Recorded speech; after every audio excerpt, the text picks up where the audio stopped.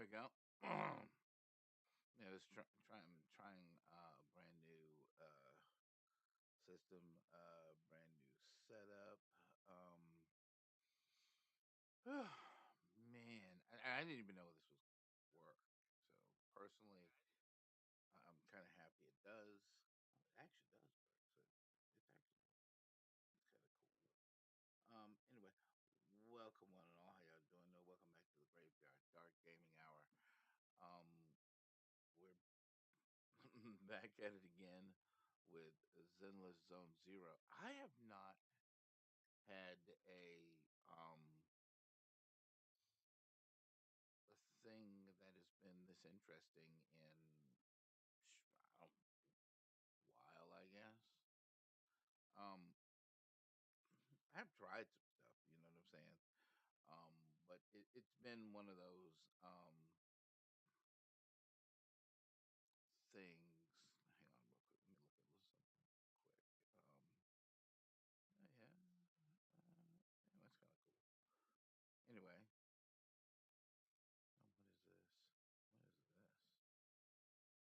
what is this? What is this? Oh, this is huh. Oh, we'll just worry about it later. Anyway, so I gotta. So I am testing out a lot of stuff. Just trying to see if I can get some stuff up and running, get some stuff working. I guess I don't know, just how it works, I suppose. But I decided to jump into some Zenless Zone Zero. Um, see if this is online. This is. I mean, I am, but I'm not. Oh, that's right, because I'm not doing it. I'm not doing it from the. Am I doing it from the? Let me see. Hang on.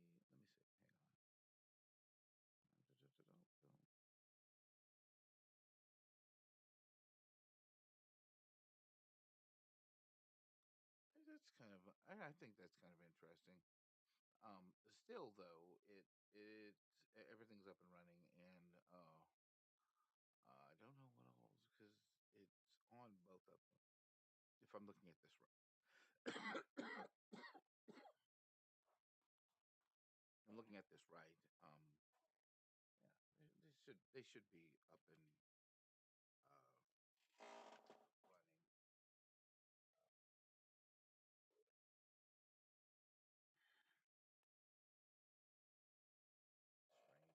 Strange when it gets colder. It's just like being in a heat wave, I guess. I don't know. But I am going to check on. As a matter of fact, I'm sitting here thinking about it because I've got some other stuff that I need to do as well um, to make sure that yeah, they're all up and running. Oh yeah. So I also want to check on one. You just let me. Yeah,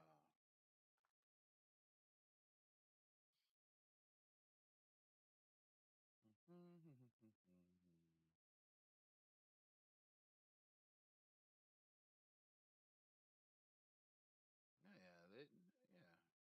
cool. Um, that's actually working. Everything's working then. So, mm, that should be fine. Hey, I don't have. Let me look.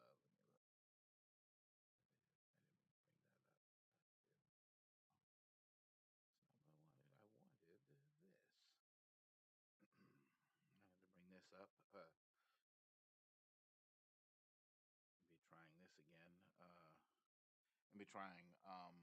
I guess I've gotten interested in it, and all the effort I put into it, I've gotten done all the way to zero. Well, all the way to 30, which got me 10 pulls.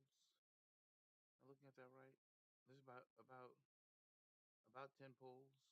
It should be somewhere in that area, and yeah, it works out for me. Yeah. Let me see here.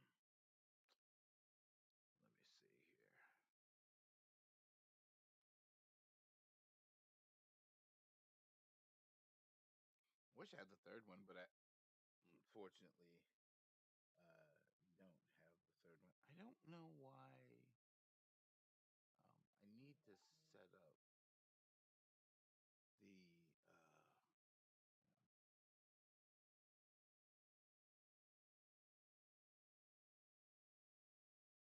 Oh, nice.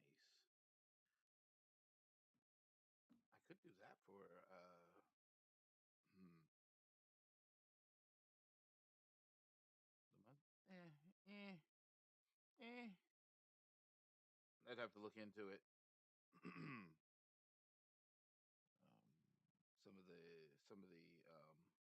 What's the name of that? I do tend to forget the name of the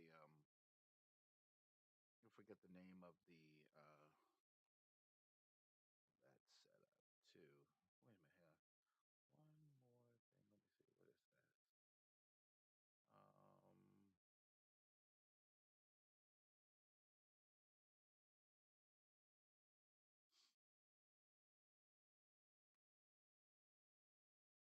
Um, I don't know. I don't know. I guess it's all good.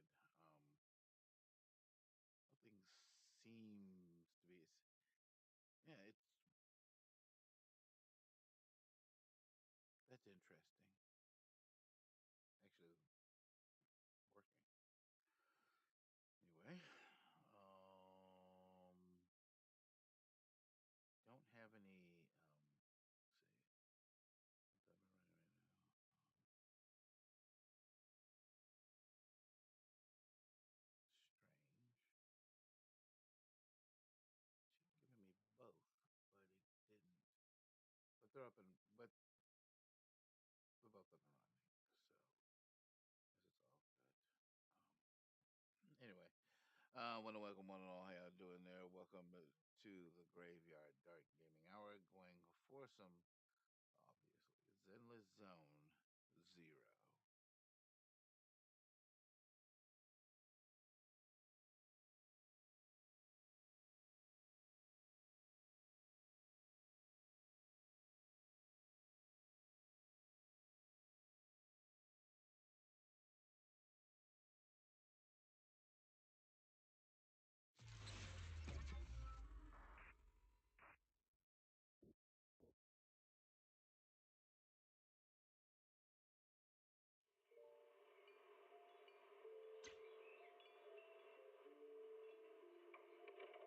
Morning, Mr. Rob. Can I have a latte, please? Extra sugar, extra milk. With all those edges and that sturdy look, Mr. Rob might seem a bit cold and standoffish, but he's actually paying attention, quietly noting down what each of us prefers. That there's a tender heart ticking away under that little shell. Makes you wonder, huh?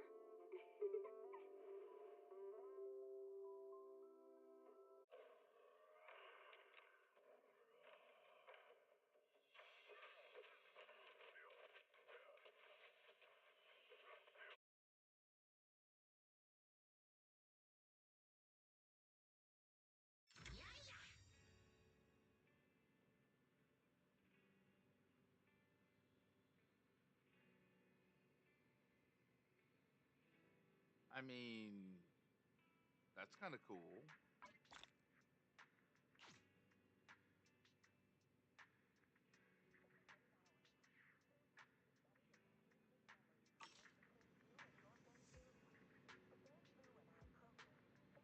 Okay, what I got?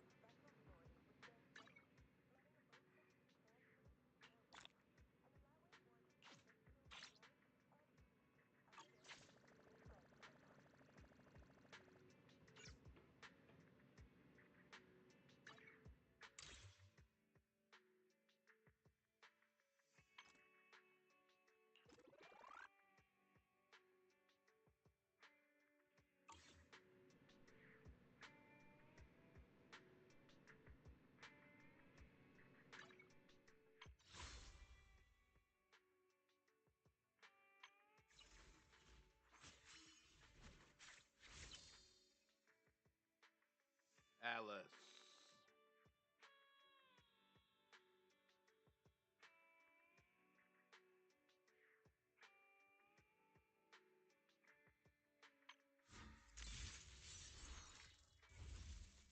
Electric reflection. Nice.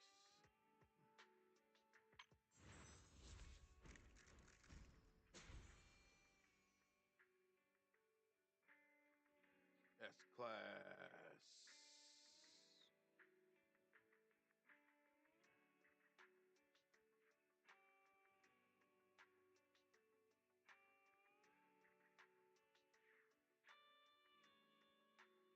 Get 20% off for 10 searches. Huh.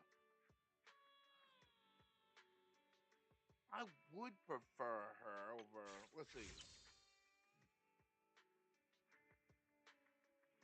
The first S signal guaranteed to be a rank up agent.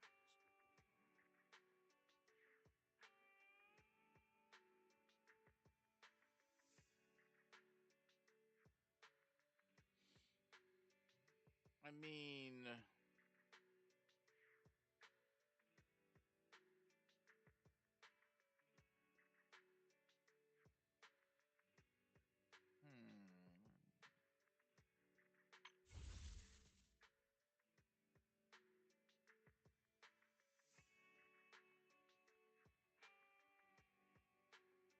Soldier Zero.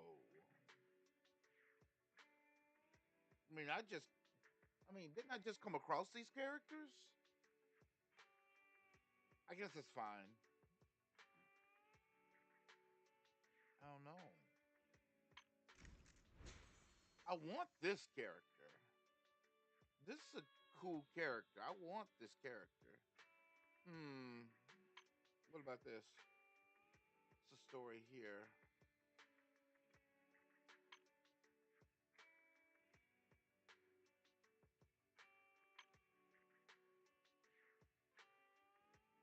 Okay. What was I doing? Oh, that don't have the 2.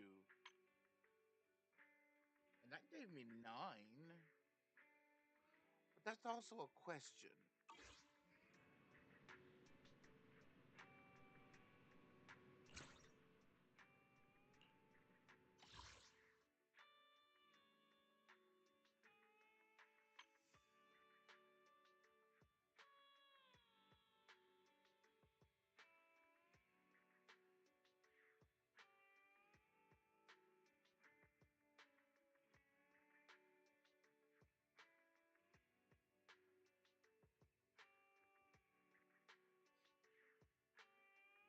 Nah.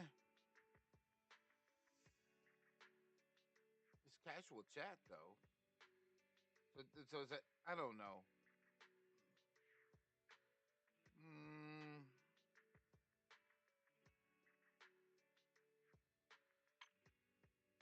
I'm not in an outpost right now. I mean, does that really matter? Hmm.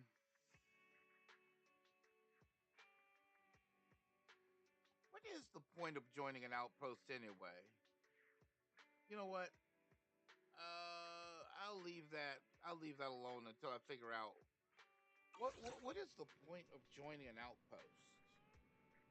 Is there a positive thing to joining an outpost? And I'll just assume.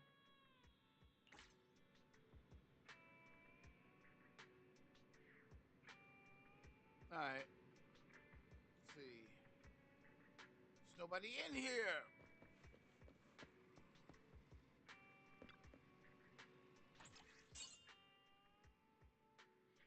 She makes the most. I think she makes the most money when doing this. That's crazy. Um, I don't want to say they aren't bad, but we'll just for her again and see. Hang on, let's put some recommended tapes up.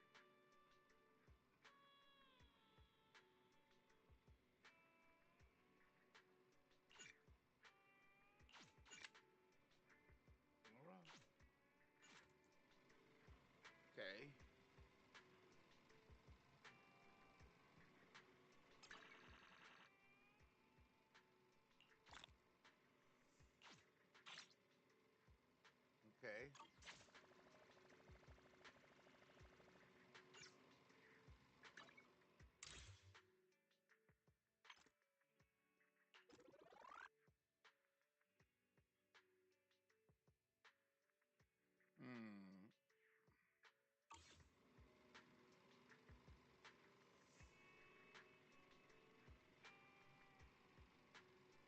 not sure what the point of. I don't know. I don't know. I don't know. Let me look at one more thing. Wait,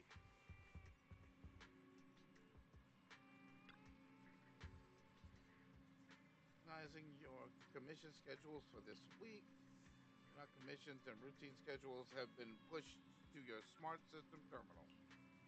Before you check your weekly schedule, I've highlighted a commission from 6th Street for you.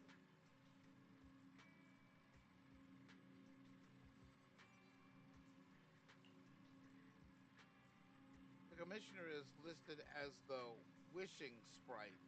After reviewing your past experiences and your artistic and social skills you've demonstrated, I took the liberty of accepting this commission on your behalf. If you want to know the specifics of the commission, head out the front door of the video store, turn right, and make your way to the entrance of the 404 Live house for details.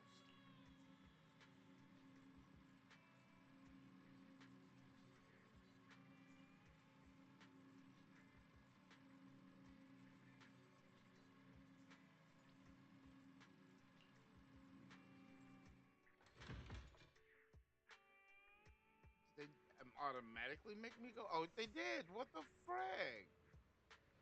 Well, I'm out here now. Might as well keep it going, I guess. Welcome to the 404 Era live music venue. We're not open for business yet, but I'd be happy to tell you about our super popular idol group that'll be talk uh talking taking the stage soon. The Angels of Delusion. About the commission. A commission. Could you be the one Arya mentioned? To finish speaking, a figure with pristine white wings appeared at the entrance of the 404. If they add that character to the polls, I will so take them. That's not even a joke. I will. Yeah. Yeah. Just because. Hello there. Sorry to bother you, but you must be the muse sent by the wishing sprite, right?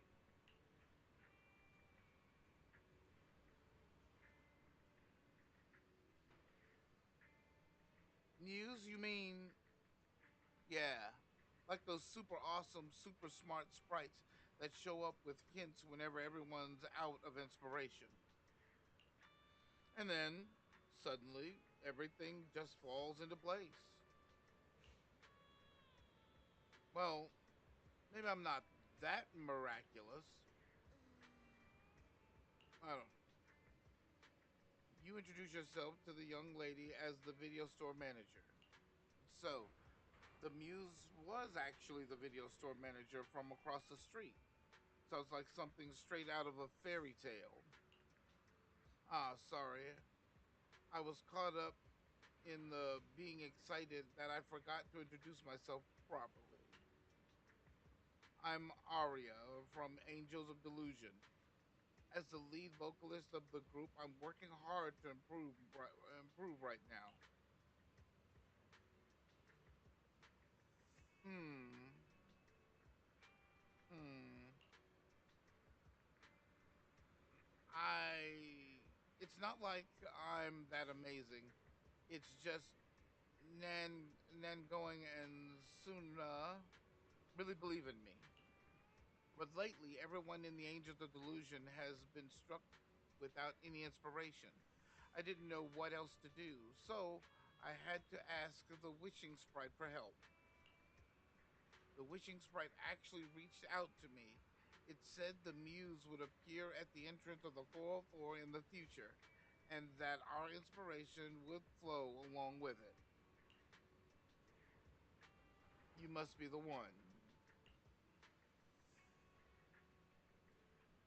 I guess that would be me, right? About the first stop on this inspiration journey, I'm working on a song with a cozy everyday lifestyle. Do you have any thoughts on that, manager? A destination that fits a cozy everyday life inspiration. Bustling streets, leisurely crowds, unique cultural sites. One place comes to your mind.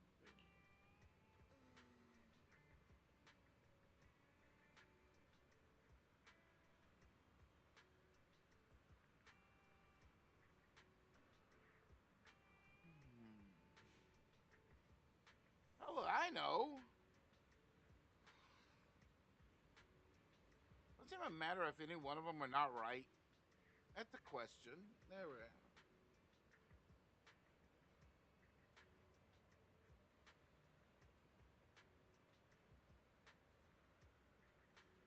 Lacy Peninsula? Heights? Uh,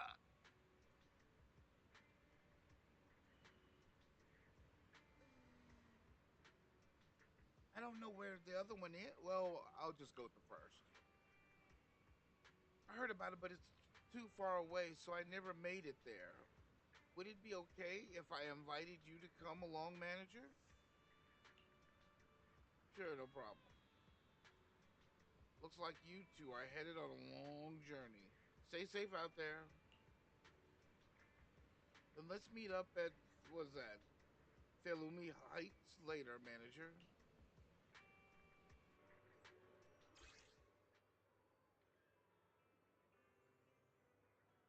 Wait, what?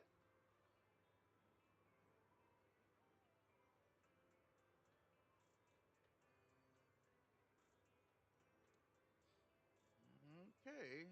Give your old toys a second chance.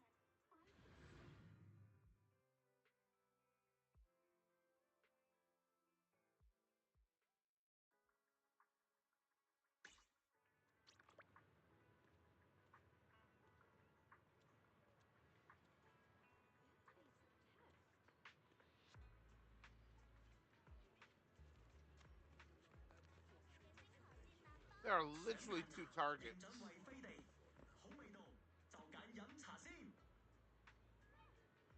I wish they'd put that in English. Would be nice. But I can't do anything about that. So you're here. This isn't quite what I expected. I never tried seeking inspiration in such a lively place before.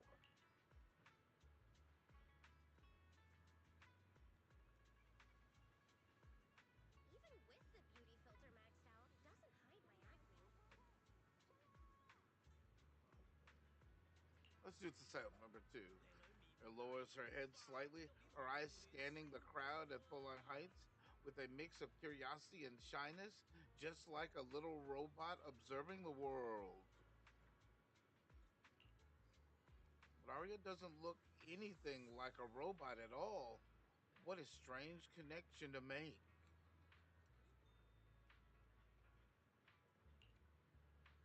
Beneath what seems like an overwhelming chaotic rhythm, there are so many small, gentle stories. Kids running out of the convenience store, excitedly clutching candy, neighbors bantering loudly over a game of mahjong. From afar, you can hear the disciples training at what's that? Subion Temple, and the restaurant owner calling out to customers.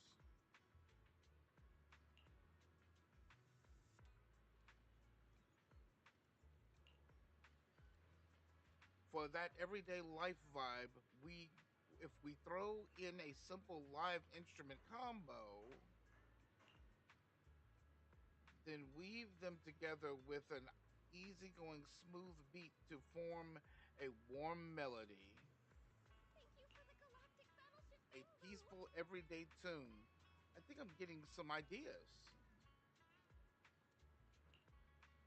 Manager, let's find somewhere quieter. I've got a new idea I want to share with you.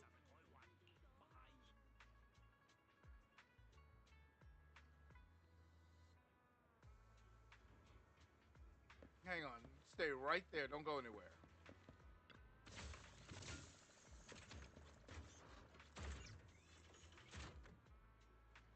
there another box over here? Of course not. Anyway, there's literally even the most ordinary everyday life might be a series of small miracles. Sometimes the most touching note can be found in the seemingly simplest melodies. A piece depicting a warm everyday scene, and just like that, it's done. White latte. Arya pulls out her phone and starts to play the melody she just come up with using a synthesizer app. Angel's Melody Book.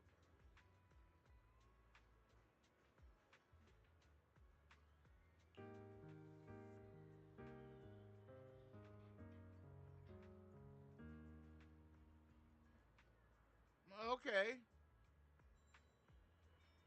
I suppose that'll have to do. Yeah. Hang on.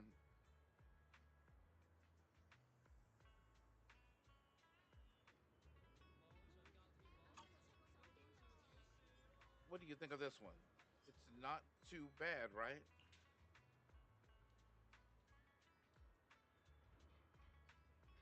It's a catchy tune.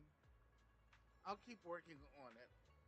I hope that once the full track is complete, you'll come and give it a listen, manager. One more thing. Aria said she'd like us to take a photo after finishing our inspiration trip to use as an image for a post on the Angels of Delusion account. Mind if I take a pic right here, manager?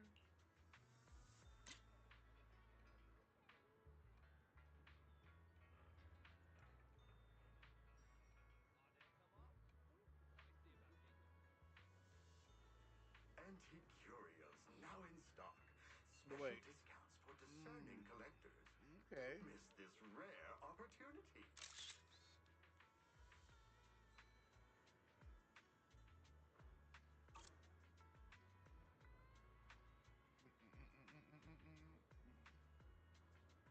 Yeah, yeah.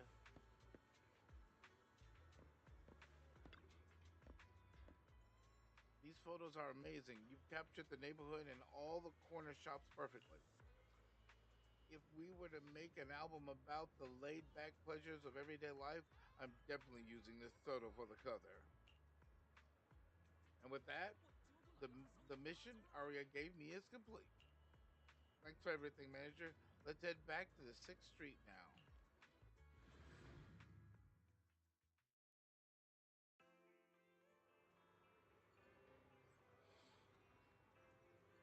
Well, that was interesting. I went on a trip with the video store manager and ended up finding a kind of inspiration you'd never get in 6th Street. Seeing Aria smile, I can tell today's field trip was a success. All thanks to the manager. It's all your own hard work, Aria. Mm, mm, mm. But if it wasn't for the manager's hint, I never would have realized that the little spark of inspiration can hide even in the middle of a noisy crowd. That uh, that's fascinating. Once we're back, I definitely want to listen to Aria's new piece. And the manager's photos have such a distinct style too, paired with Aria's inspiration, journey, and Aria's artistic flair. Today's post for Angels of Delusion is officially up. Give your old toys a second chance. Our in-store toy recycling service ensures every beloved toy finds new life and purpose. Nice.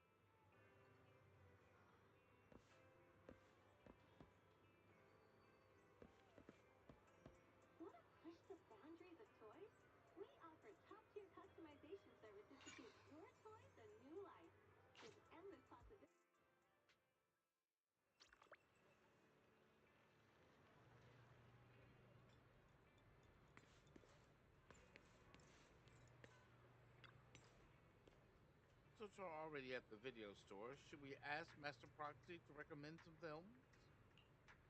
My apology, everyone, but I need to take my leave and go take care of my art gallery now.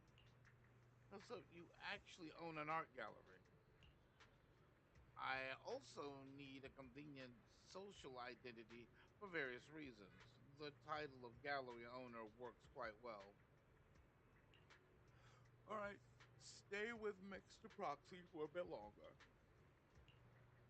But Hugo, you've been oddly busy lately. You're not hiding something from me, are you? Well, before.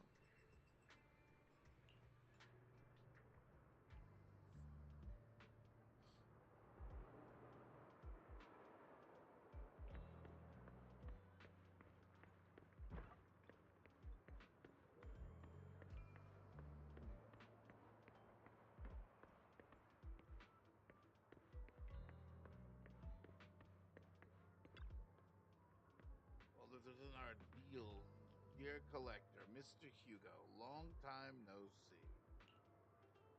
I assume you finished the task I asked you to do, yes? Done as promised. I've already found buyers for the goods you gave me. No shortage of big names among them. Of course.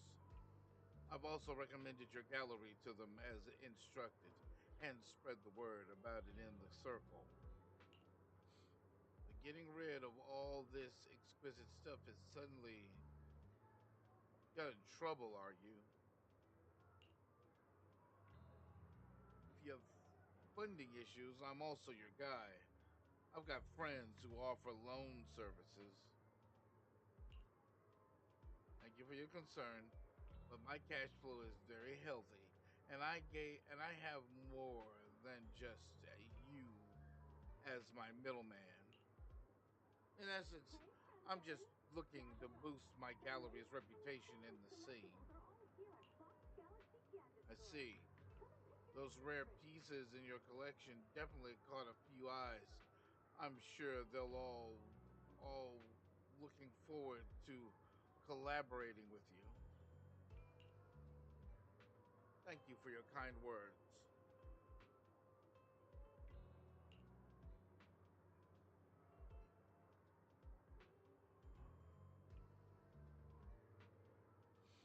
All right, it's getting late. I should head off now. See you next time. Now, time to find that guy. What? I remember him mentioning that he would dress up in something more presentable this time.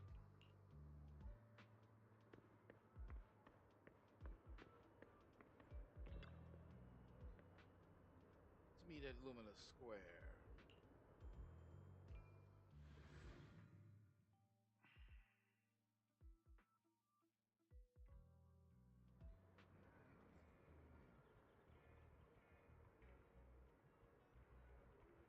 Oh, we gotta do this again?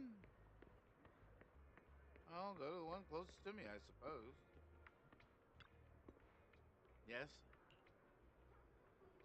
When the musician's third string breaks, the gatekeeper whispers to me, in which hand hides the coin for the underworld ferryman. Huh? Are you still LARPing at your age? I thought only people my age would like it. Sorry, my mistake.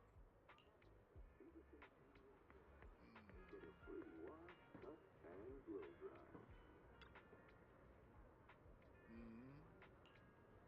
When the musician's third string breaks, the gatekeeper whispers to me, in which hand hides the coin for the underworld ferryman. The left hand holds death, the right hand holds deception, but the raven has already flown away with the answer. Hmm. I can't get over the embarrassment every time I say this. It's quite poetic, isn't it? The The meeting with Hartman has been scheduled. He'll be waiting for you in that same private suite. Or should I say, waiting for Hugo, the renowned collector and gallery owner.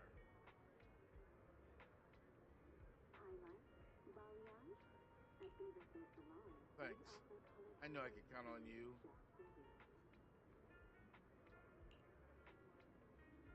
I still have to ask. You're not looking to make the Ravenflocks your enemy, are you? And if I said I am, not like I can stop you anyway. You've already caused a scene at the auction. That robe of heroes stunt? I can't believe you came up with that. Hartman's been on the move lately. That organ trafficking case from before is linked to him, too. I also heard that they're dropping big money on some kind of drugs research. Ravenlocks have always been a bunch of cold blooded, doing all kinds of messed up things that make your blood boil and sweep everything under the rug with money and power, leaving the victims with no justice. But Hartman, he's the worst of the bunch. Rumor says that he personally took out the previous heir and clawed his way to the throne. I know, relax. I don't plan on clashing with him head on. What is going on? Okay, I know what I'm gonna need to do. It's gonna suck. Wait a minute.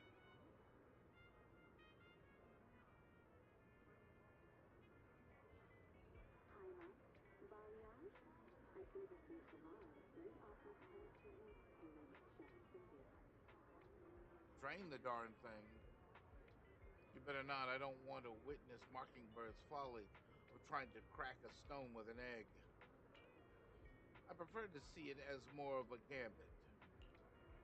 I can never win an argument against you anyway.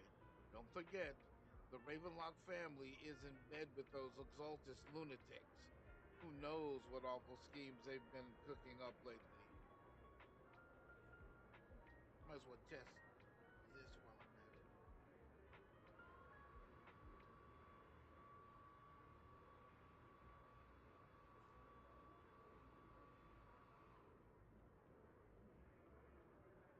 Oh, it is working. Huh. Okay.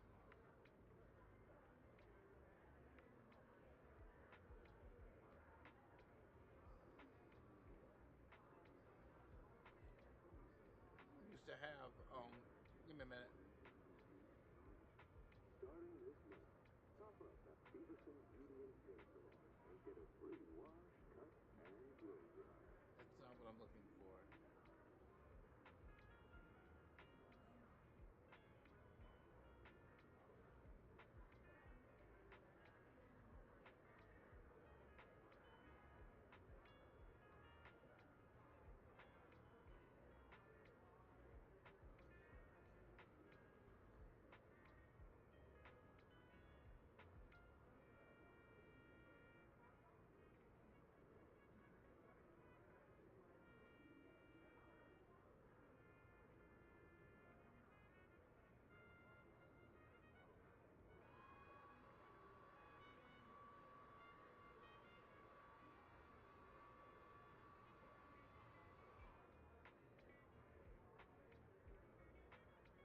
That's still interesting, though.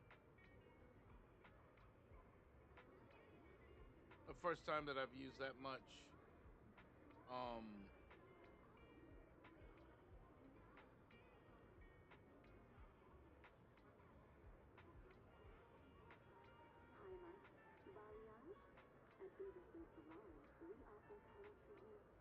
to check one thing. Give me a minute.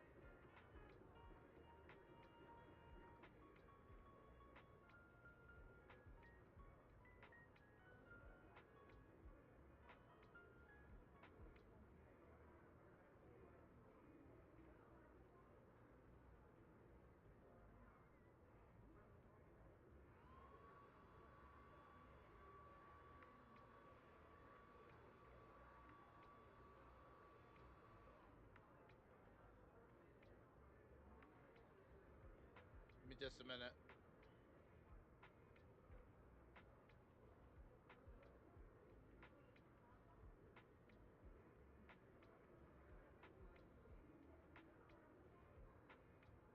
The trendiest hairstyles and new hairdos are all at Peterson Salon.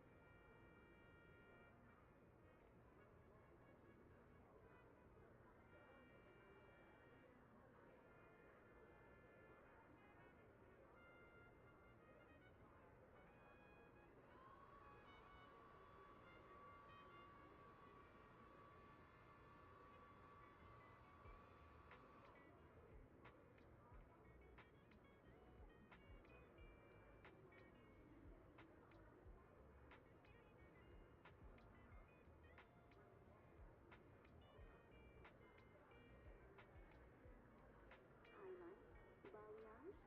At Peterson Salon, we offer color treatments tailored to chef's fingers.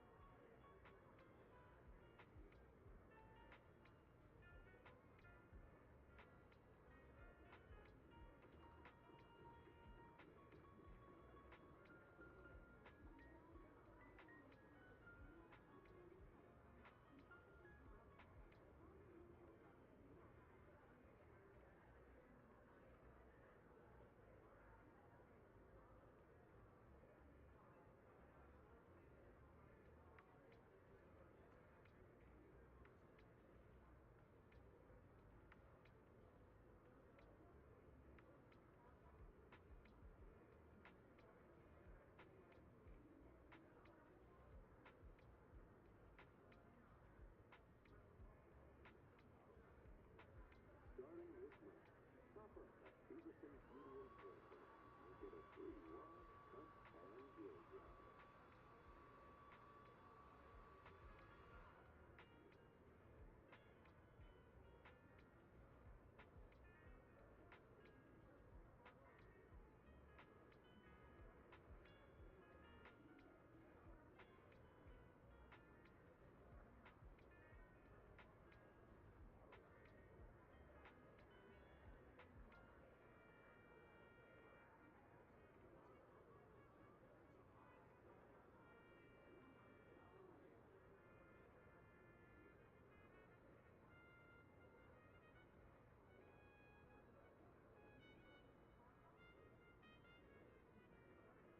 It's saying it's up and running, but it's not. I don't know. The trendiest hairstyles and new hairdos are all at Peterson Salon.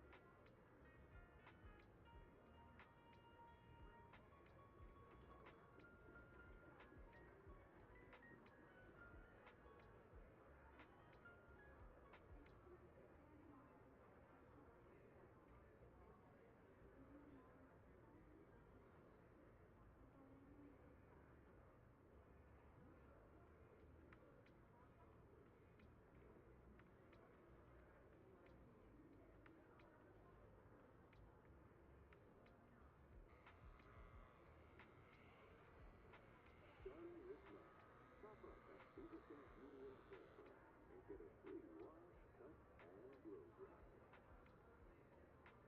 So weird. I don't know. I just I know it's supposed to be. Hang on. Let me check one more thing.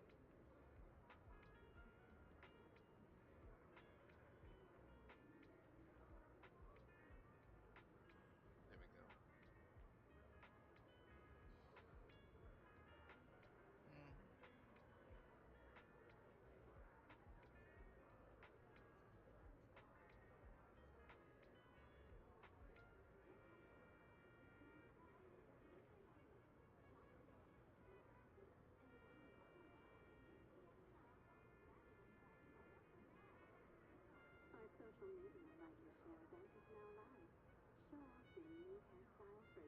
with amazing purpose.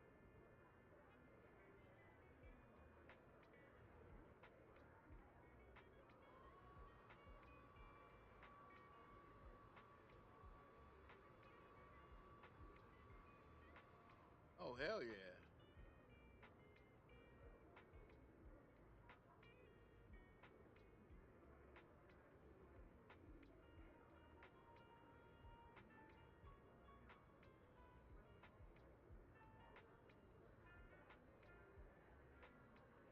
Well, it's up and running. I'll give it that.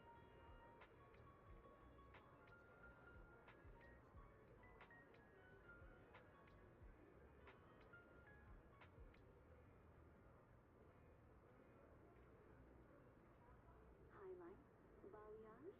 At Davidson's Salon, we offer color treatments tailored just for you. Hang on.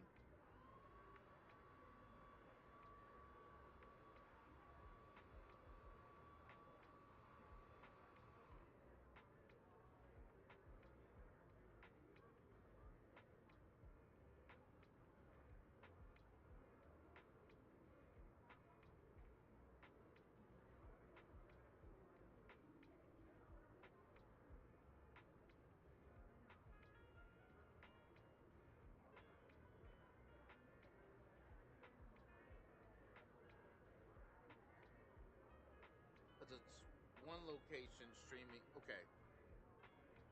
I guess that.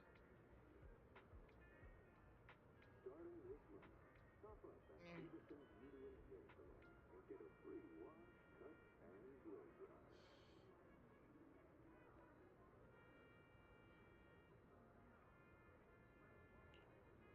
In any case, as your old friend, I sincerely wish you all the best. Thank you. By the way, how is Lycan doing lately?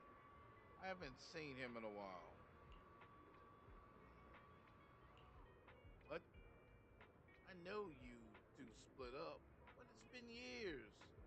You're still not over it? Don't know. Don't care. If there's nothing else, I'll get going now.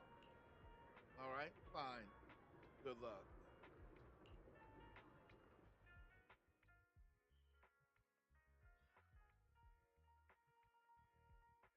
Discussion. And you hear a familiar name. So, that Mockingbird Phantom Thief syndicate only looks flashy, but hasn't actually accomplished anything, right? Tops remains unshakable, and those big families are just a step away from getting total control. It's possible that even the mayor can't keep them in check.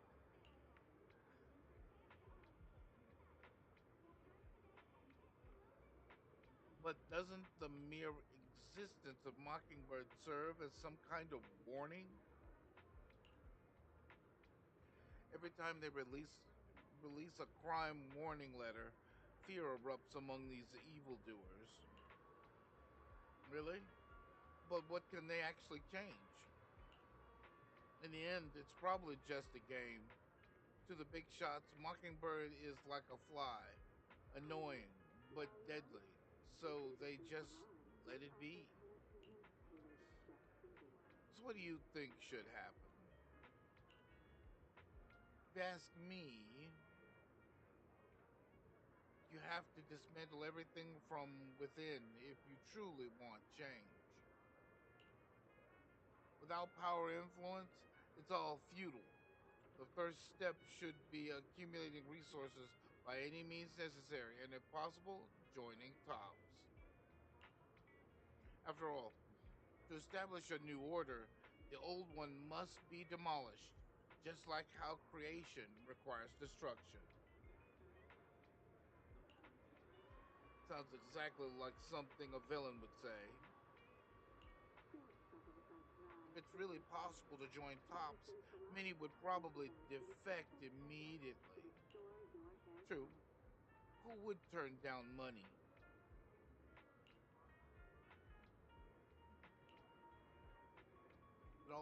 It's almost time for the meeting with Hartman. Time to go.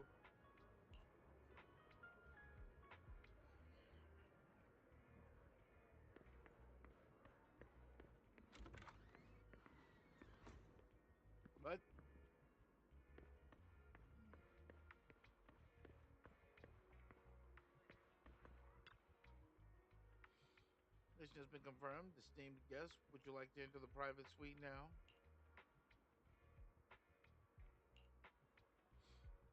Mm-mm.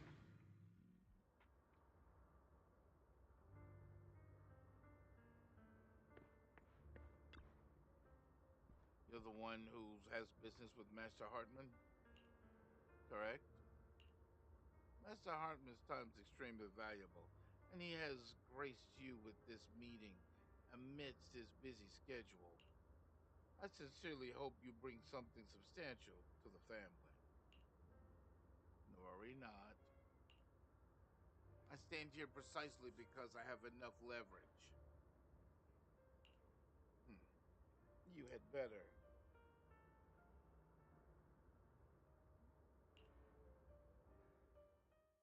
How about it? Will you work with me? Correct. Let me be honest with you. I have the sacrifice core that you're after. I am Mockingbird. So it's you.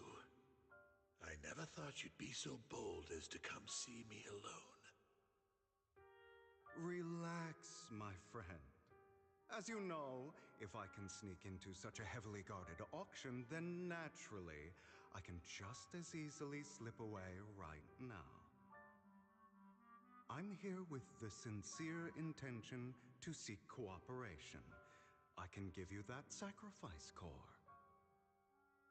And what do you want in return? Wealth, glory, power. The things everyone else in the world wants, I want them too. And I'm confident that as the current heir to the Ravenlock family, those are all things you can give me. Then you've certainly come to the right place. My family is working on a big project. If things come to fruition, Ravenlock's status in Tops will significantly improve. At which point, I'll be sure to leave a spot for you. Naturally, as an outsider, you're precluded from handling any of our core business. But profits from the scraps alone will be enough to set you up for life. Mr. Hartman, I think you've misunderstood me. I have no intention of joining the Ravenlock family. In fact, I have an art gallery under my name that does pretty well for itself. I was hoping you could recommend me for Tops. You want to join Tops? That's easier said than done. Even for a family like ours, it would still require significant effort and... Just answer me yes or no. I don't think either of us can afford to waste time. I understand. Yes, you have my word. But in exchange, you'll have to give me the sacrifice core first. I'm sorry, but I'm afraid I can't. I've already hidden it somewhere safe, a place nobody else but me knows. You don't want to put all your chips on the table when dealing with Tops. I know that far too well. Then that means I also need to keep an eye out when working with the infamous Mockingbird, right? Mr. Hartman, I should remind you that I stand before you undisguised. Coming from a phantom thief who's never publicly revealed his identity, shouldn't that be sufficient assurance?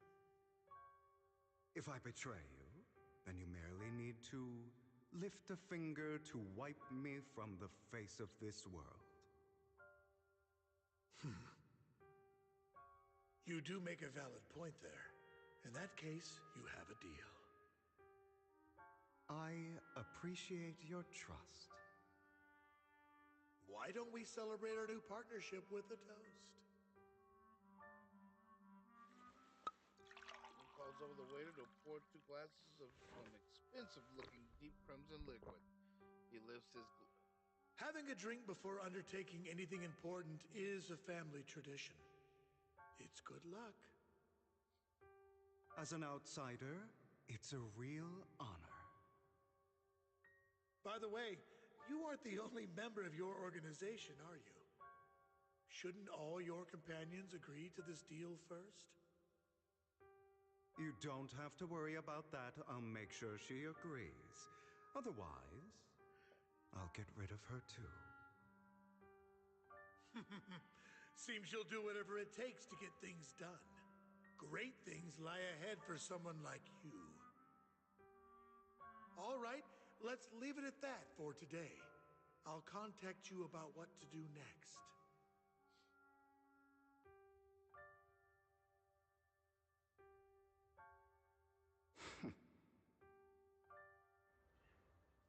That's him! He's the one who killed Serena! She was the only one who was ever any good to him, right? That's how he repays her? That's why they say once a mongrel, always a mongrel. Just look into his eyes. Father! We have to punish him! Serena had been ranking ahead of him. Hugo must have poisoned her water so he could pass her. Pure evil. Typical for an impure bloodline. He should have been kicked out ages ago. Hugo, did you do all this? Yes, it was me. I killed her. He admitted it! Father, he must be expelled. He has no right to live under the same roof as us. Why don't we reunite him with Serena then? Nobody would ever know. Hugo, well done. My children, how many times have I told you before? In this world, only the most ruthless, cruel, and unscrupulous of people ever make it to the top. Like Hugo here, who was willing to murder his only true loved one without a second thought. Only someone with the means and the gumption to do that is qualified to be my heir. But I... It's all over now, and the results are obvious. The winner of this month's assessment is Hugo. As for the rest of you, go to the usual place for the punishment you deserve. But Father, before this, I was number one. As I've told you before, there's only room for one winner in this family. You're still a loser, even if it's by the smallest margin. And there's no reason for a loser to exist. This is all for your own good. Do you understand? Go on now. Receive your punishment for the sake of the family.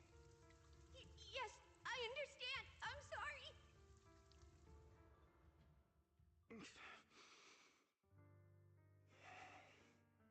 That really brought up some unpleasant memories.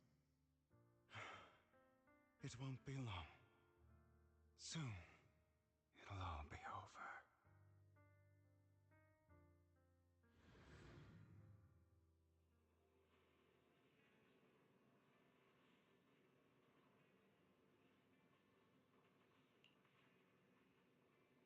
Moxie, you look like you have something to say. About that chosen one. Well, the truth is, I've always wanted the chance to work with you. Hugo said you're the best proxy he's ever met. A chosen proxy. In other words, the chosen one. Chosen. Fine.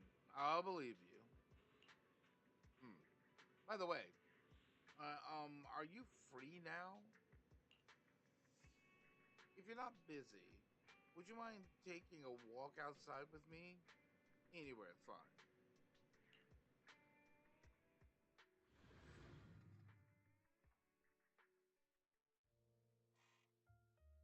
Hmm. From the square with Vivian. Thank you for escorting me here, Proxy. Today was quite eventful. If I were to head back now, I probably wouldn't be able to fall asleep. You're a child that only brings misfortune. People have been saying that about me for a long time. I used to feel hurt and resentful. But now that I think about it, it's perfectly normal for people to react that way.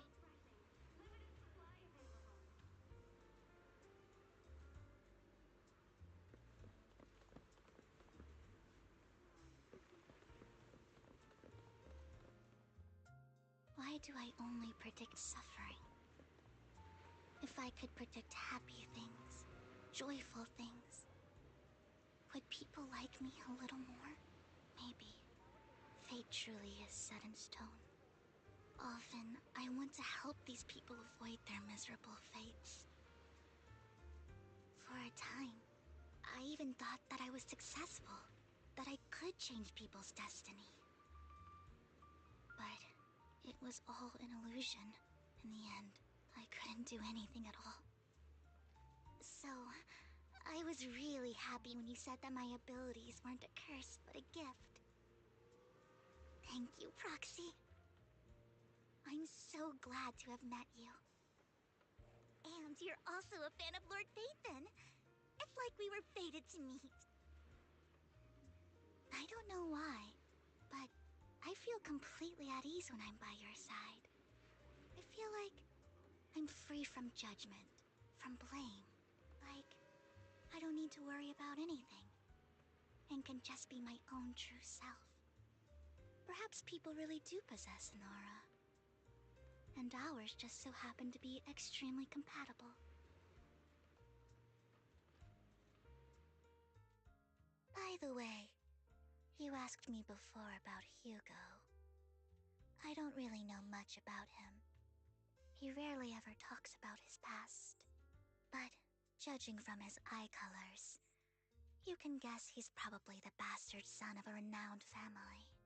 I think his mother was very worried about his different colored eyes, and even wanted to get rid of him at one point. But then his family offered a huge price and bought him off his mother for some reason. And just like that, he moved from a leaky and drafty boarding room to a luxurious mansion. But he's also mentioned that the extravagant home is actually like hell for him. I think it's probably because the family treats him terribly. I digress. He ran away and ended up meeting Lycon and his master. After that, they formed Mockingbird together and experienced a rare period of happiness. Until Lycon's betrayal. What's your take on Hugo? So, what's your take on Hugo? I imagine I would still be wandering around now if I had never met him. To me, Hugo is just like an older brother. I've always felt as though he's carrying some heavy burden with him. But that's a secret he's kept to himself. Something he'll never tell me.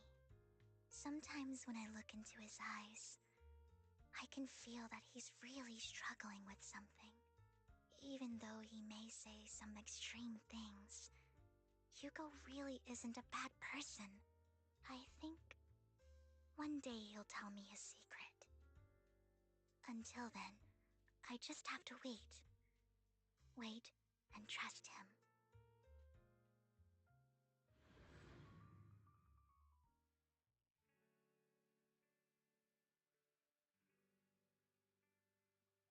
Hang a while, you say goodnight to Vivian? It's getting late. Time to head back to the video store and get some proper rest.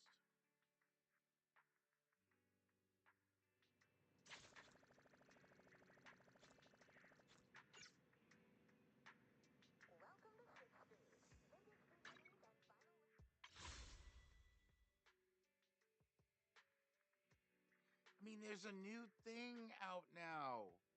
This is not fair.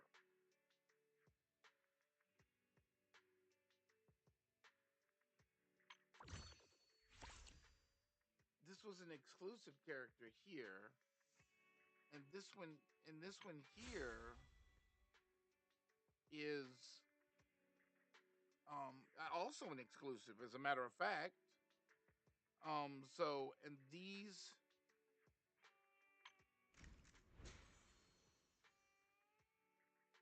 are rescreenings.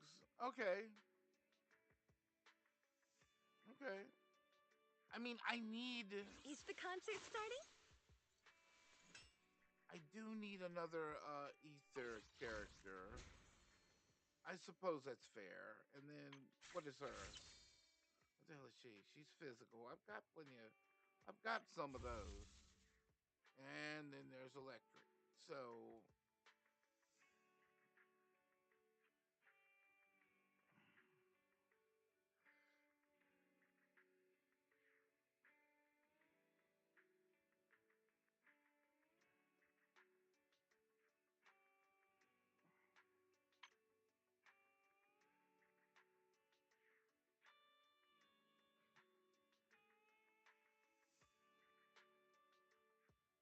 I guess ultimately, when you think about the latest one, and I got that one, and then I could start working on this one. I don't have much time, so we'll see.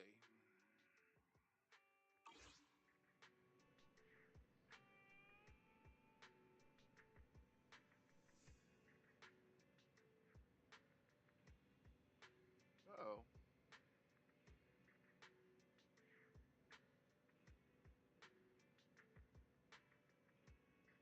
yeah, I had this thought process. So what I'm gonna do? I just had it. I don't know why 1 hour into the stream I just had this thought process. So give me a minute, and I will be right back.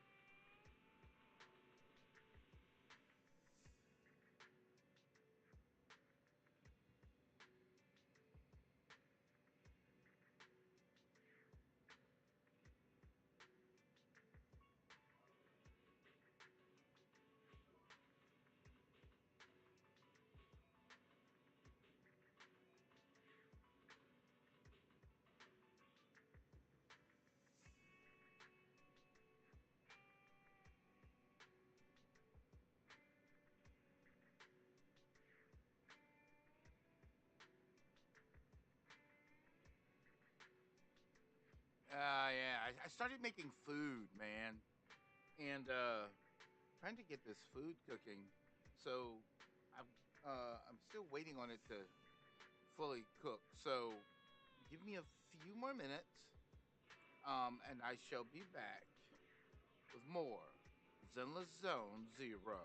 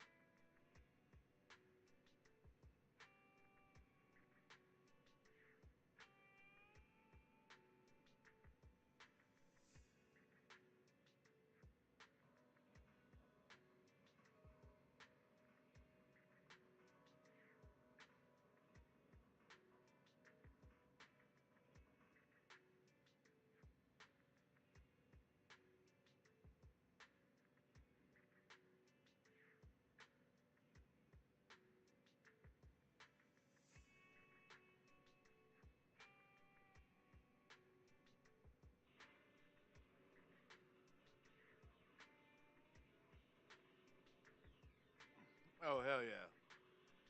You ever try a taco? I mean, not a taco, but a hot dog with with a hot dog with taco sauce on it. That is officially the bomb. I mean that. I mean, my literally, this is like the tastiest thing I've ever eaten. I don't even understand it. It's like, damn.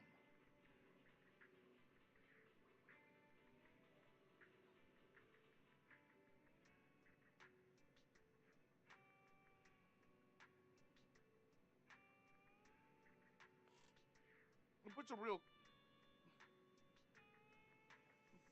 a real kick to when you're cooking hot dogs.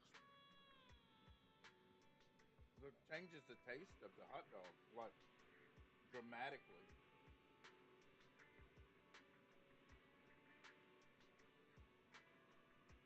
Oh yeah.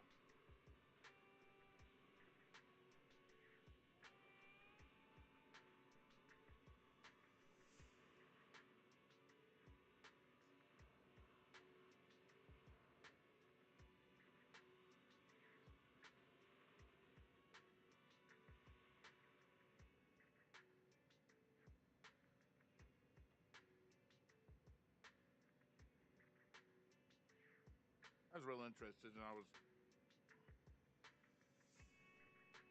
I guess in the wintertime I get a little bit more hungry. And I'm like, what the heck? So I'm sitting back going, well, let me put something together and see what happens. And I did. Hang on. We changed one more.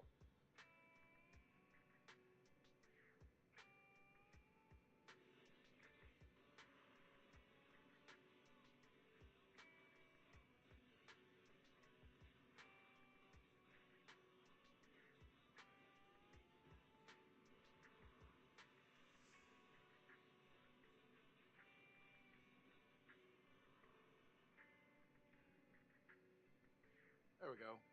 I had this. I was like, the mic was probably picking up at least on OBS a little bit more noise than it was supposed to. I try a noise.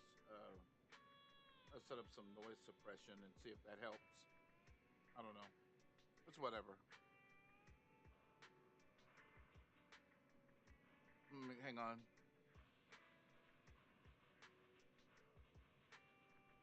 There we go.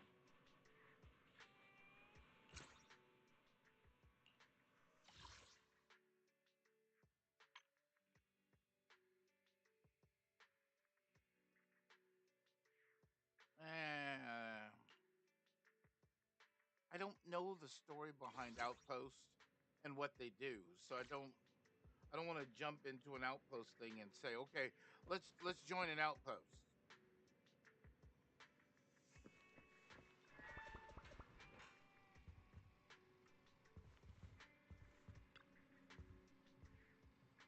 You came home late today.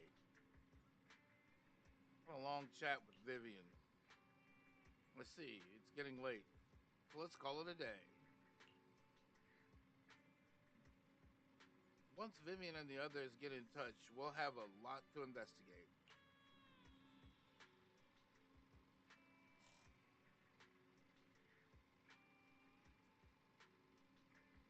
Vivian has contacted us. She said you'd be investigating the Hollow tomorrow. In addition to her, Hugo and Laika and Ambi, whom we recommended before, will also join this operation. She'll explain the details when she comes to pick you up at the video store tomorrow. But, what was that? Hmm.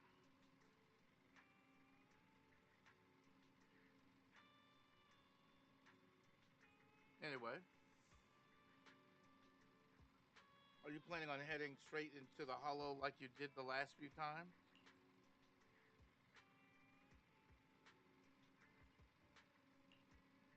All right. With so many friends around this time, there shouldn't be much risk. I'll wait for you at home. Uh, I'll wait for you at home then. No matter what, remember, safety first. Let's get home, rest for now. Let's get some rest for now. Oh, yeah. After a good night's rest, the next morning arrives as promised. Mhm.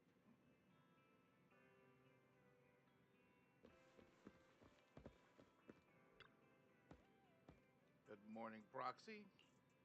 Long story short, we analyzed the locations marked in Bringer's notebook. and found no pattern between the coordinates, but they all seem well hidden.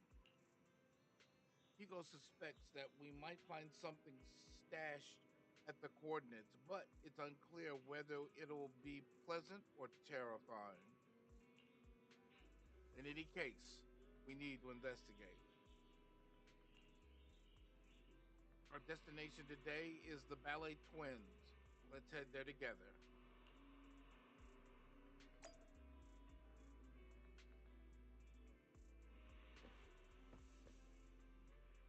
Today just seems a little, I don't know, a lot of people in today.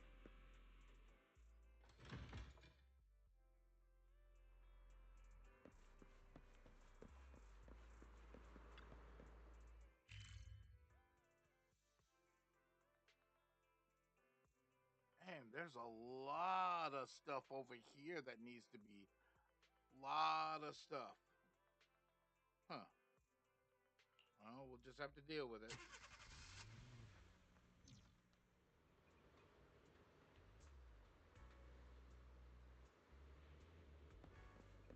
Okay, where am I going?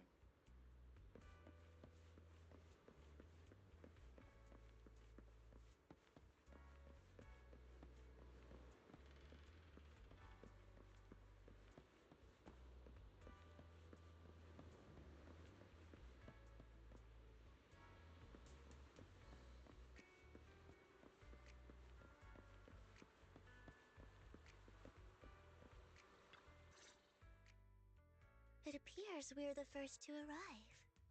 I thought we were running late. This might sound weird, but it's nice to think about getting to work with you from now on. I don't really know why that makes me feel so happy. Oh, it's because we're fellow fans! Anyone who likes Lord Phaethon can't be a bad guy. You're right. For sure. Of course, Lord Phaethon is the greatest there will ever be, but you're definitely the best proxy I've ever met in person. Hugo told me before that you're really skilled, and he said we'd get along great. I never expected he'd be so right. Oh, by the way, would you like to come by my place if you have time later? I have a huge collection of Lord Phaethon merch. Does Phaethon really have merch? Phaethon, Lord Phaethon doesn't have any merch out there, right? I mean, we don't even know what he looks like, for starters. It's all my own original merch, like screenshots of old Internet comments. I print them out and turn them into postcards. Plus the avatars Lord Phaethon's used, the music playlists they recommend. I've organized it all. I'd love to show it all to you if we get the chance. I appreciate that. Well, I appreciate the thought. Speaking of which, what's taking those two so long? Hugo said he had some preparations to do before entering the Hollow. I wonder how that's coming along.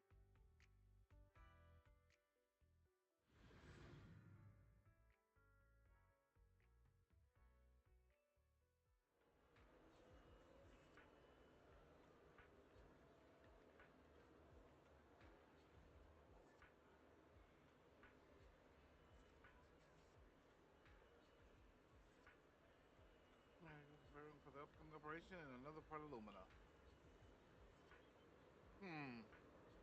Same old routine. Shopping first. About time to stock up on chocolate anyway. Chocolate.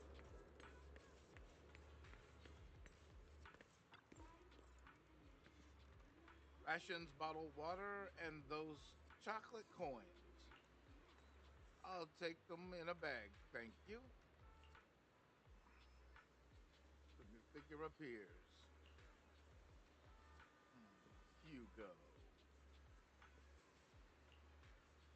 What a coincidence. I didn't expect to see you here. Evidently, I didn't expect it either, otherwise I would have chosen a different store. Are you preparing for the operation?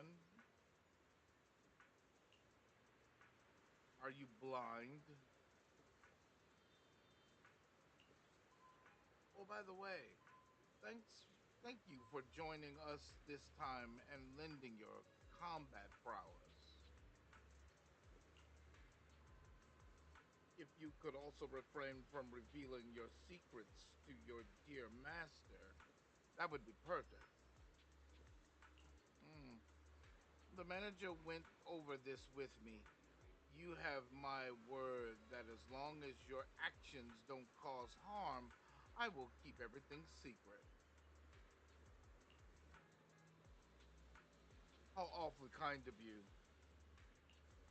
All right, I'm short on time, so I'll be off now. Enjoy your shopping.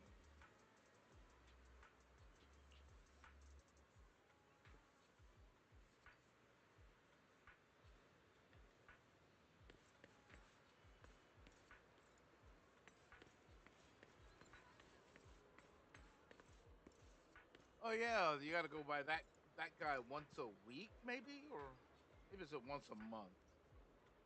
I didn't even think about him until now.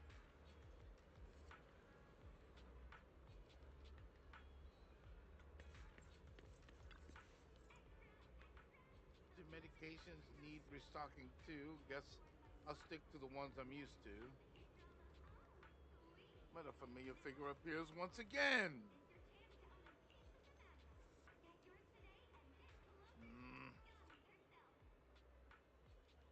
You know what, Lycan?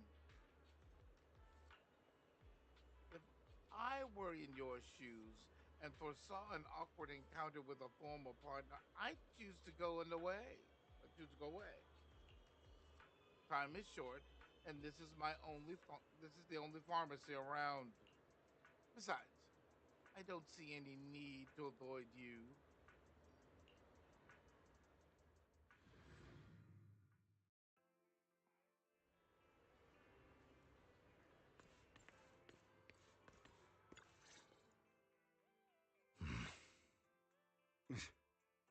This is getting to be more than just a coincidence, don't you think?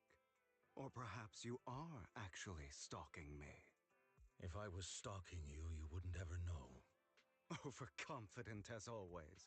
You haven't changed at all. We just make it a habit to check the state of our weapons prior to combat. Thanks for that little reminder. I almost forgot. I didn't expect you to let me join. What else could I do? Master Proxy would have insisted on having you join us. I never expected for us to have a chance to enjoy some pleasant conversation like this, without our weapons drawn, that is. It really has been too long. I still remember when we first established Mockingbird. Indeed. That was a long time ago.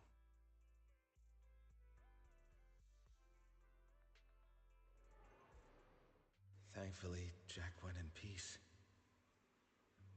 He must have known about his condition for some time. He even left us with instructions. Passing peacefully in your sleep is the most natural way to go. I'm happy for him. By the way, Lycon, have you given it any thought yet? You mean about our guild for Phantom Thieves? Yeah. It's time for us to build an organization of our own. Jack always supported the idea, didn't he? I don't have any objections. But what should we call it then? How about Mockingbird? It's a bird known for mimicking the calls of others to blend in. The same way we don high society roles for ourselves when we're out on a mission. Oh, oops. I nearly forgot. You're a terrible actor, and you're always flubbing your lines. I guess we can rule out that name then. No, call it Mockingbird. We're always just putting on an act, aren't we? I won't slip up on our next mission. Besides, We still ran missions together even when we didn't have a name. Having one now won't really make a difference. No. It does make a difference, Lycon. And I don't just want a name. I want Mockingbird to become a symbol, like the sword of Damocles hanging over everyone's heads, striking fear into the hearts of the rich and cruel whenever they hear the name. Just like Jack used to say, this world isn't fair. So that's why we have to influence it however we can, and change things in our own way. But on the basis of not causing harm to other people's lives. That's also what Jack used to say. You remember, don't you? Of course I remember. All right, I promise. That sounded pretty forced. Don't forget, things don't end well for people who break their oaths. I'm good for my word. You must trust your fellow companions. That's also something Jack would say. Well then, today's the day that Mockingbird will officially start flying. Our first order of business, deciding on our symbol.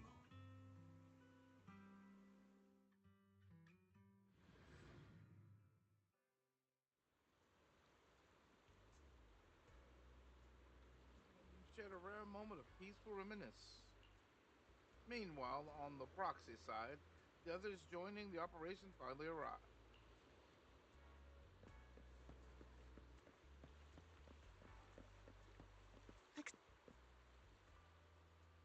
All right. Other than familiar faces, we also have a new friend joining us for this operation. Seems that Miss Anby is the reinforcement recommended by the manager. Pleasure to meet you. I'm Hugo. Hello, Proxy. Hello. The Proxy has already updated me on the necessary information. Rest assured, I will keep it confidential. So, before entering the Hollow, let's confirm the mission's objectives once again. We'll be heading to one of the coordinates marked in Bringer's notebook and searching the area. Based on the relevant information, these coordinates may contain secrets related to the Exaltist. These could be treasures or something awful. We'll have to explore to find out. If there are no further questions, let's begin now.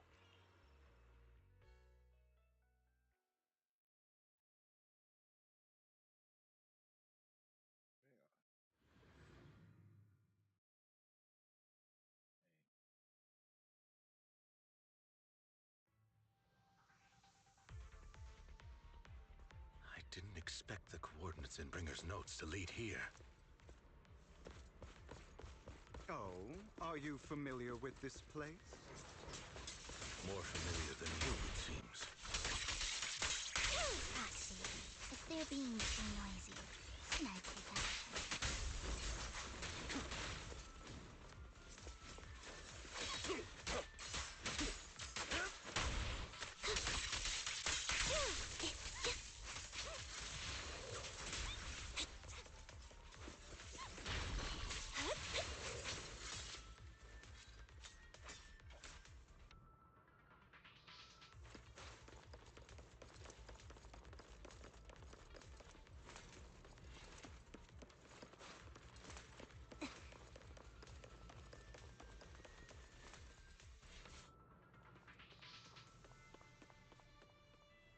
I don't enjoy obstacles in my path. Can we not bust the door open? You can try. The generator room should be nearby. Over here. Wow, you really know this place like the back of your paw.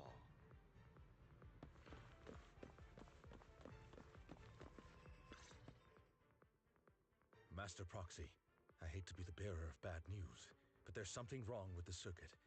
It seems to be blocked. Don't tell me. Victoria Housekeeping's high and mighty attendants can't even fix a simple circuit. I can fix it, but I'll need a circuit diagram before I can do anything. I've seen diagrams for this type of circuit before. It's a pity that we're unable to connect to the outside world from inside the hollow. Just leave that problem to me. Just leave that problem to me. Belle, I just sent an image of a circuit diagram to your phone. Check if you received it. Thank you very much, Master Proxy. Now then, let's start repairing this circuit. So I've organized the circuit-related modules. You just need to connect them the same way as you've done before.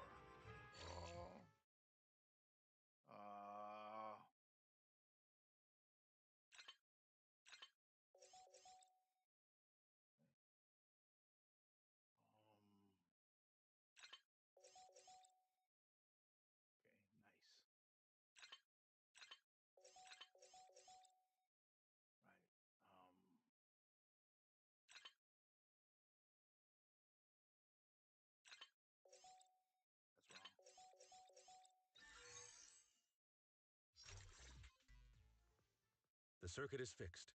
We should now be able to open that door. Wait up. Wait a second. Something just doesn't add up. It's all coming together now. Communicating with the outside world from within a hollow. And getting that circuit diagram. In theory, there's only one person who could ever do that. Could it be your Lord Phaethon?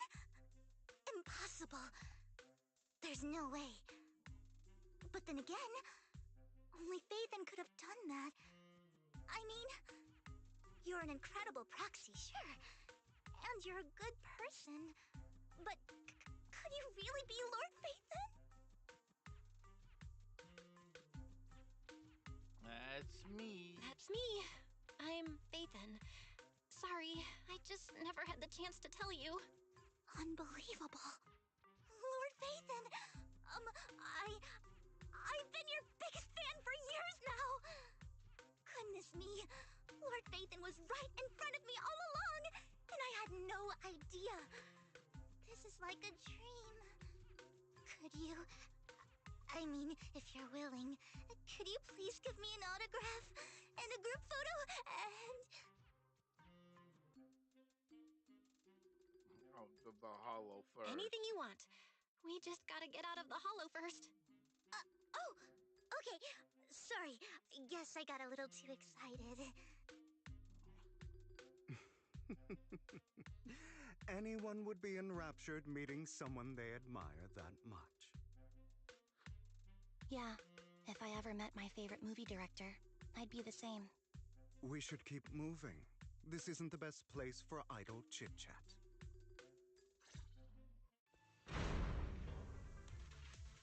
The door's finally open.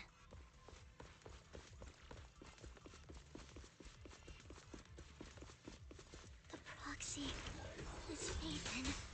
Phaethon is the proxy. If this is a dream, I never want to wake up. Yeah.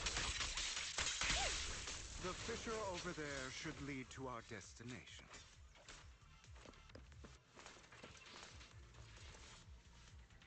She was on the other side when the thing went up, but I'm glad they did the whole I'm stuck story thingy. Hang on.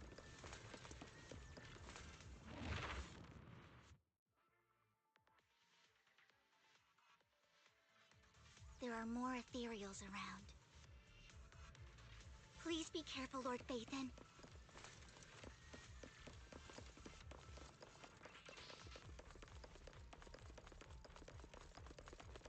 Lycon, your fighting style wasn't so reserved in the past. I've matured. You call this mature? You're just being pretentious.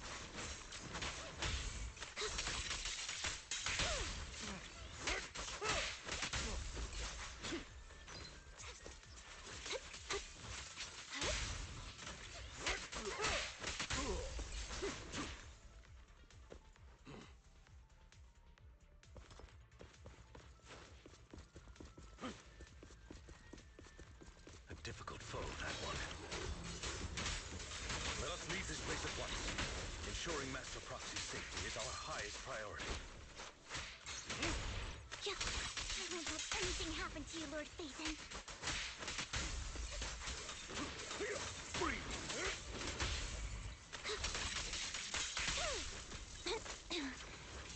Listen. Yeah. Out there.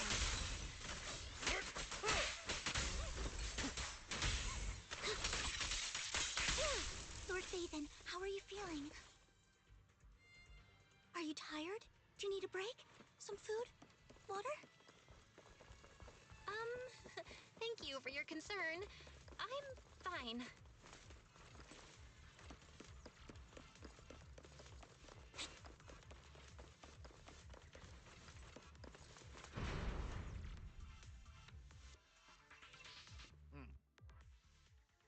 They're blocked off by a complicated mechanism. Master, a complex mechanism has been detected ahead. To pass through, you need to activate all 3 smaller mechanisms. Suggestion: split up and handle them simultaneously to save time. They have to cover 3 different places. So, we have to head to 3 different places to crack this thing. Huh? We're splitting into 3 groups? In that case, I'll protect you, Master Proxy. I can take care of one myself. That leaves the last one to me, then. You should go with Hugo. What's that supposed to mean? We get along just fine, don't we, Miss Cunninghair? I don't know what's going on with you two, but you've been bickering the whole time. It's annoying. This is a good chance for you guys to build some rapport. Anby's got a point. Hugo, just go with Lycon. You just want to be alone with your Lord Phaethon, don't you, Vivian? Huh? That's not it!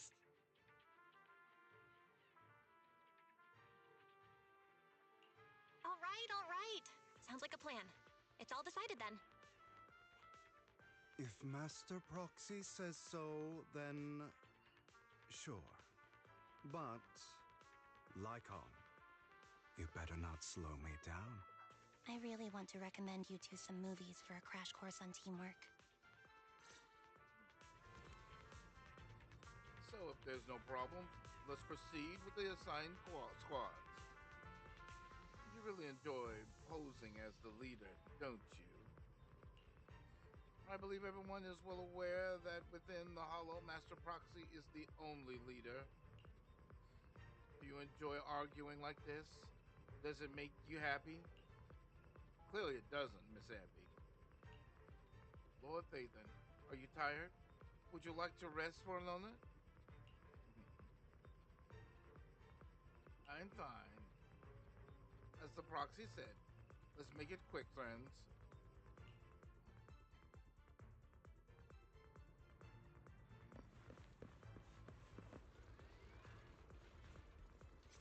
Lord Phaethon, there are too many ethereals here.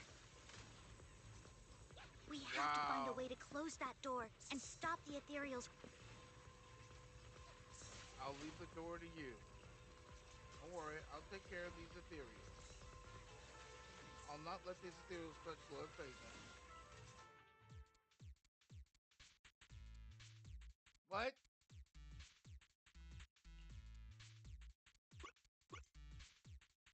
You need to light up all the data points. Oh, I don't see a problem here.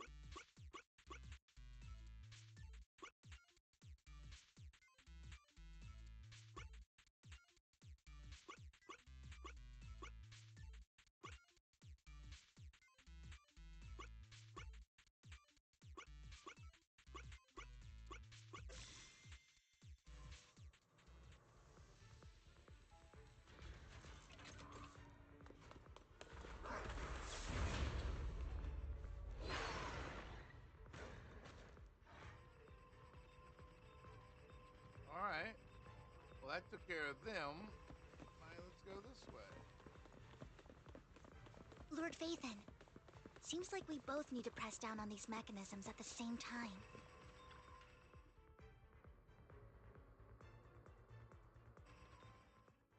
enough. Lord Phaethon and I share a deeper connection. Sorry. I hope I'm not being too forward. Goodness me. Somehow I'm fighting alongside Lord Phaethon. It's like all my dreams are coming true. I'm going to wake up any second now, aren't I?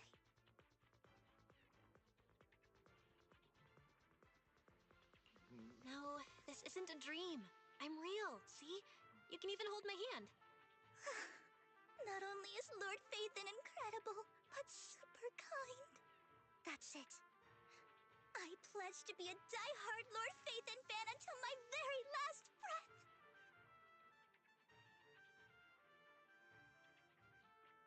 I'm happy to hear that. I'm happy to hear that, don't get me wrong. But why do you like Phaethon so much, Vivian? Lord Phaethon is my light.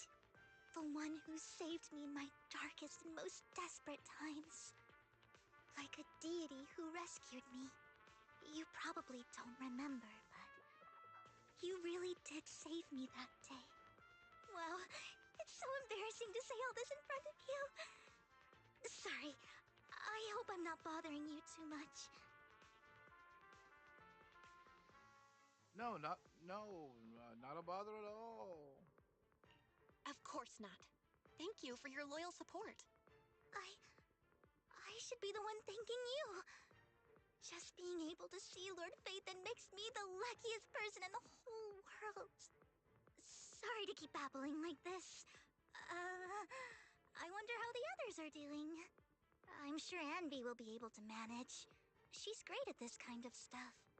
But as for Hugo and Lycon, let's just hope they don't get into a fight with each other. There are too many ethereals here. Though, it's not a huge problem.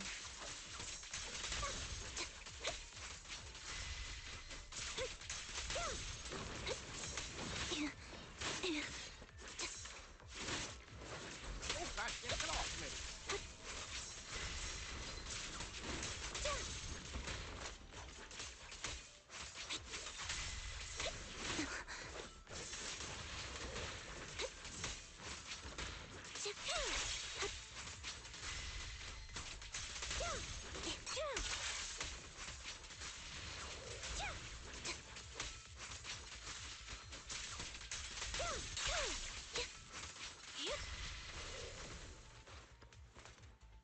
God dang it!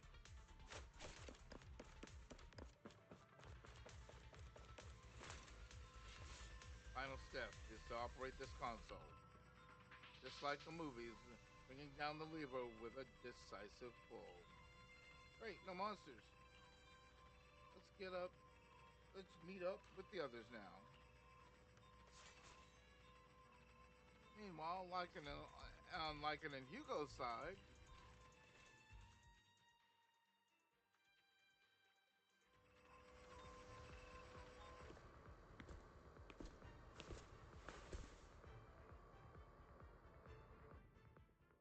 So, we have to cooperate to solve this problem. That's a real shame. I have no intention of arguing with you right now. Master Proxy and Miss Vivian are elsewhere, and we must rendezvous with them post-haste. What a coincidence. That's exactly what I was thinking. Just this once, we should trust each other. For the proxy. I have no objections. Very well. Then you'd better keep your word. I know you've never fully trusted me, Lycon, even before it all fell apart.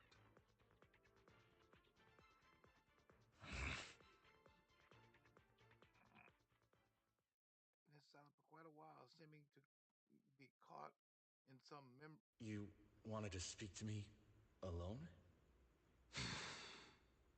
I know you and Hugo are as thick as thieves and don't hide anything from one another. But you can't tell him what I'm about to tell you. Did something happen with him? Hugo is an intelligent and gifted child. He learns everything I teach with ease. In time, he'll grow beyond me. Reach a place where people will marvel and look up to him as a beacon. Yeah. As much as I hate to admit it, he always picks things up just a teeny bit quicker than me. But none of that matters, because I can overpower him easy. I don't think being gifted is a good thing for him. What do you mean? He bears a dark and painful past. What he was taught, the hatred he was faced with, everything he picked up. It's all become an integral, inseparable part of him. I believe that beautiful flowers can blossom even in the darkest abyss. But the roots of that flower would draw from evil instead of good. Hatred instead of love. It's a curse that flows through his lineage. A curse that fate branded him with. I've seen far too many people like that throughout this long life of mine. They struggle with this curse their whole lives. But they all end up failing in the end. The path of light is narrow and fleeting. And the darkness is filled with such temptation that dropping your guard for even just a moment can send you spiraling straight into the abyss. Do you mean Hugo's going to be a bad guy?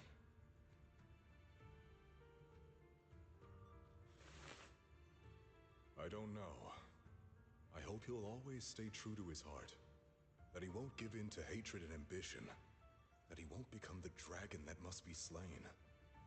But he has inherited the seed of evil. You cannot let it take root.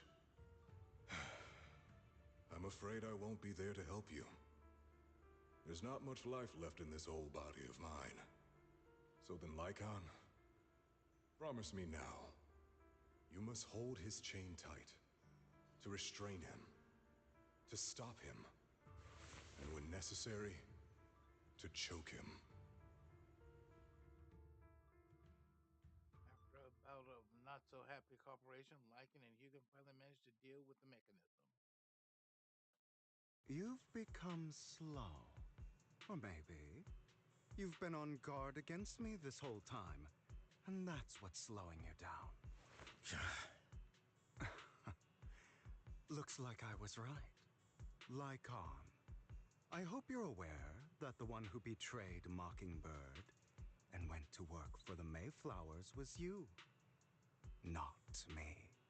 I would never betray my companion. I don't wish to repeat myself, but you should not break our oath. That's the path I've chosen, and I'm going to stick to it. But you know that path will lead you the wrong way. Who are you to lecture me about right and wrong? I believe any path that makes you feel pain must be the wrong one. Your disgusting sympathies make me sick, Lycon. There's only ever been one person who can kill me or save me, and that is me.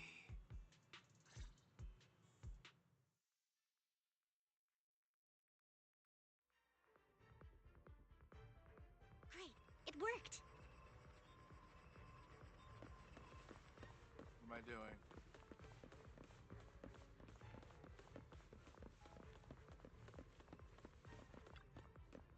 After a while, the teams have completed their respective tasks. Everyone gathers again. I can't believe we're the last squads to arrive. Clearly, this is thanks to a certain somebody.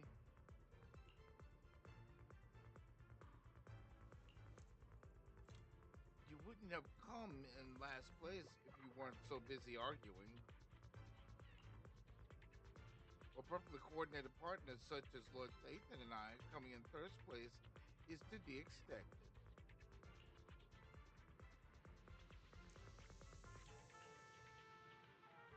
Lord Tathan agrees that we're perfect partners.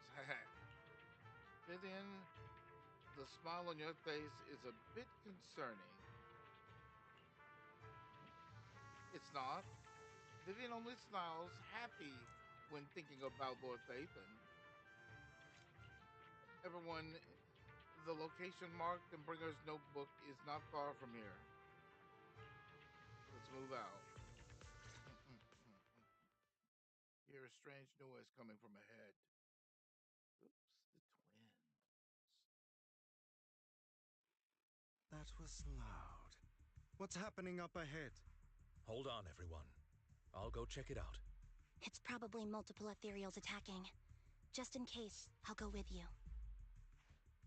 Vivian, you should go with them too. Keep an eye on Lycon, will you? I'm worried he might sell us out to the mayor when he gets the chance. I'd never do that. But if Miss Vivian wishes to join us, she's more than welcome. Okay. Then I'll go with you. Why do you look so nervous? Why do you look so nervous? I've spent so much time by your side already. I need to get away from Lord Phaethon for a little bit, or I might die from this overwhelming happiness. If that's the case, Miss Vivian, feel free to come along with me. Okay. All right. Stumbles off with what? So, how does it feel to be worshipped, Lord Phaethon? You had that figured out a while ago, didn't you? You had that figured out a while ago, didn't you? Sharp as always. But of course, I couldn't spoil it for her. She has to figure it out on her own. That's what makes it special. Not only that, you asked Lycon and Vivian to leave for a reason. Is there something you'd like to say to me?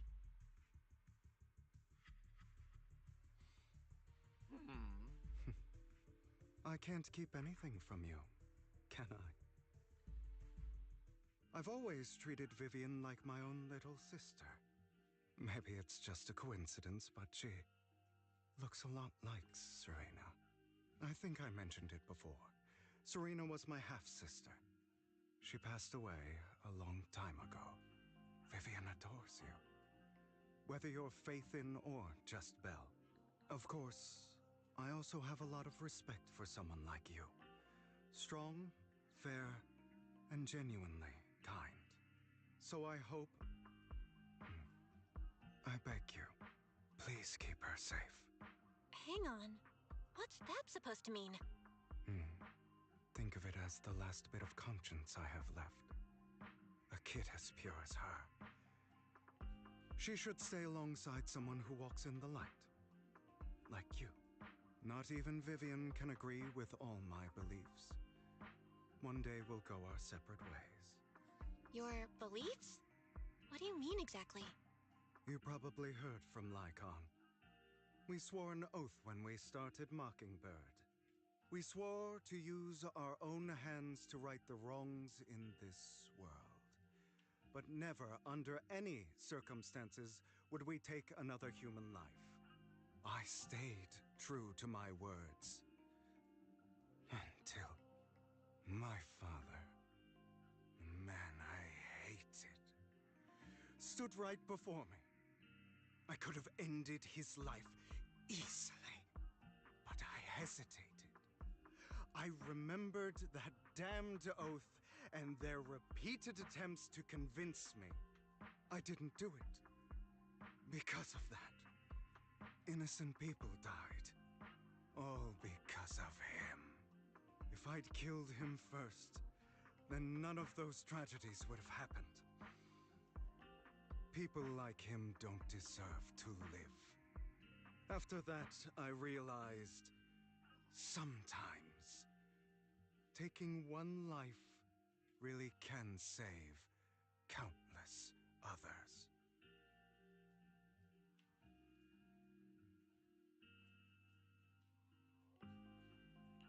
I can't agree with that. Is that so? I see you have your own beliefs. Vivian has a good heart. I don't want her to get her hands dirty. But you know how it is. In this world, someone has to be the bad guy. So, I want to apologize to you. Why apologize all of a sudden? You're incredibly strong, kind, capable, and really, really lucky. The world needs more people like you. Remember that revenge movie I told you about, Children of Devils?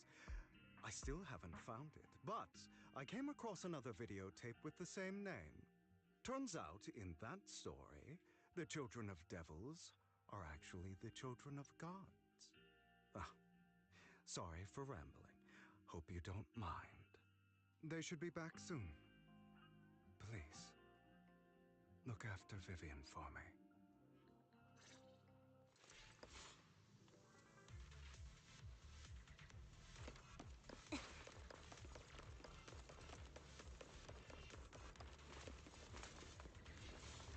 Wait, what? Is this it? Okay.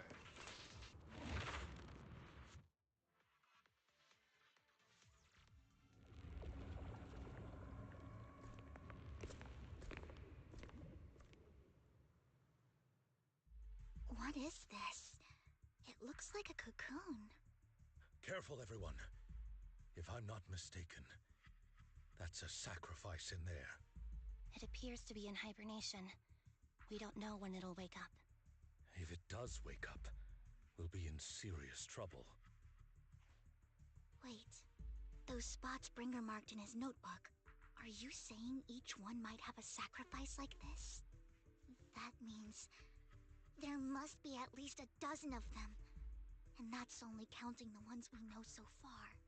These sacrifices may still be hibernating, but the fact that there are so many of them out there is terrifying. The Exaltists must have a way to revive them. And that's not all. These sacrifices can exist outside the Hollows. If they make their way into populated areas... I'm afraid it will lead to a catastrophic disaster likened to the fall of the old capital. That's almost certainly what they meant by vengeance against all New Eridu.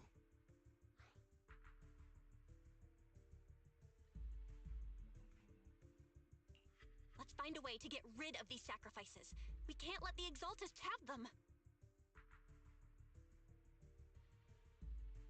Easier said than Thank done. you for helping me find this sacrifice. But sorry, kids. You won't be the ones to keep it. It's that annoying old man. Why is he here? I'd advise you to choose your words wisely, young lady. You were from the Ravenlock family. So it was you. That face. Oh, I know you. I heard about what happened to your friend. Truly unfortunate. If only she'd been smarter. It seems your goal was this sacrifice all along. You've been tailing us, haven't you? Keeping your distance so that I wouldn't notice. As expected of a Wolf-Thyran, you are very perceptive. That's right. All thanks to your ex-partner, we were able to carry out our plan smoothly. My ex-partner? I'm not exactly happy being called that, but what he said is true. Hugo takes one step forward, then walks over to Hartman's side. Wait. Hugo, what do you mean? I made a deal with Mr. Hartman in advance. So, would you kindly step aside and let us have this sacrifice? Of course, you can choose to refuse, but if you do, then I'll have to take coercive measures. What did you offer him? What did you offer him? Everything we know about the sacrifices plus the core itself. But... why? It's simple. I want to climb higher. Mr. Hartman offered me a chance to join Tops. Who could say no to that?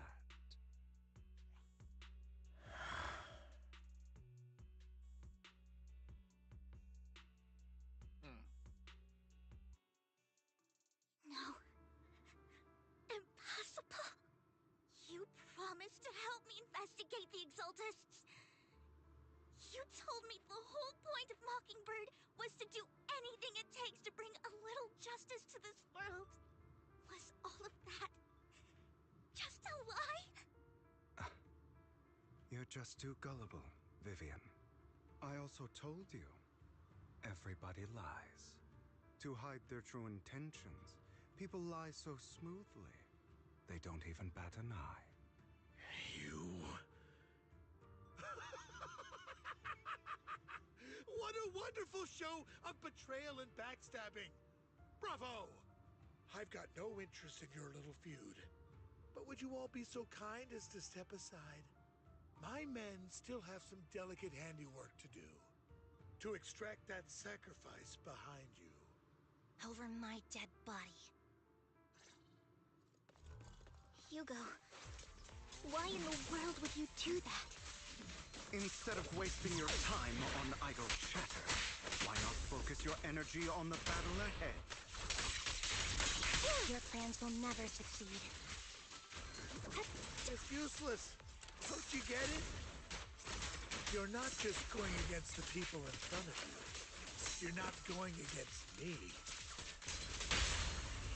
Rather, the entire Ravenlock family, even the whole of Tops. There's no chance of victory for you.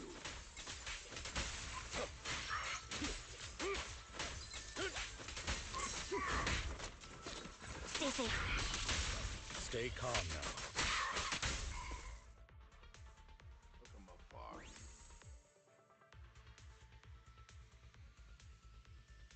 They've already escaped through the fissure with the sacrifice. We have to catch up. We can't let them have the sacrifice.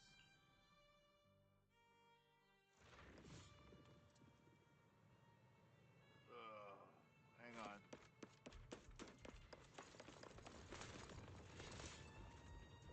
I'm on.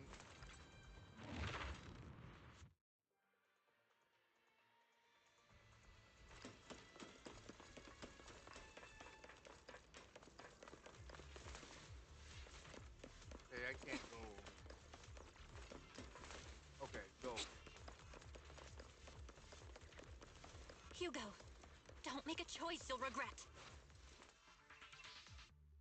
Our mercenaries are quickly dealt with. Oh, you guys are such a pain.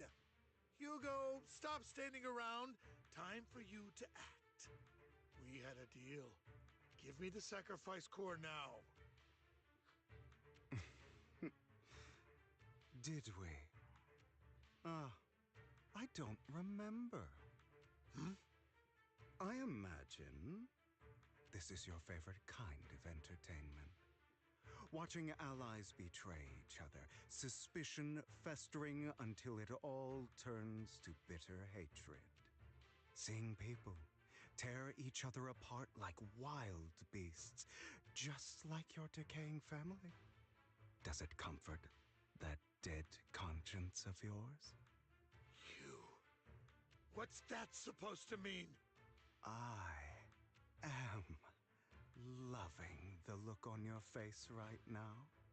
Right when you think you've succeeded, I'm here to tell you it was all fake. None of it was real. Let this pain sink in. It's karma for what you did to me back then. You're insane. I have no idea what you're talking about. You still don't recognize me, do you? Let me give you a little hint. Uh-oh. My full name is Hugo Vlad Ravenlock. That's impossible. You're part of our family? I may be an illegitimate child, but I have the same blood flowing in my veins as you. I know you. You're that bastard of his. Damn it. I could have sworn you were already. My dear uncle, you were never worthy of your position. You have no claim to the Ravenlock lineage.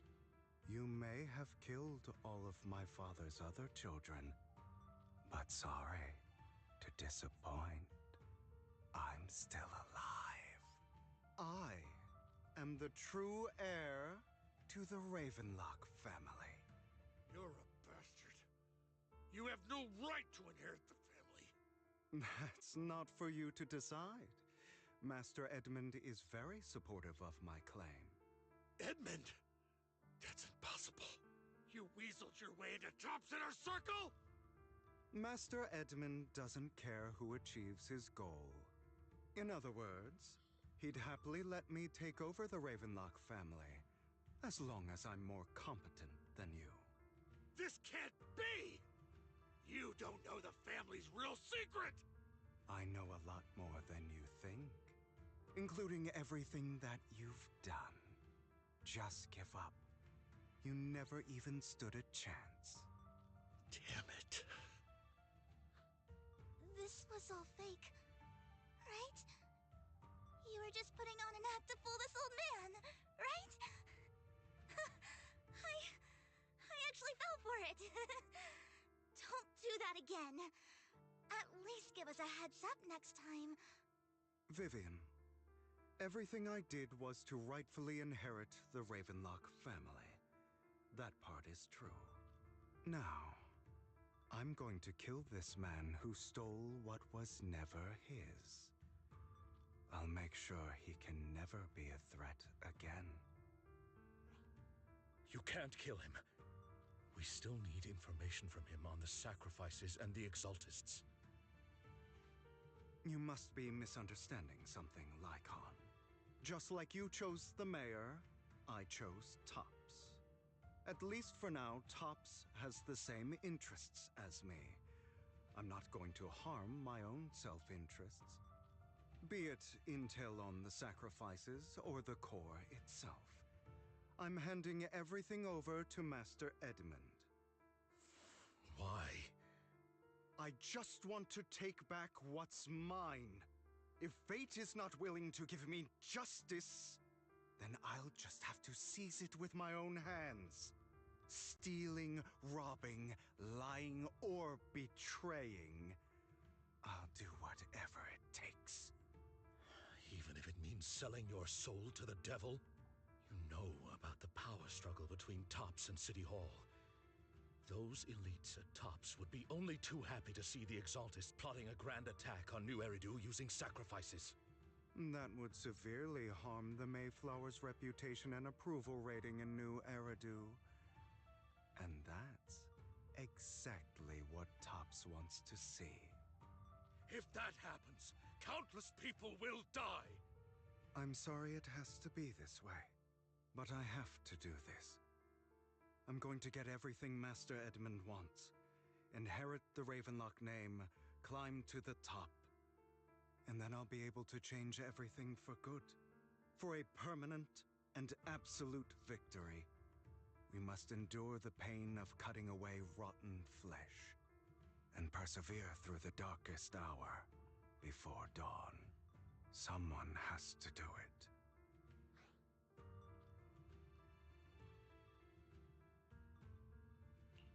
Hugo, it's not too late for you to stop. You can still walk away from this. This is the path I've chosen. Without power, resources, or strength, we can't do anything. Mockingbird is the perfect example. All the talk about using our power to tip the scales of justice and hover over them like the sword of Damocles. It's just a delusion. In their eyes, we're nothing but annoying gnats. Mockingbird has never really changed anything, or saved anyone. Never in the past, not now, and never will in the future. None of it matters.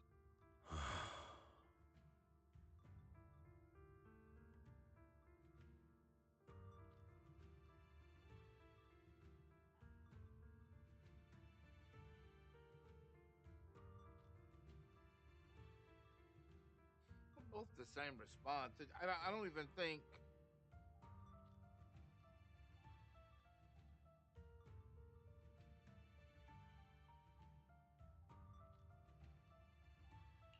I understand your anger and resentment, but you can't let those feelings consume you.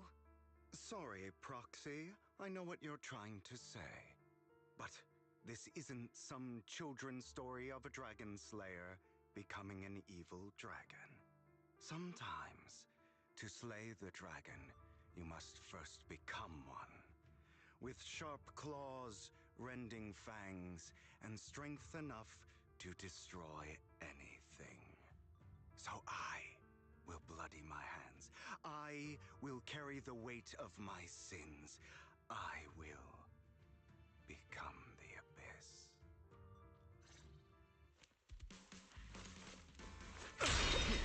Got him! A knife on your... It's about time you kneel.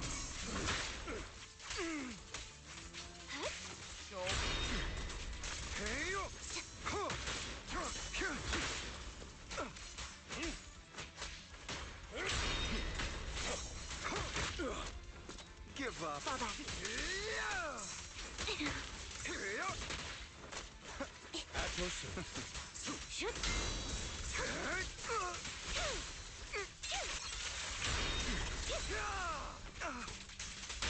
Stand still. Everything you just said. Is that what you truly believe? Of course. Are you surprised? I had never once thought that Mockingbird was a failure. Her actions, no matter how childish or flawed, must have made their mark on the world. I don't want to die like this. There must be another way. Isn't, Vivian. This is the final lesson I'll impart to you. Those who cannot give up anything are destined to end up with nothing. Truth be told, Proxy, I envy you. The world needs people like you.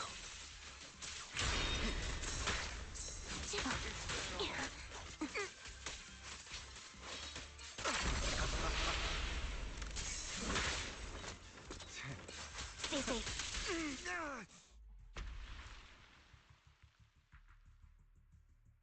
All right, you got me. But too bad. I have my own methods. What are you doing? Well then, make your choice. The sacrifice core, or your precious Faithin. I know you took it. Don't forget, I'm the one who taught you that. Okay, the core is yours. Just leave Lord Faithin alone. What a shame. Did you really think I'd keep my promise? That's right. This is the real me. What's the matter? Thinking of killing me? Didn't you say all life is precious? Drop your foolish facade. I knew it. You... He has inherited the seed of evil. Do not let it take root. When the time comes, you must be the one.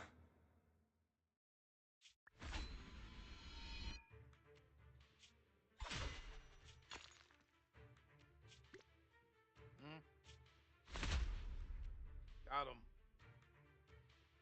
Go on, kill me. If you've got the guts, do it, traitor.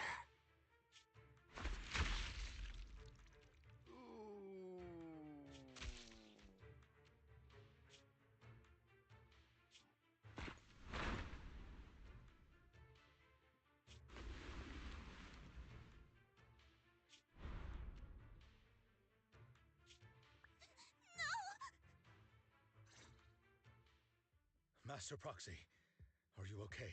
Are you hurt?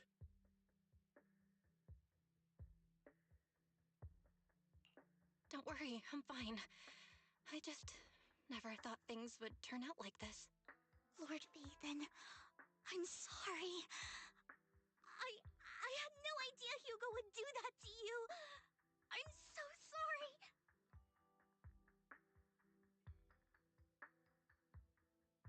It's not your fault. It's all right. No matter what, this isn't your fault, Vivian. If only I'd noticed sooner. I should have realized earlier. Violet walks to the edge of the rooftop. She hesitates for a long time and finally looks down. Naturally, nothing's there. Hugo, he... That's a hollow down there. If you need, I can arrange for someone to go in and search for his body. That isn't necessary. To be frank, I thought you'd hate him for his betrayal, Miss Vivian.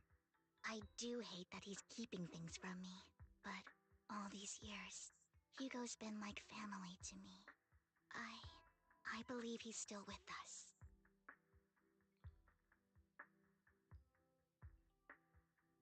His injury was so severe, I don't think... He was hurt so badly. I'm afraid, even before he fell into that hollow, he might have already... I'm terribly sorry, but I must tell you, it is impossible for Hugo to be alive. My hand went through his heart. Sorry to interrupt, everyone. But just so you know, Hartman's gone. Probably slipped away during all the chaos. I'm sorry, I was so focused on Master Proxy's safety, I wasn't paying attention to him. Same, but it doesn't matter. We all know what he did. And he will pay for what he did today. Yes. I'll be reporting all of this to the mayor. He's not getting away with this. Well then, now that it's all over, let's head back. There stands a mysterious figure.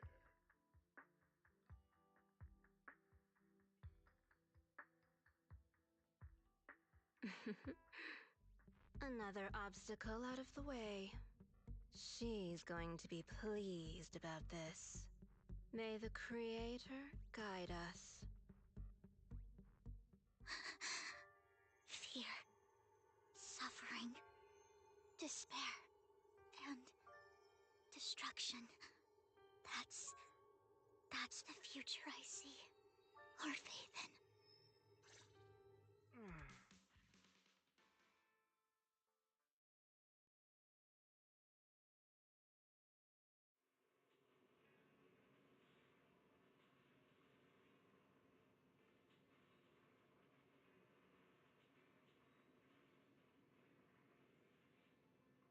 This has been a good run.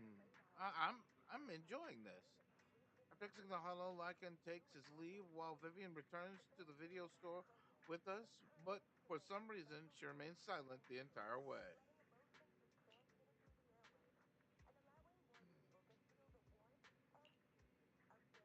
Are you okay, Vivian? Oh, Lord Satan, I'm fine. Just a little distracted. After what happened, you deserve some rest. Yeah, I need more time to think about Hugo and the Exaltist.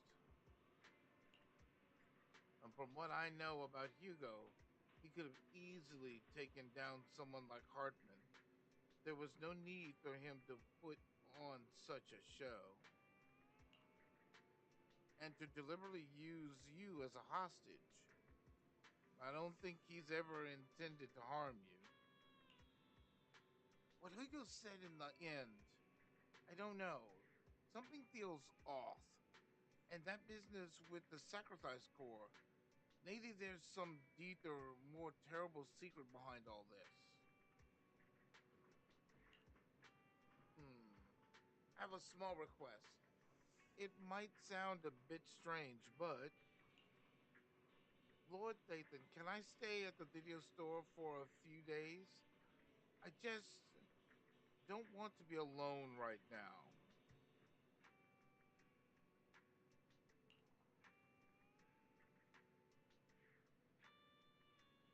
They have a space for her?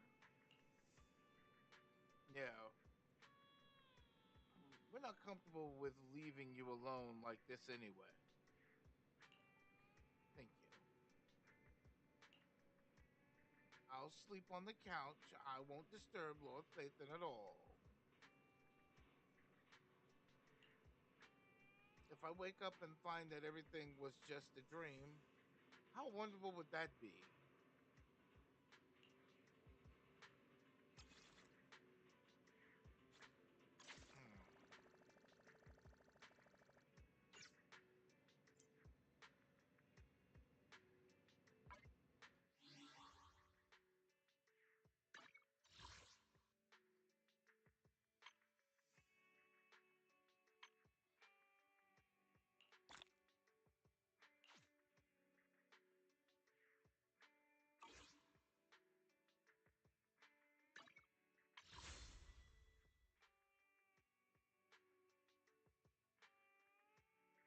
I mean, I only have 5, so.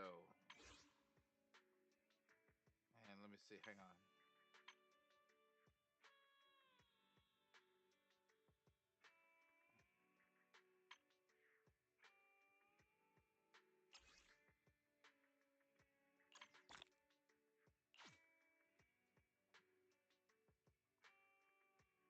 And it would suck because there's now more of them here. So I said, so I've got more characters to go after I've got more characters to go after on the map, which kind of sucks. Some of these characters are worth it, though. I mean, if you look at them.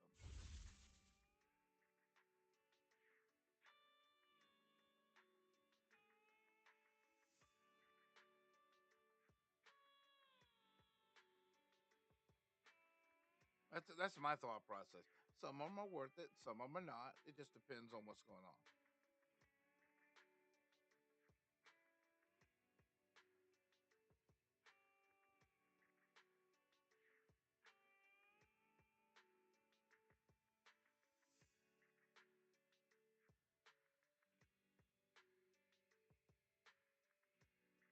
It's not as it should, but I'm still. Soldier Zero would be worth it, and that would be worth it. I'm still trying to go after this right now. So I don't know how much time I have in. Okay, so this one has 14 days. This new banner has 14 days. Yeah, we'll see how it goes. I still want to try to get this though, because I'm really focused on that for the most part.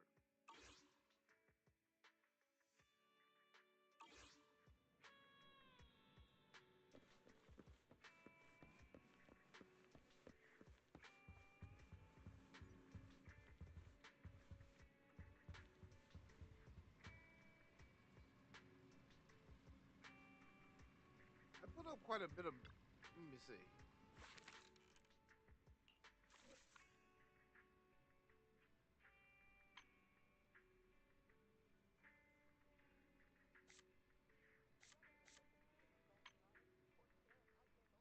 Okay.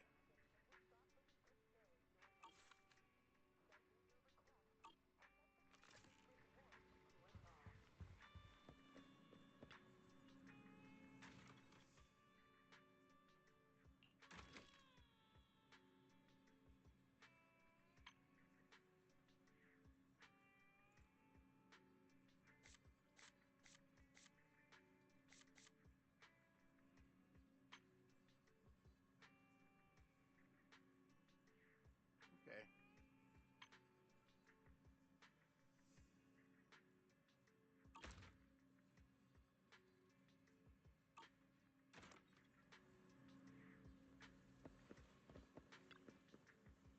What just happened?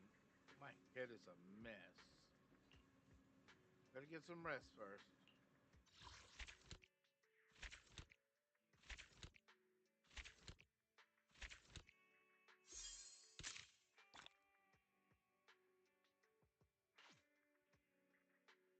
I think that ends, and then this one will end. Yep.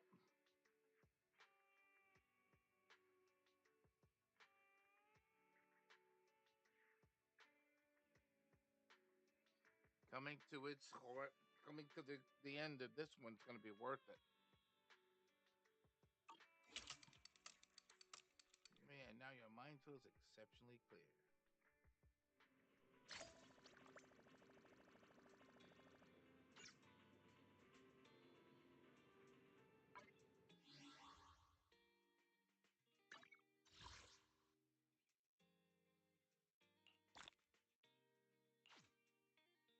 There's so much going on.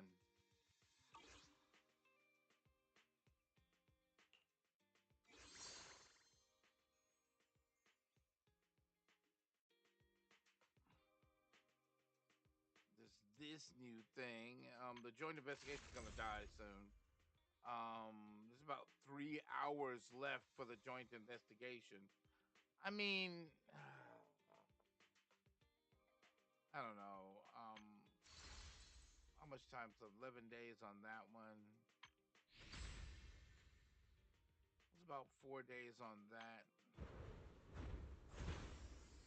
And the main story, season 2, chapter unlocked.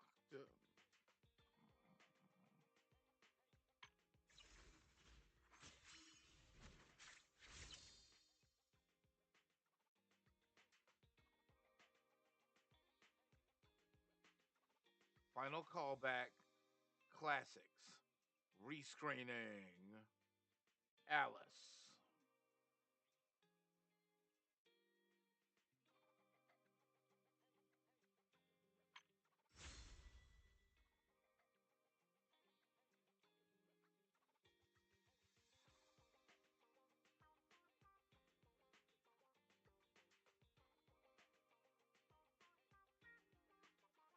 I ended up getting all of these characters, which is kind of funny.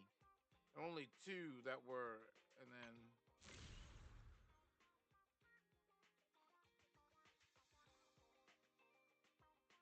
potential hypothesis, new chapter reforged, power up details.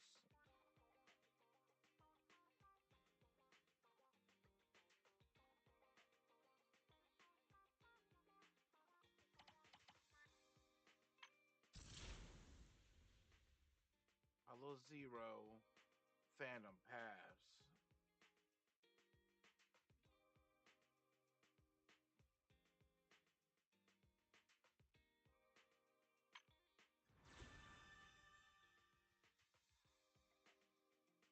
Damn, what? Wait, what? Participate in the Shiyu defense and complete the third frontier in stable node to recruit agents Sokaku as reinforcements to your squad.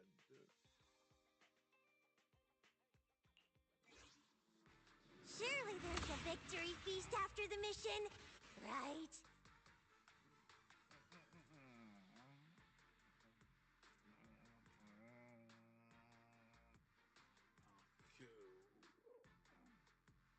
He's a tad slow, but he's worth it. He's worth it. Yeah.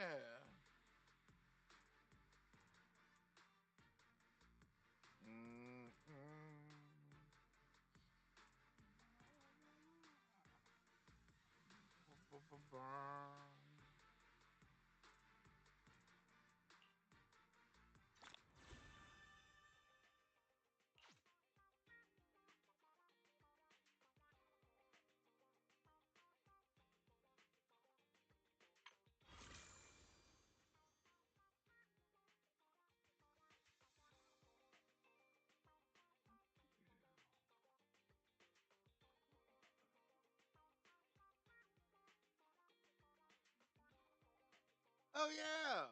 This is I believe this is the let me see, hang on. And this it? And this is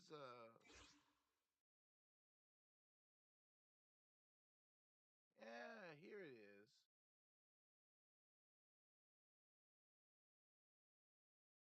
So putting up invites. Let me see. Light mission, return mission. I can't remember where's the invitation record. Is that no okay. Well, here it is right here. Return to video. Um, all you gotta do is scan this piece right here. or here's the invitation code right here, and invite friends to join the Zenless Zone Zero. And you and me gain tickets to pull prizes from this pool here. This also includes a chance to win a PlayStation, or you get entered into a drawing to win a PlayStation. So if you want a PlayStation and you want to win a PlayStation, all you have to do is share the invitation code, or be one of the people who got invited by me, or if you wherever, however, excuse me, that works. And you get tickets that will literally put you in a drawing to win a PlayStation console, um, courtesy of Hoyaverse. And only in this game. So you have a very good chance. The more people you get a ticket for two returning proxies. Let's see, that's one returning proxy, you get a ticket. You get two returning proxies, you get a ticket. Three returning proxies, you get a ticket, and four returning proxies, you get a ticket. And you automatically get a ticket for sharing. I got that one automatically. So there's that. There's the return mission is um interesting because you get even more tickets from the you get even more tickets from the game when those people you just invited manage to stay 5 days, right? You get two tickets.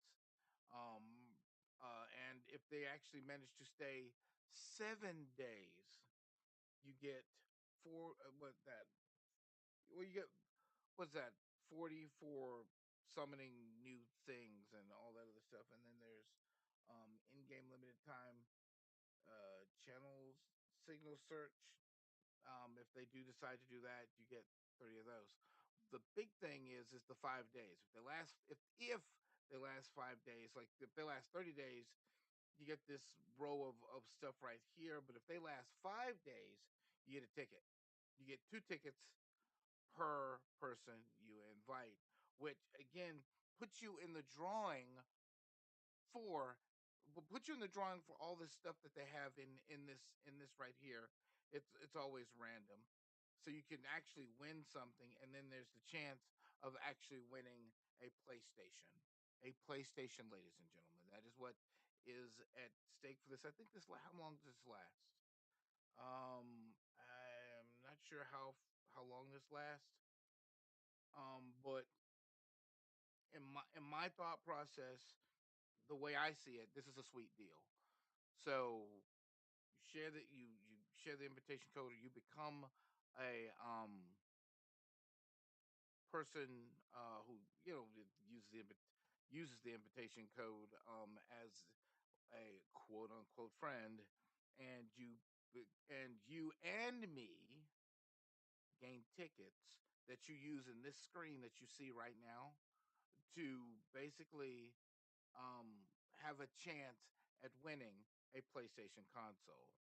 I think there's a toy that'll actually send you too, um, through the game, literally through the game. There's also a chance of winning 300 of these.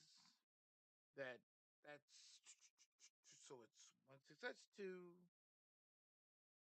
possible uh things that you can add to the summon pool, or you can use it for something else. And there's a lot of Denny in here and some other resources that you can use, plus a keychain. You also get a chance of winning a keychain and some other toys as well. But the big prize is a chance at winning the PlayStation. I'm not sure which PlayStation it is. Might be one of the newer PlayStations. Um,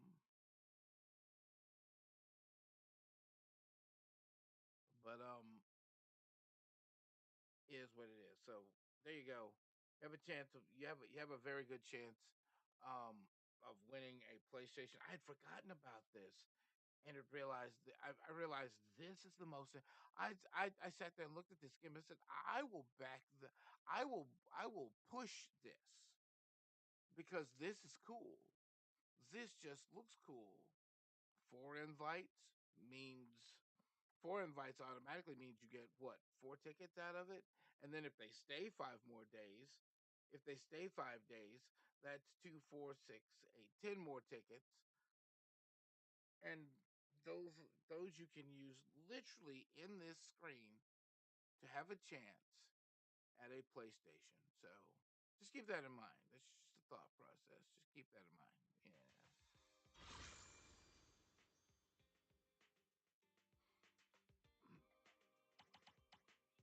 There's something new over here. What's over here?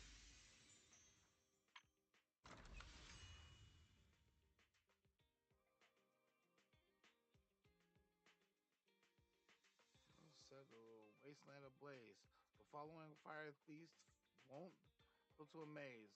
All great adventure stories end in an old tavern. Hmm.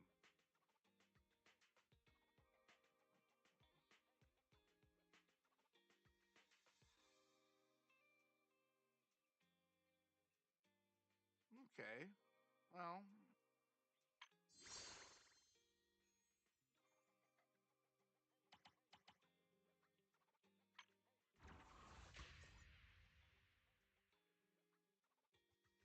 the problem with Chiyu's defense is that there's a chance of getting 3,000 and 2,000 of these. These are the rewards.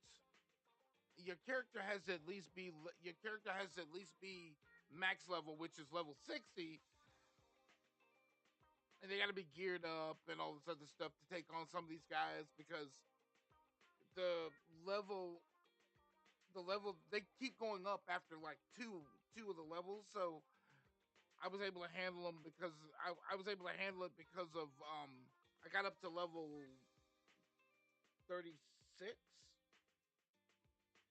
something in that area, and after 36 I couldn't do it.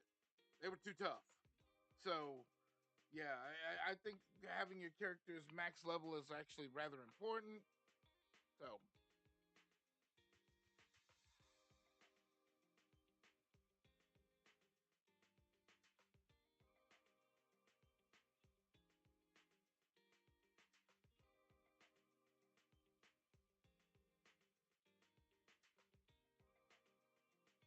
it's tight. Yeah, it is. Yeah, it is. Yeah, it is. My bad. My bad.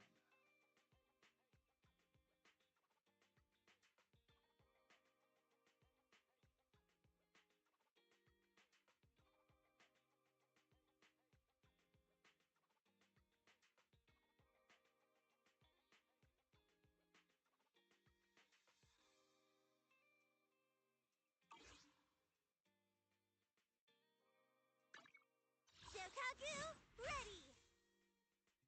There he is.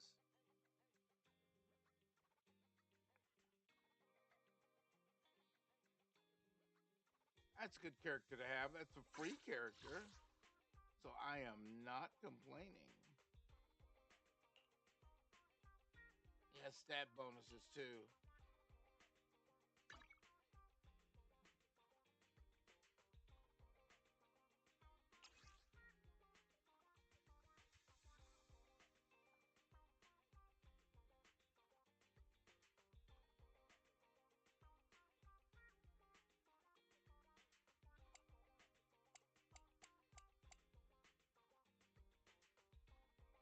The popular one is that one, but somebody else is wearing that one.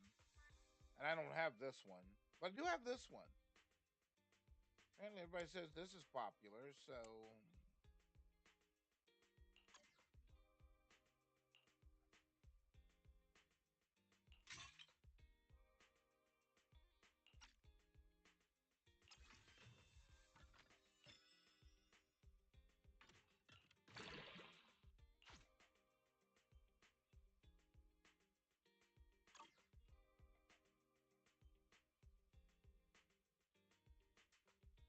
wait, how'd I get that?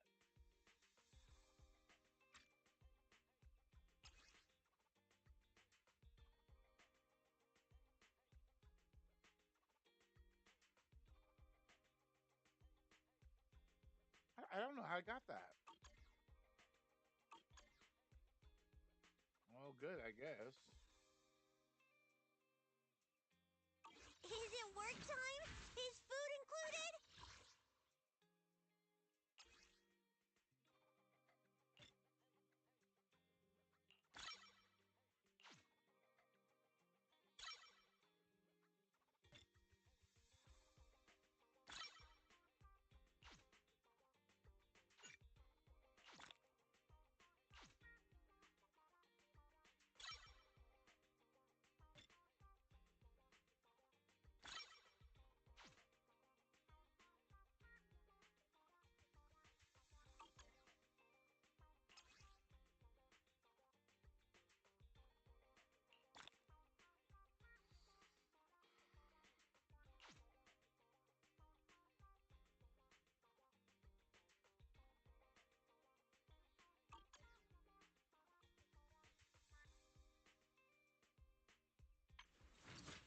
This one's free. I can unlock that talent free. What's his upgrade suggestions? Priority B and his EX. Secondary would be his ultimate and his switch. And these last two only if needed. Because he's slow. He's used as the the combo behind the combo, right?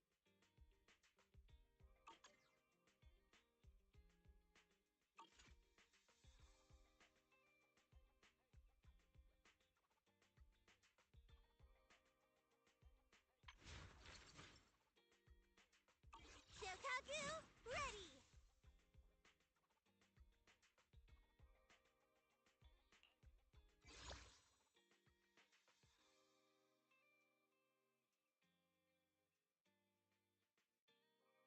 I can add other people, but I don't know. It would depend because it adds more. It adds more Is interest. it work time? Is food included?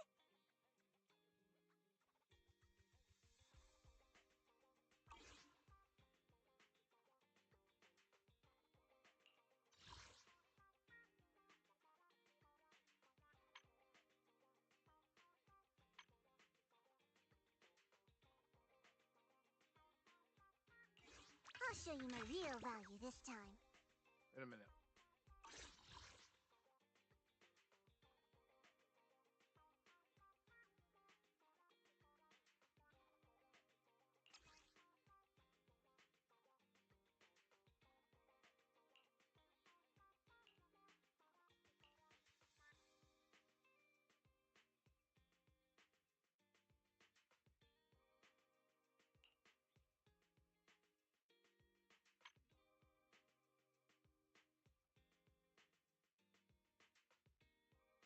Some all new stuff, right?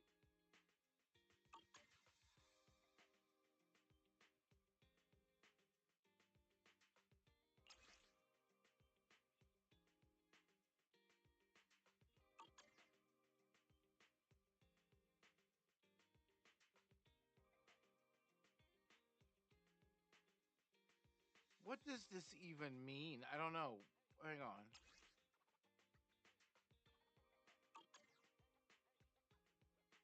I'm here. Need a hand? Promise to tell me if anything's wrong, okay?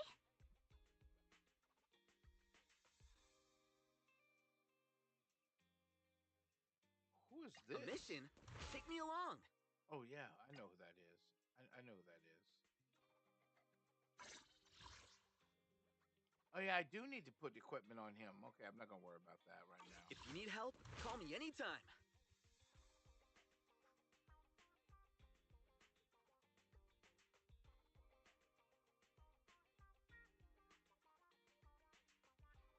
I only handle technical matters. Good day, Proxy. I have 2 guns, so double the accuracy.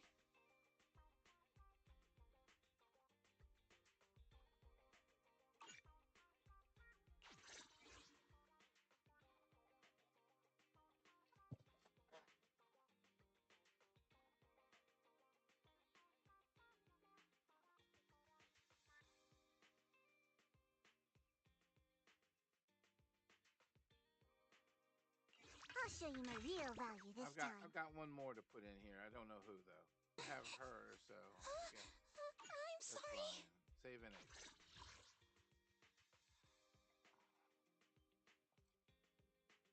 I didn't have anybody in there at first. I don't know if that's because of the uh-oh. I don't know if that was because of the well, but I'm still working on that. So there we go.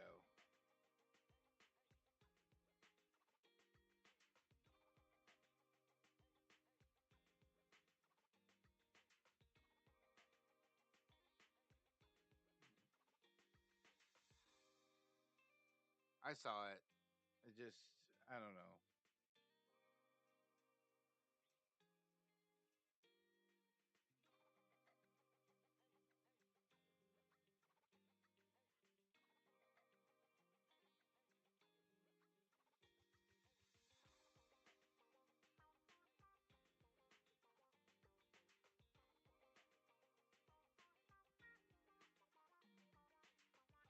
Now, the other thing I need to do is over here.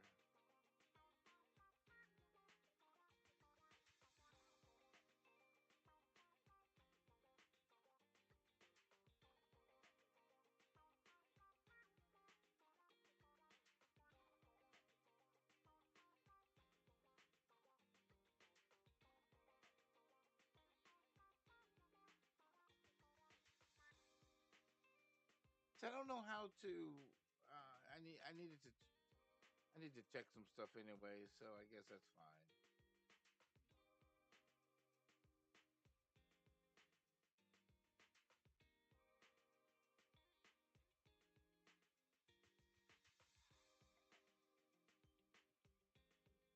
Can I bring that up over here?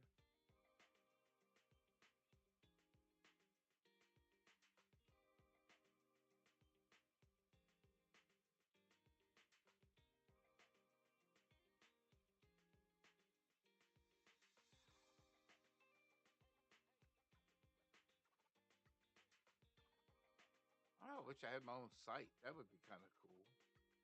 What am I looking for?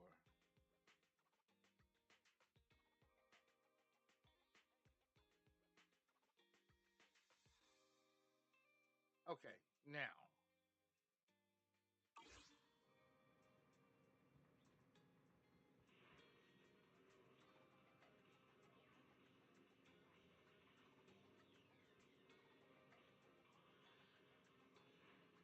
Give me just a second. I need to take care of one thing.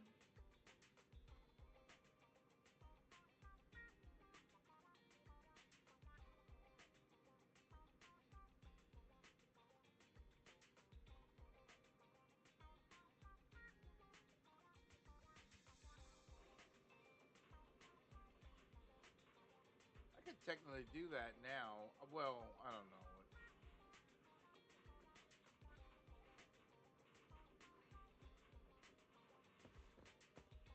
All right, now where am I going?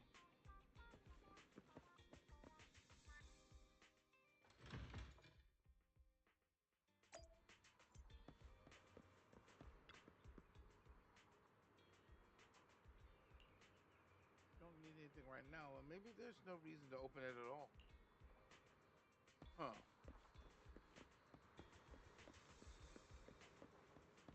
Yeah, it said I had to go out here, but then I go out here and it says I don't know.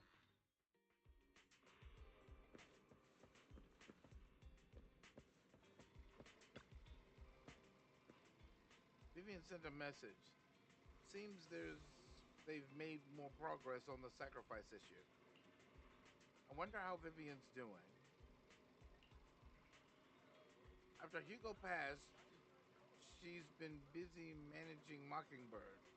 We haven't talked to her in quite a while. Do you want to arrange a time to meet up with her?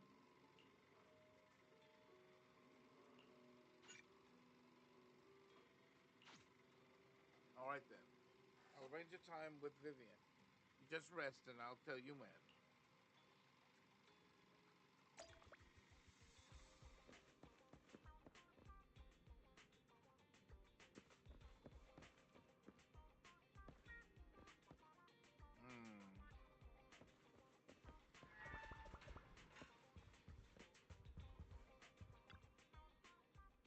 Rest on the sofa?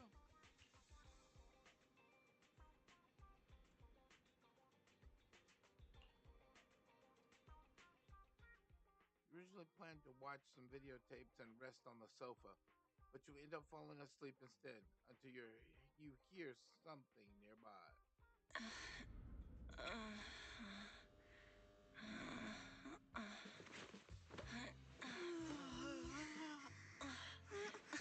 Lord Phaethon, this time let me.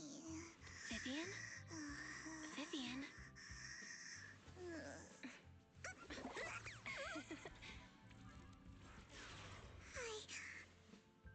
I didn't disturb your sleep, did I?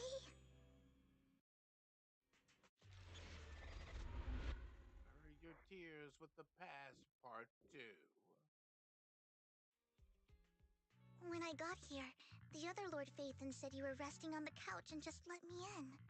I meant to keep you company while you slept, but then I dozed off myself.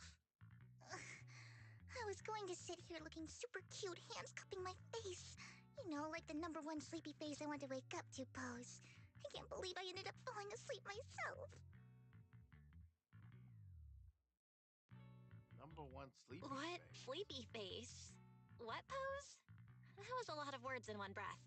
Are you sure you got enough sleep, Vivian? No, Lord Phaethon. I was just worried that I had disturbed your rest. Just being able to see you sleeping peacefully is already the highlight of my day. No, my entire month. Though it is a bit late, but...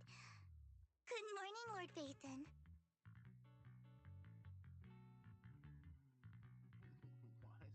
Oh, here we go. That was so formal. Feels like you're about to drop some big news after a greeting like that. Mockingbird's death has stirred up quite the storm. I took some time to gather intel.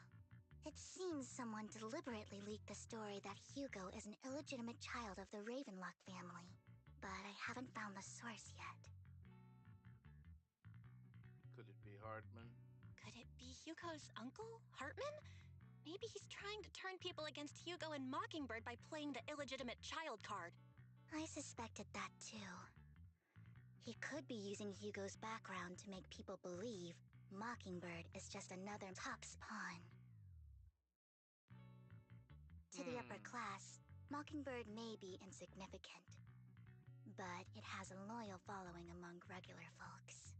But after some digging, I was surprised to find that the public isn't turning on Hugo. They're actually starting to see him in a better light. Some people feel bad for him, some relate to his struggles, and Hartman's the one getting all the heat. Public outcry against Hartman is growing, with many believing he murdered Hugo for his own selfish gain. Tops is hosting an industry summit this week, a responsibility usually handled by the Ravenlocks. But my sources tell me another family has taken over this year at the last minute. If I'm not mistaken, Tops is intentionally keeping its distance from the Ravenlock family due to the current public sentiment.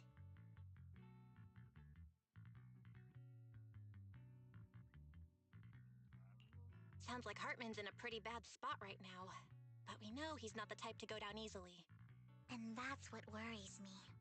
Hartman, in all likelihood, must have taken the sacrifice core. And now that he has this bargaining chip, who knows what kind of deal he'll strike with the Exaltists. Sorry for interrupting, Vivian, but I need a quick word with Belle. Oh, no problem at all. I'm sure you have important Phaethon matters to discuss. Take your time. I'll just be waiting outside. We can't make our guest wait outside. Belle and I will step out instead. Oh, don't mind me, Lord Phaethon. I wanted to browse the videotapes anyway. I'll be right here. Just let me know when you're done. Belle, Lycon's outside the video store. He knows Vivian is with us, so he's hesitant about coming in. He's stressing over what he did to Hugo in front of Vivian, but he really needs to talk to us. Maybe you should go speak with him first. I'll go talk to Lycon. Honestly, neither he nor Vivian is at fault. As proxies, it's our job to be the bridge between them.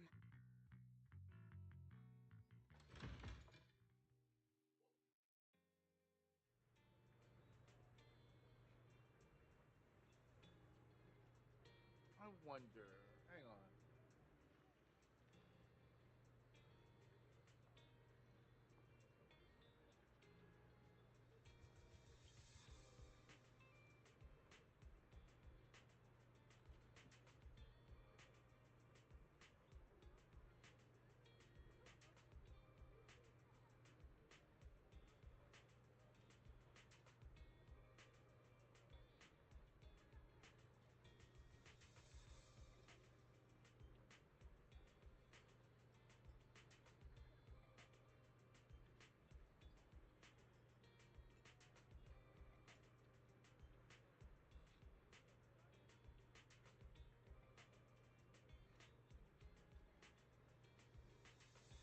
Okay.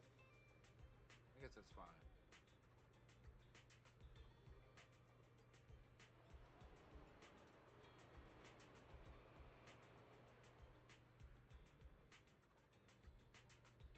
I don't know which one it's. I'm trying to learn about my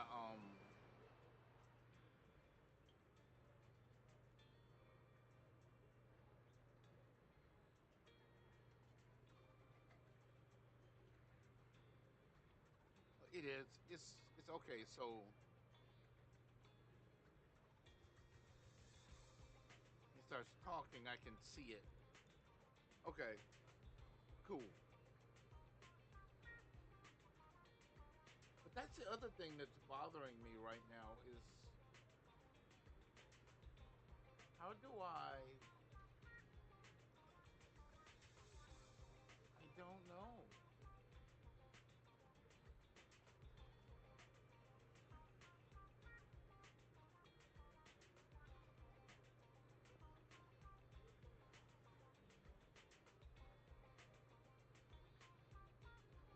I mean, if I do it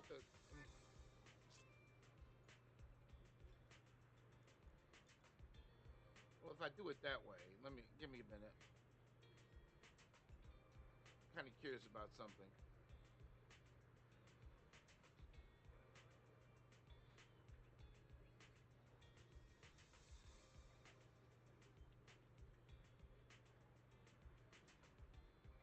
Whoa.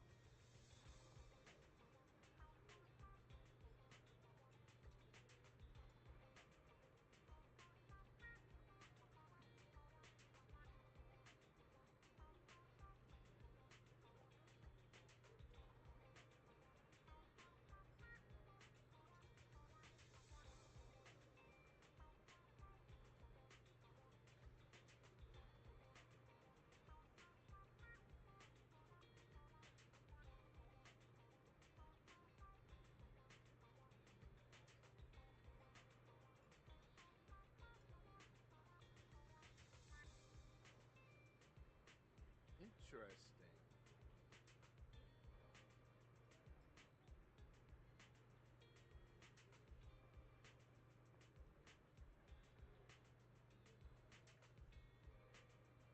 Or, well, I mean, technically, I've already done that.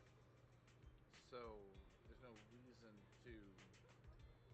Give me just a second here. I'm working on other. There's two of them. I didn't need to open two.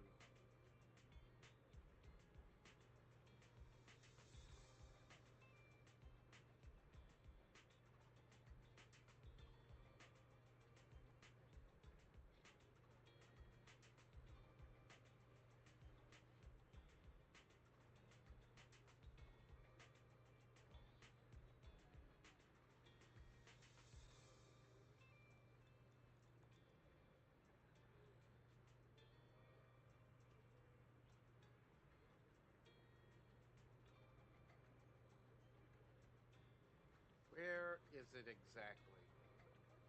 Is it up here? No.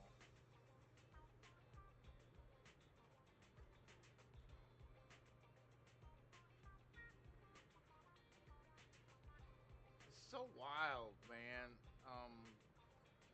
I want to just stop for just a second because I wanted to address something. So, and I am addressing it right now.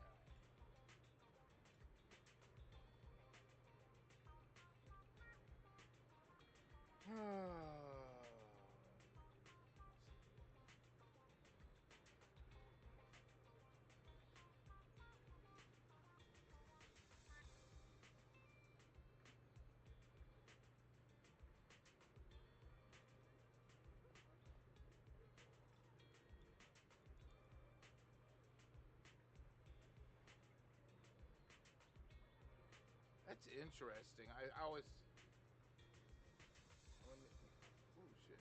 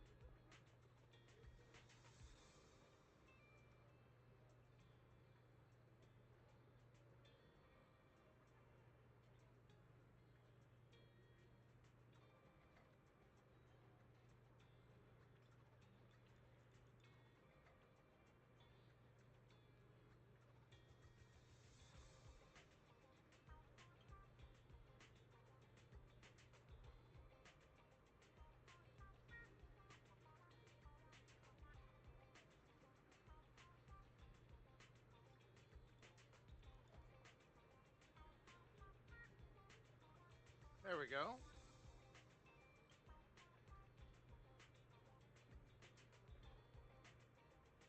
All the maintenance I wanted to do is now done.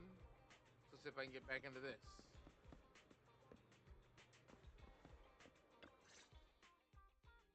Good morning, Master Proxy. Good morning.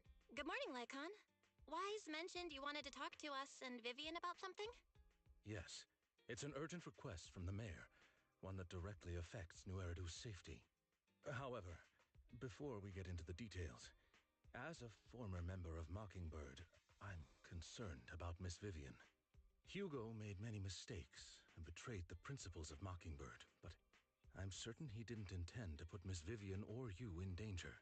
I don't know Miss Vivian very well, and I was the one who took her companion's life.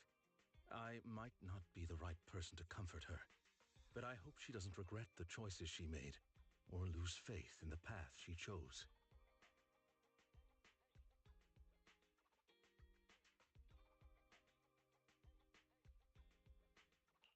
Vivian's doing just fine. She's actually been gathering intel and has a clear understanding of where things are headed. She might be tougher than you think. If you're really concerned, why not just talk to her directly?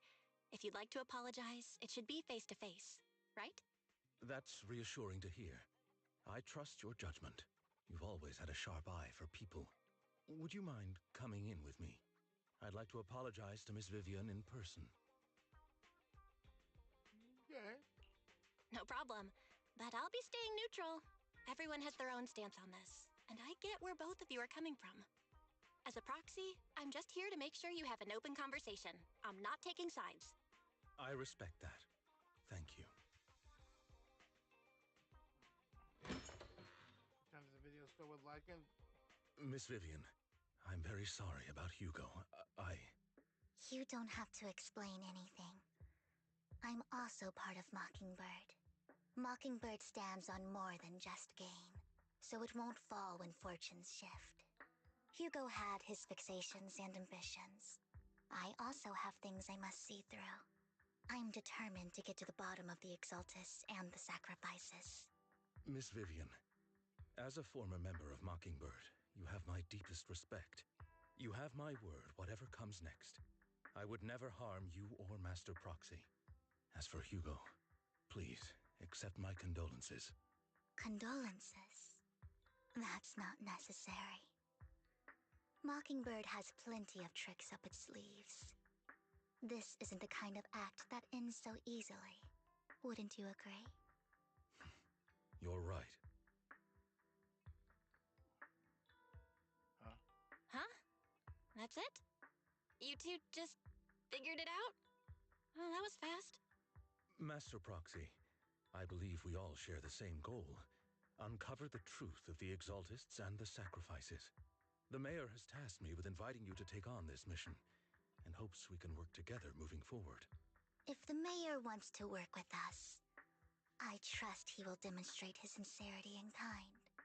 Mockingbird will not serve as a pawn for the powerful. That will never change. Of course. While the mayor cannot handle this personally, he will make sure we have all the intel and support we need. Miss Vivian, I know you have your own intelligence network, but for some high-profile shady dealings, perhaps the mayor can provide you a different perspective. Please, take your time to discuss. If you're open to collaborating, I'll set up a call with the mayor so he can speak with you both directly.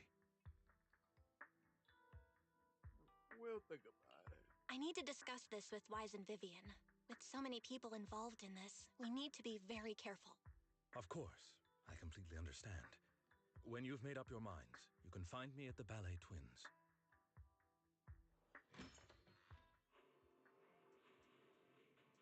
You think about liking a suggestion to work with the mayor?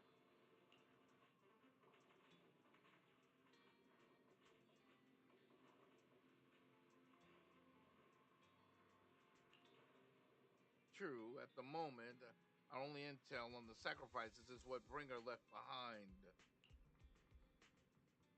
We can get someone to help investigate, but it will take a significant amount of time, and time is something we can't afford to waste. So working with the mayor is a good option.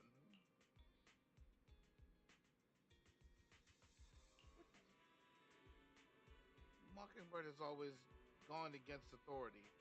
Wouldn't it be against your values to work with the mayor? Mockingbird isn't about going against authority. Mockingbird hopes that all people can be given equal opportunities and treatment. I don't exactly trust the mayor, but I believe he's someone we can work with, at the moment at least. Let's go see Lycan.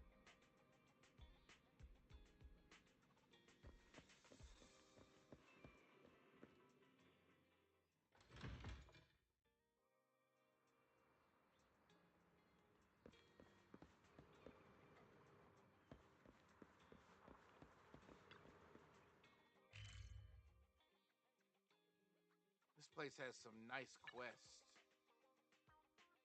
Bankrupt bamboo.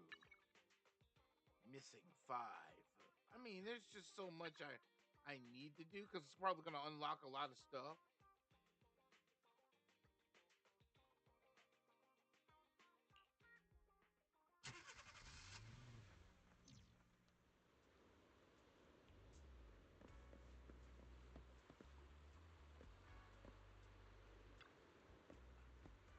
It seems you and Miss Vivian have made your decision.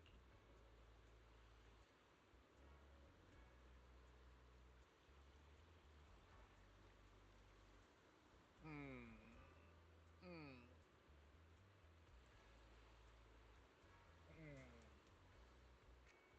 Okay. Of course.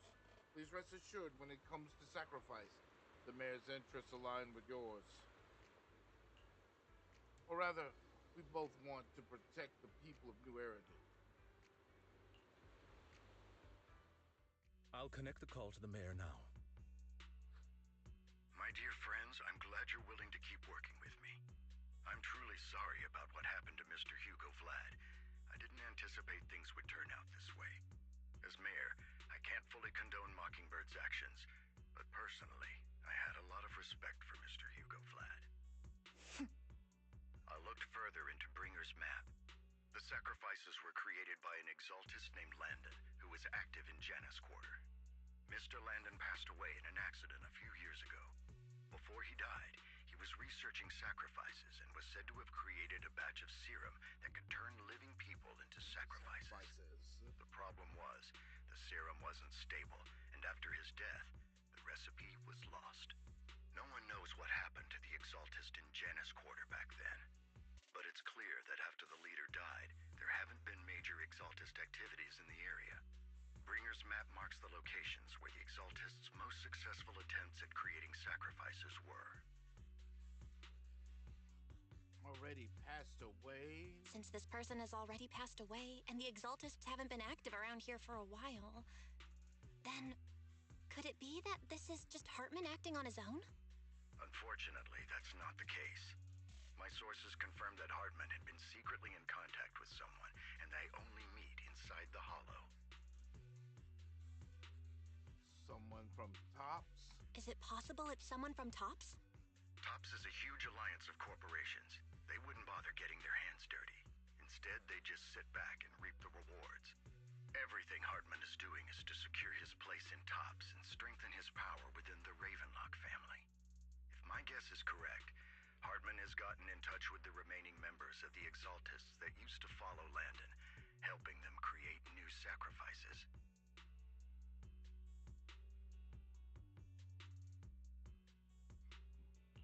But what's in it for TOPS?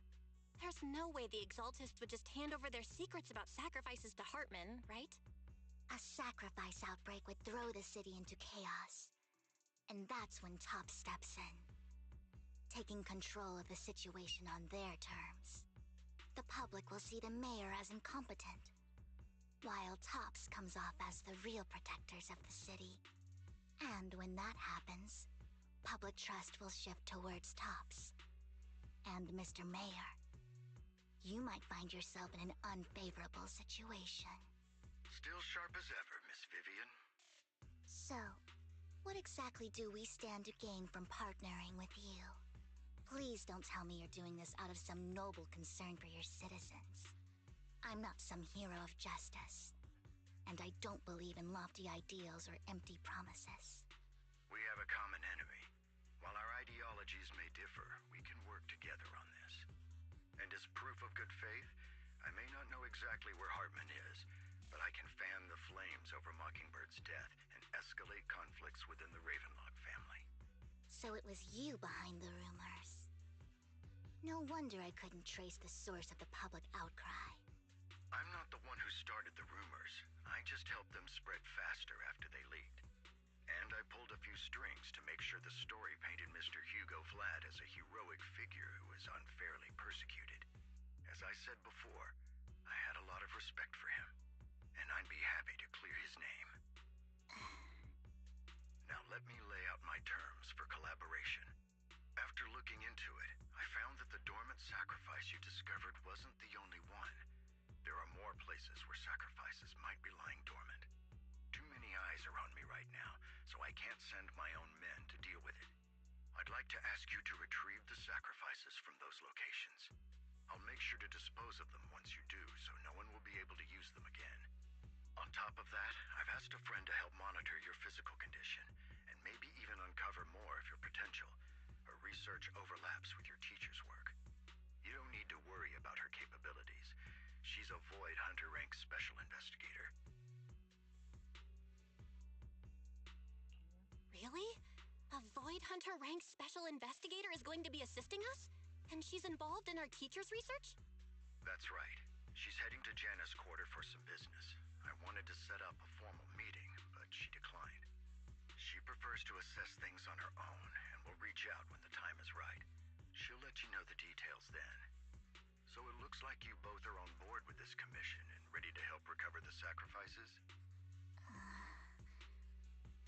Okay.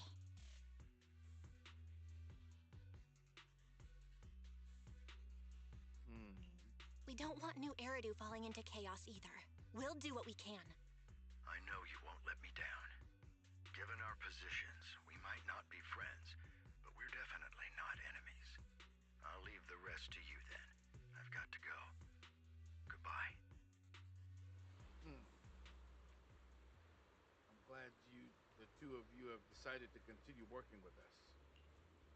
With your help, we are sure to successfully recover the sacrifices.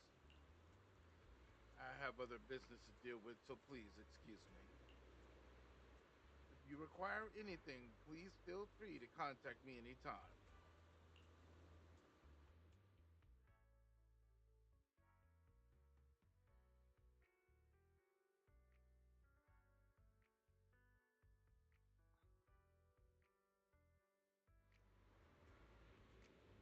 Shall we head out now? All right, let's go.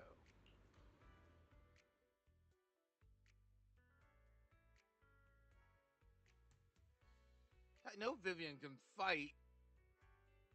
She's level 38. I would never turn down Lord Phaethon.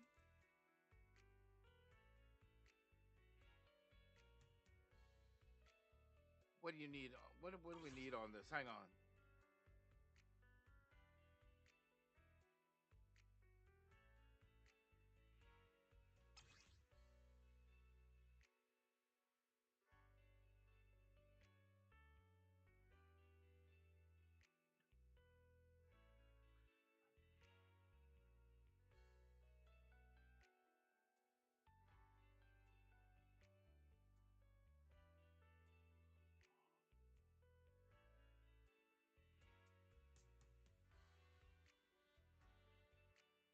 I mean,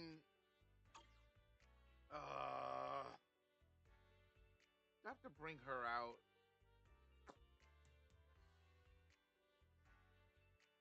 I mean, Good day, Lord Phaethon.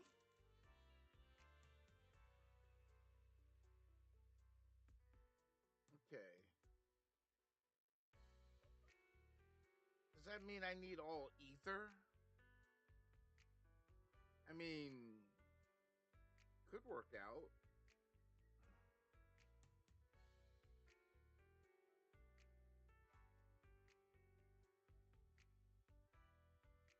I don't have them all at level 40 yet.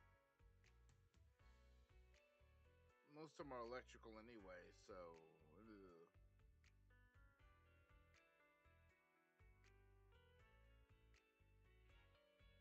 Nothing to fear. The cunning hairs are here. Did it? Oh, it's only letting me use 2? Hang on. Good choice. Okay. Yeah, because she's not the best person I'd pick for this.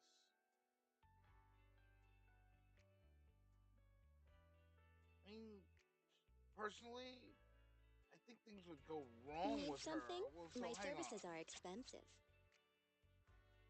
So, what if I pick her Promise to tell me instead? if anything's wrong, okay?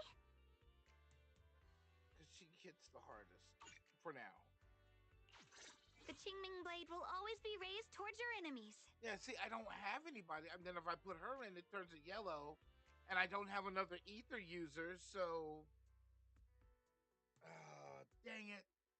So she won't use her special ability because I don't have another ether user other than her.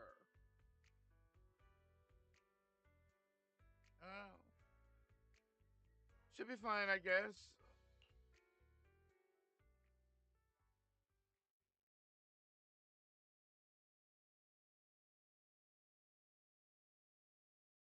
literally don't have another ether user.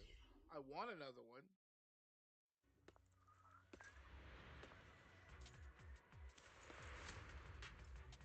She won't use her defensive ability, which will automatically enter the fluttering flock state. During this state, tap to unleash basic attack, fluttering flock, suppression afterwards. When any squad member EX special attack hits a target, Vivian will perform basic attack, feather bloom against the target. I don't. Lord Phaethon, I do want to thank see you what for she trusting does, Mockingbird though, in so me. it's fine.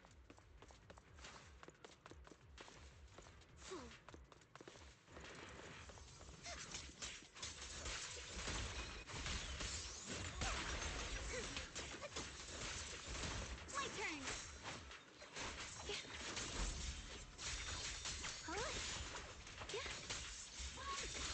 Soaring light. Allow me.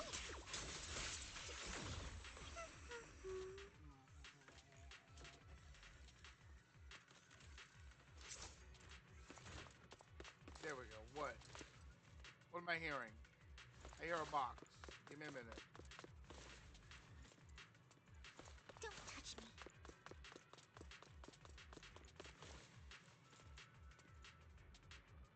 I'm pretty sure I missed a box somewhere, but I don't know where I missed it at, so it's all good.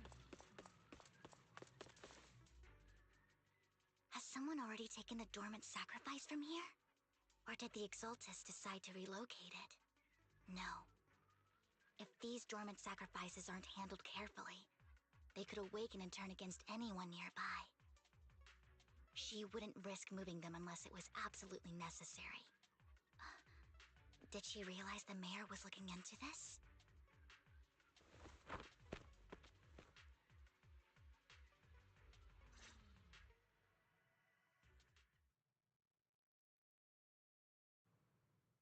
Did Hartman just make up this intel to get a shot working with us at Tops?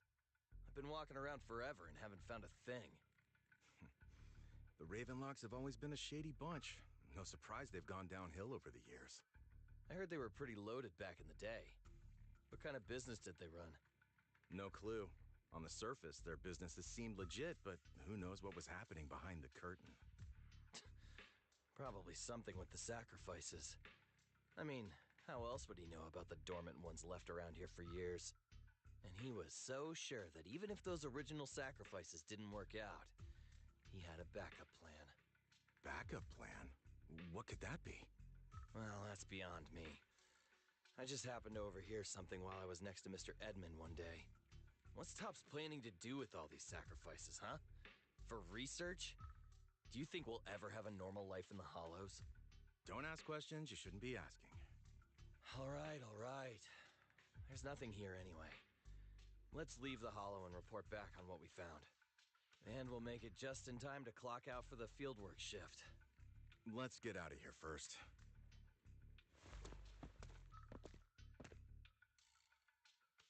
While he's left, Vivian appears visibly unsettled. Hartman, that fool. He'll do anything to get into Tops, even if it means playing with fire. She's an Exaltist. Human lives have never mattered to her. The more people get dragged in, the greater the danger. Who is this she you're talking about? Vivian, I've been dying to know. Who's this she you keep mentioning? I apologize for losing my composure. Please don't mind me. The she I'm referring to is with the Exaltists. Someone I have a history with. That's why the moment I heard about the sacrifices, I felt compelled to uncover the truth. I never meant to hide anything from you. It's just that, for me, the Exaltists bring back painful memories. And I'm not ready to face them yet. So, Lord Phaethon, please give me a little more time. Once I've gathered my thoughts, I promise I'll tell you everything. Sure. I won't pry anymore. Everyone's got a past, And you don't have to dig up old wounds if you don't want to. I can see the Vivian I know now is super brave and kind. I believe you've really put in the work. Lord Phaethon, if we weren't in such a hurry, I'd spend 3 whole hours singing your praises. I'll make note of this and make sure to get it done before bedtime. First things first, let's track down those dormant sacrifices. The Exaltists have probably realized someone's after them by now. I wish we knew what Hartman's backup plan is. I just can't shake the feeling that something bad is about to happen.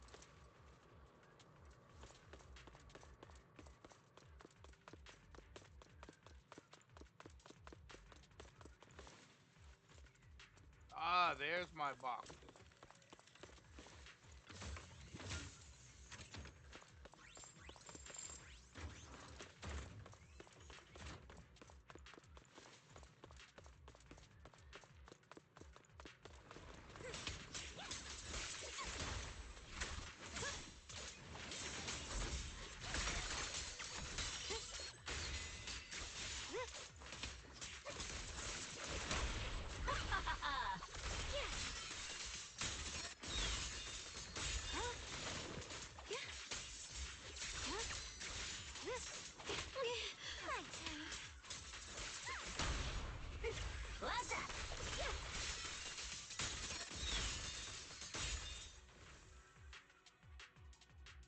Dormant sacrifice is gone too. Who could it be? How do they know the locations of the dormant sacrifices? Let's check the next location. I hope this doesn't come to a nightmare for New Eridu. Hugo may have done terrible things, but he had his reasons. Mockingbird might be seen as the bad guys by a lot of people, but ironically, joining Mockingbird is what put me on the right path. Hey, what's for that the noise? first time, I'm needed for more than just my curse.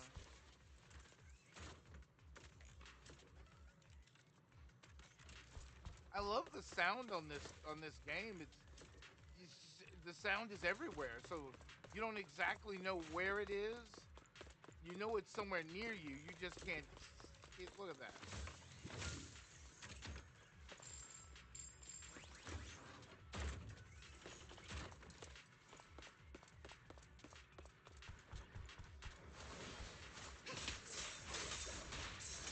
As the sword will. Allow me.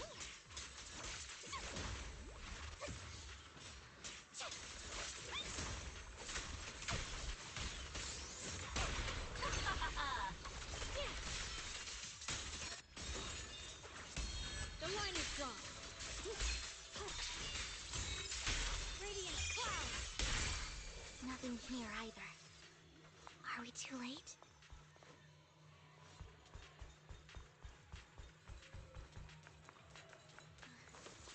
There's...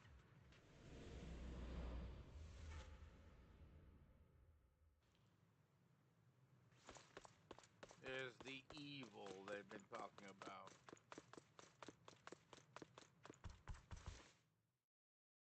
I knew it was you, Vivian. Camille, what are you doing here, sis? Are you destroying the dormant sacrifice? Vivian, don't call me sis. I'm not your sister. Are you trying to stop the Exaltists? I never left the Exaltists. You know what Landon did back then! Lord Landon did it for the Creator. His methods may have been extreme, but they were necessary. Back then, you walked away. You should do the same now. We didn't meet today. Take your friends and leave. What's wrong? Are you being forced into this? I can help you. Help me? Like how you helped her? Vivian, you're crying. You see me, don't you? No, You haven't changed a bit, Vivian. No need to hide your tears. I know exactly what's ahead for me. You've made your choice, and I've made mine. One last piece of advice. Stay out of this. She loathes you. I won't tell her we met today. Don't show yourself around us again. Camille! One last chance and throws a smoke bomb to the ground. The noise attracts. Lord Nathan, watch out! I'll tell you what that was about later. Here, let's take care of the ethereals first. Leave it to me.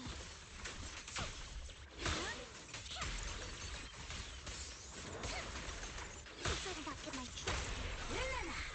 I see.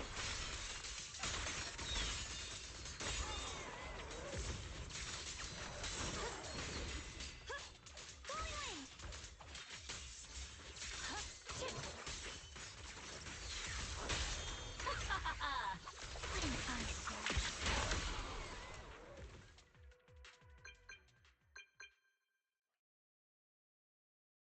You two took longer than I expected.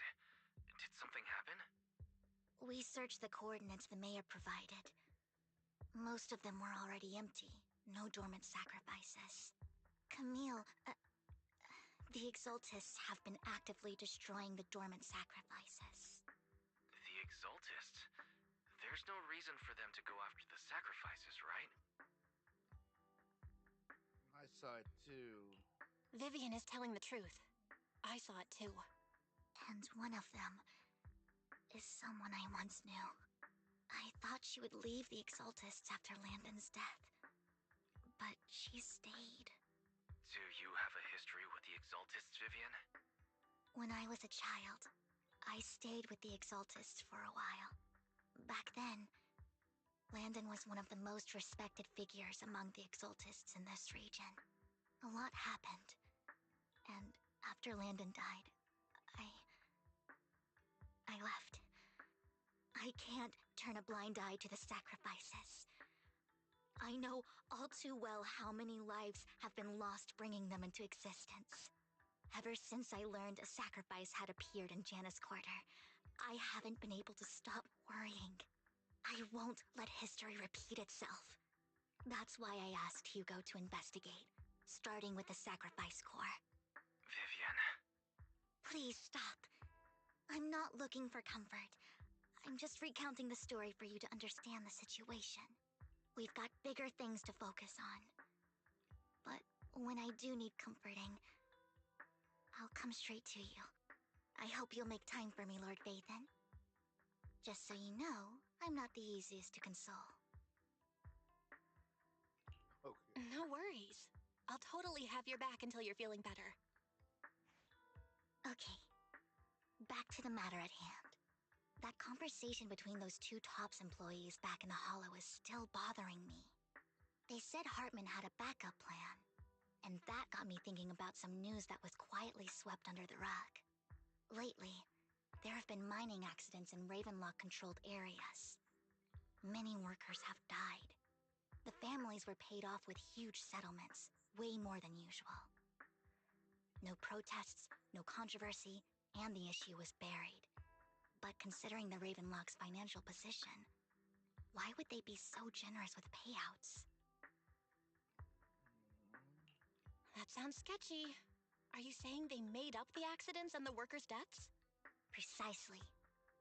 I don't think those workers died in mining accidents. I'm planning to reach out to some old friends, see if they've heard anything about this. Do you have time, Lord Vathan? My contacts are just near 6th Street.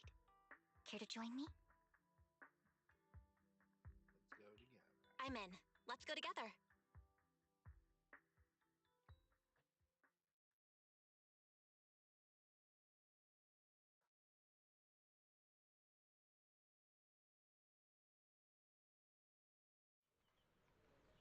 From the square with Vivian to meet her old friend.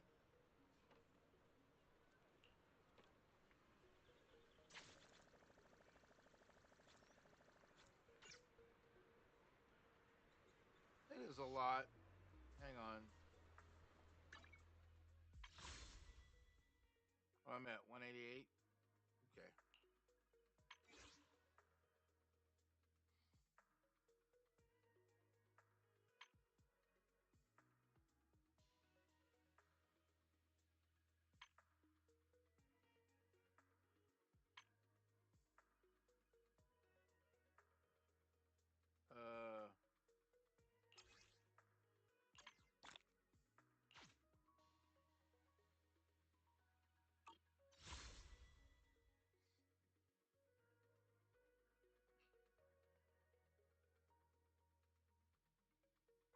done pretty good so far.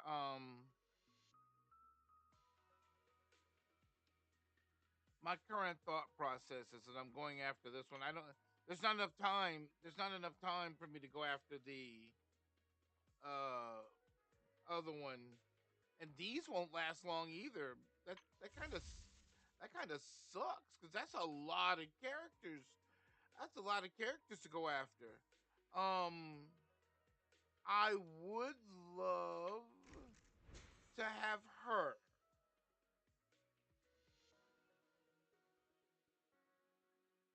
I would love to have her and her engine,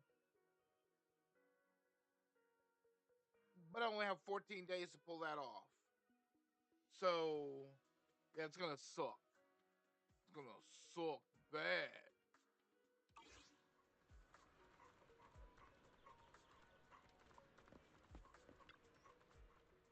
Well, Peyton, let's head out as soon as you're ready.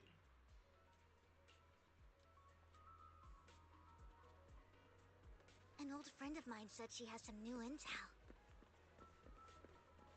She's like a mentor to me. I learned a lot about data scraping on the internet thanks to her.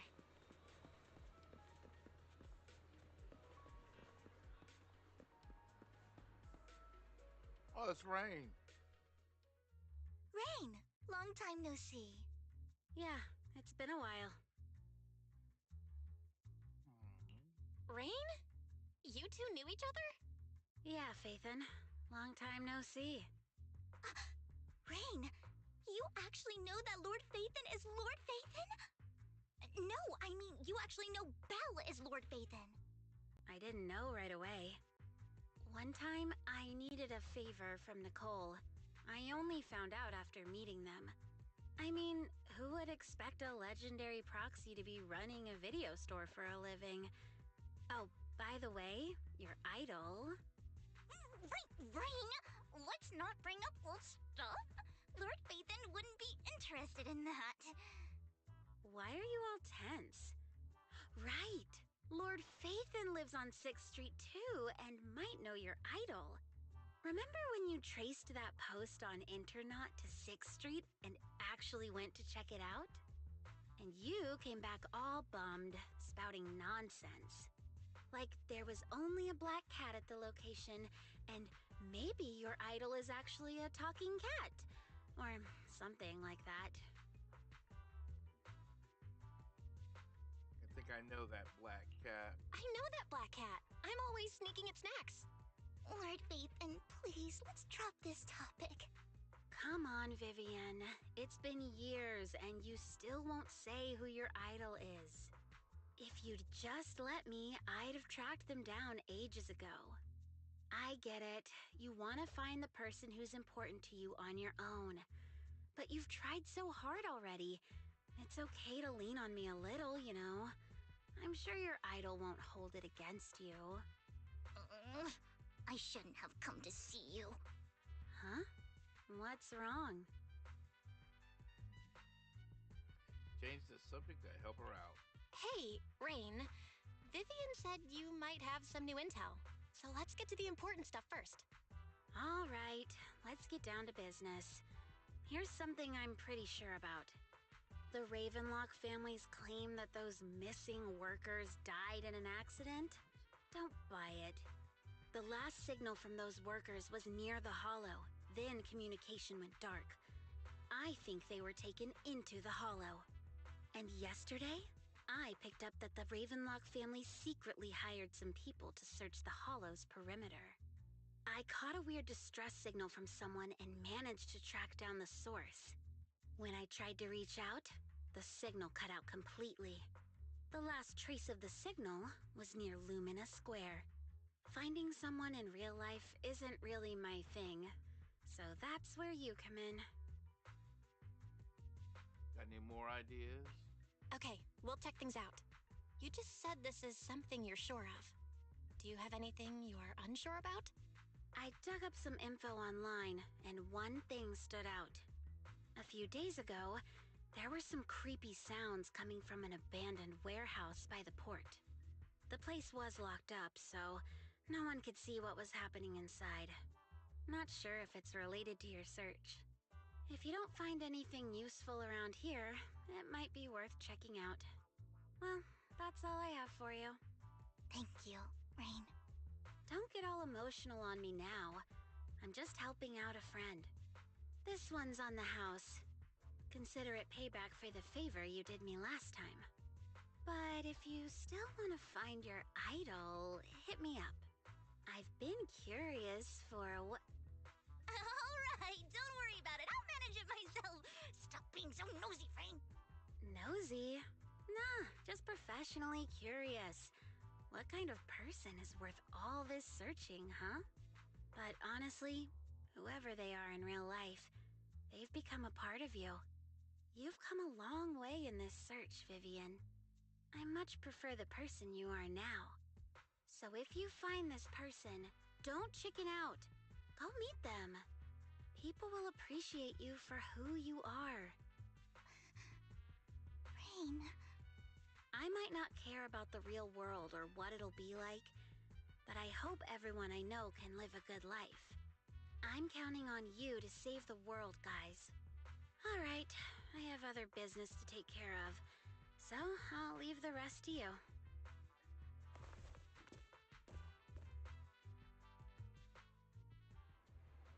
Lord Phaethon, please pay no mind to what Rain said. That big guy's up ahead. Let's hurry.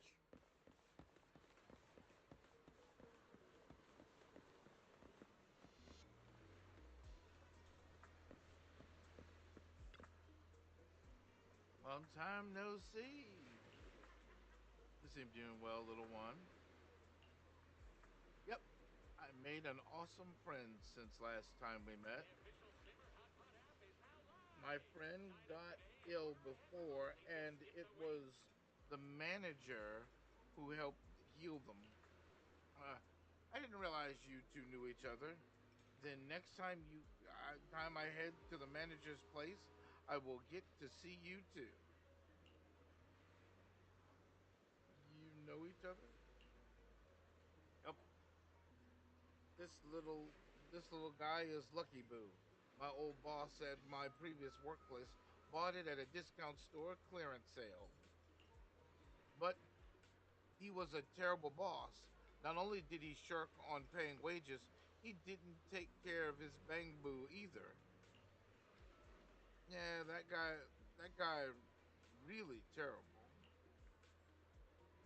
This little guy had a malfunction, and the boss threw it out because he didn't want to spend the money on repairs. Really, it could have been fixed with just a simple battery change. Vivian is the best. Vivian changed my battery, uh, the bestest ever. All I did was change your battery for you. It was you who earned the money to buy it.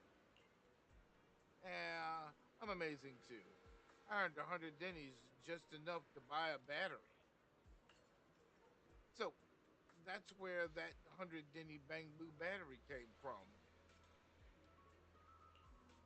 Honestly, you've got plenty of energy, but I told you before you need to be more tactful. Haven't you learned anything? Uh, I learned pet one Denny Boo, give Denny. Wow. So you found a way to make a living, huh? Amazing.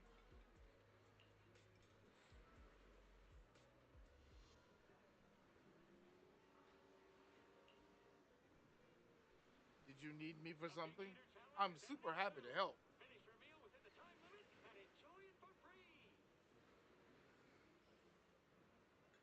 I know you love exploring all kinds of places. So tell me, have you come across anyone strange these past 2 days? Strange?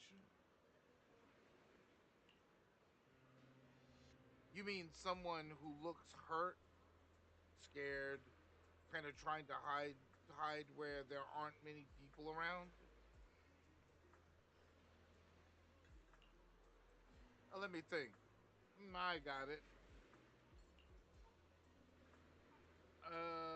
I saw someone like that in the desert today. Someone super similar.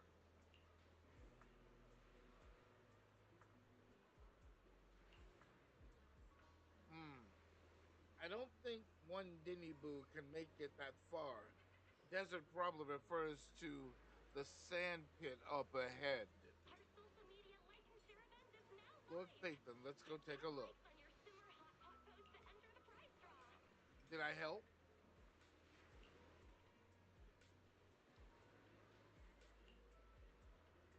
Yeah, I'm so happy. I want to keep helping. You should go and do whatever important stuff you need to do. Let's play together soon.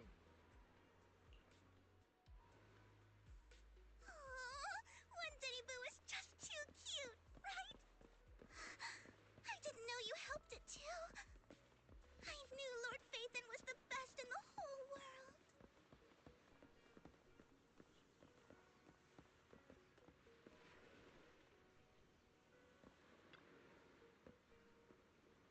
Seems that the person Rain and one Dinny Boo were talking about. Lord Phaethon, please stand back. I cannot be certain if he'll end up doing something extreme considering his current mental state.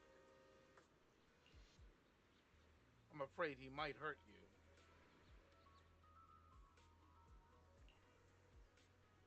I'll try talking to him and see what's going on.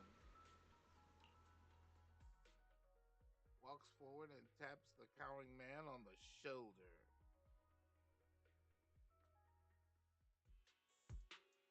Don't take me back, please. I was wrong. I know I messed up. I don't want your money anymore. Please, no. Calm down. Who are you? I won't say anything. Just let me go. I don't know anything. I swear, I know nothing. We are not PubSec, the HIA, or the Ravenlock family. We won't force you into anything. There's no need to be afraid. What do you want from me then? We simply want to know where the Ravenlock family took you and what they made you do. I can't say. I can't tell you. I have a family. They'll hurt them. You never saw me. Please, just stop asking. Don't you wish to see your family? I don't deserve to see them. It's my fault. I was greedy. I did this to myself. But your family must miss you dearly. I'm sure they won't blame you. No, it's my fault. It's all on me. I don't want to drag them into this. If the whole ship is sinking, no one on board can escape. I'm just a nobody. And right now, there's nothing I can do to change anything. If you care about your family and friends, now is your chance to stop the disaster before it's too late. Even a butterfly flapping its wings can send a tsunami surging across the ocean. No one knows how this will turn out. But if you do nothing now, the only thing waiting for you at the end will be regret. We're not here to turn you in, and we won't force you to confront them. You'll be safe with us. I'll help you return to your family. But you must tell us precisely what happened. Hartman offered a huge amount of money, looking for workers to go into the hollow to guard something. The money was way too good. We all kind of figured something wasn't right. I thought it was just smuggling or guarding some kind of illegal ether resources, so I signed up. After we sent in our applications, Hartman's men took us into the hollow. The first place we went, there was a strange box. When we got there, they handed us some pills, saying they'd improve our aptitude for ether, for us to last longer in the hollow. But after I took them, everything went fuzzy. Something was definitely off about those pills.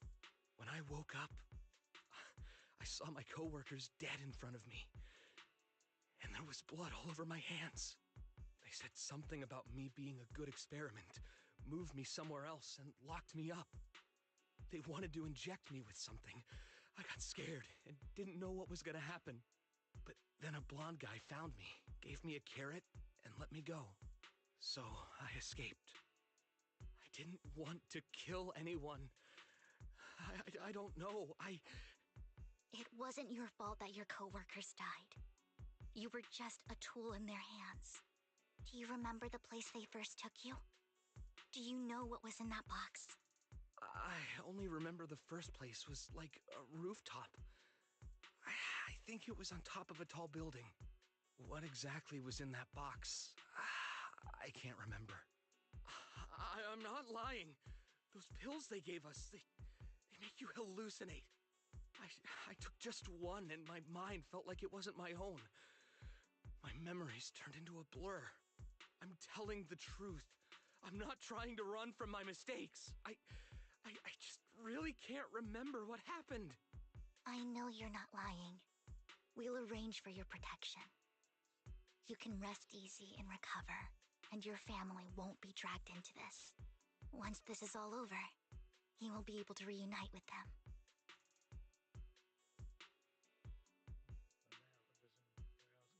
Agrees to protect the worker and will keep his identity confidential.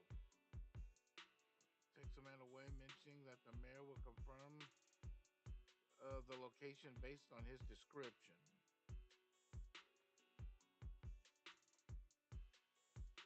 I believe this is bad.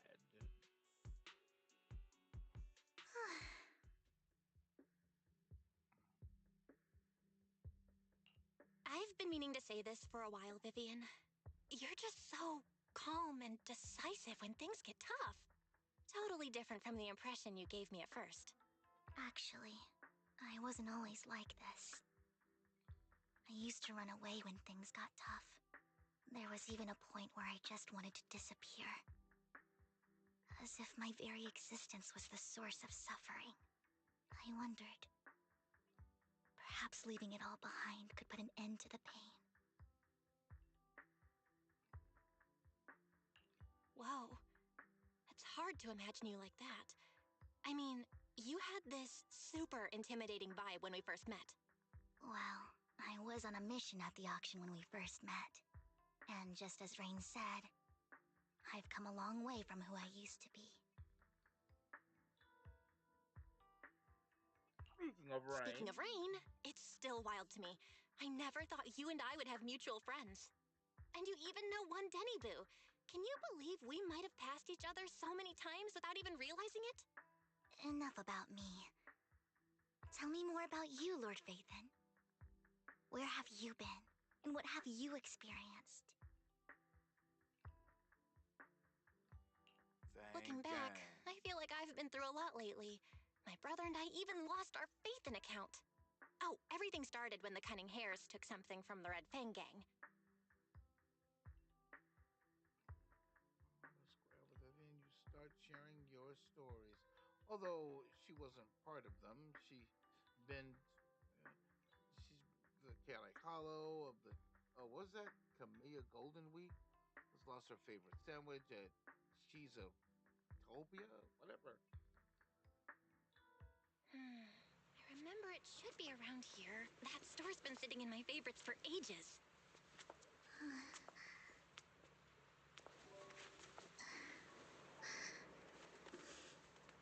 Lord Phaethon! Huh? What's up? I've seen that black cat on 6th Street. That harmonica in the outer ring you mentioned. I've heard it before, too.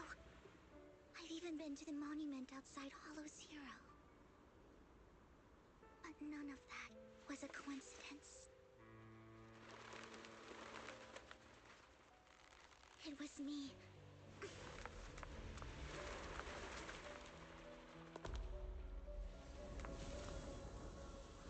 Following you, and now I've finally made it to your side.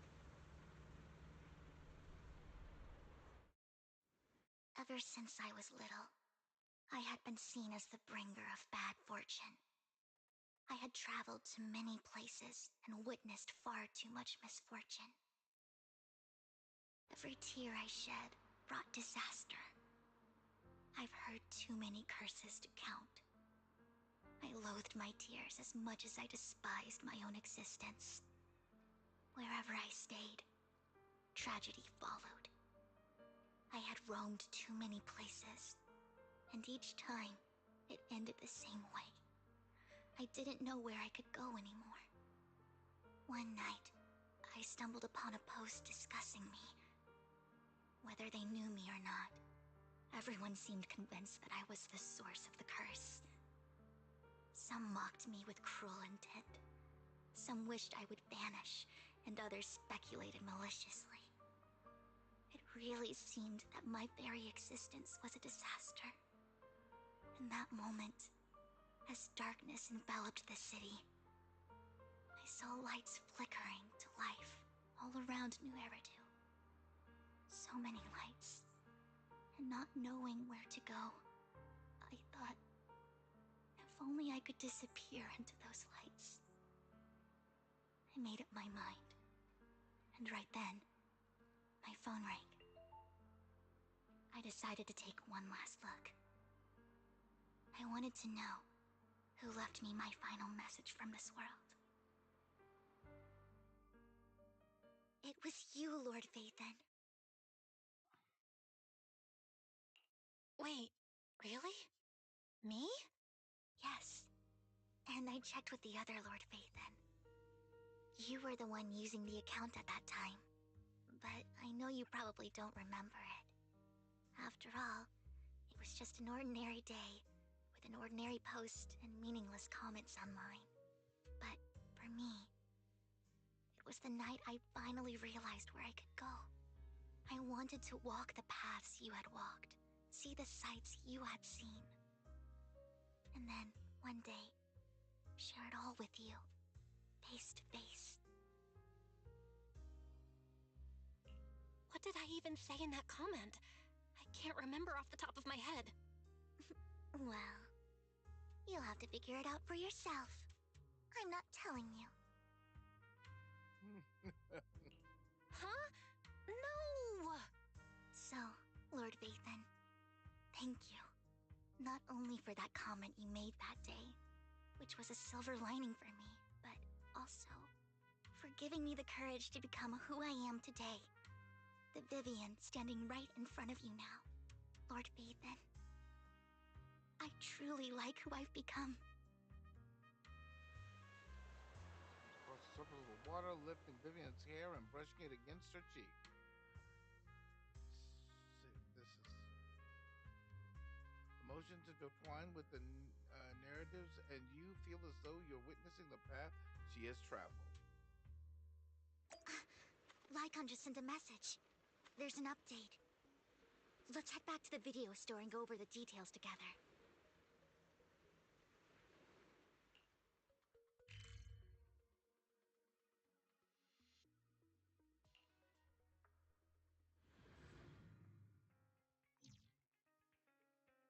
Vel, you're back. Lycon told me he wanted to meet up with us online to discuss things when you returned. I'll call him now. Alright. Master Proxy, Miss Vivian. The gentleman Rena brought back has stabilized and calmed down now. Based on his account, we've identified where Hartman is hiding the core. He also mentioned that Hartman plans to trade the core with a group of people. We suspect that this group consists of members from the Exaltists. I knew it. Now that we have the location, it would be splendid if we could seize the sacrifice core before they do. Precisely. We hope you can head to the location as soon as possible to secure the sacrifice core.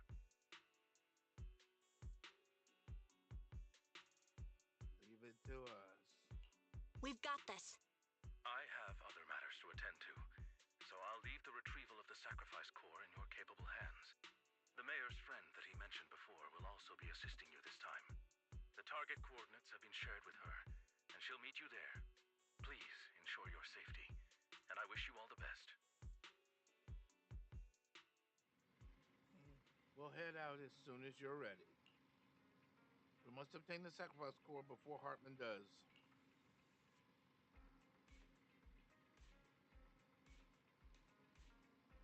I'm not it. I don't know what my still locked. God dang it.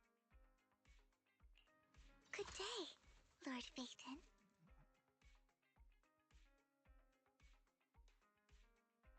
mean, that's where my issue is I don't have another.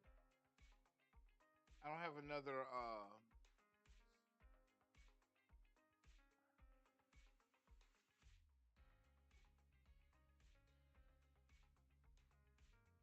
I have her, but Need something? My services are expensive. her abilities are. I'm gonna do the damage. She won't be able to use some of her abilities. It's fine. It's fine. I'll just figure it out. Here. Promise to tell me if anything's wrong, okay? Yeshungguang of Yunkai Summit, heeding your summons.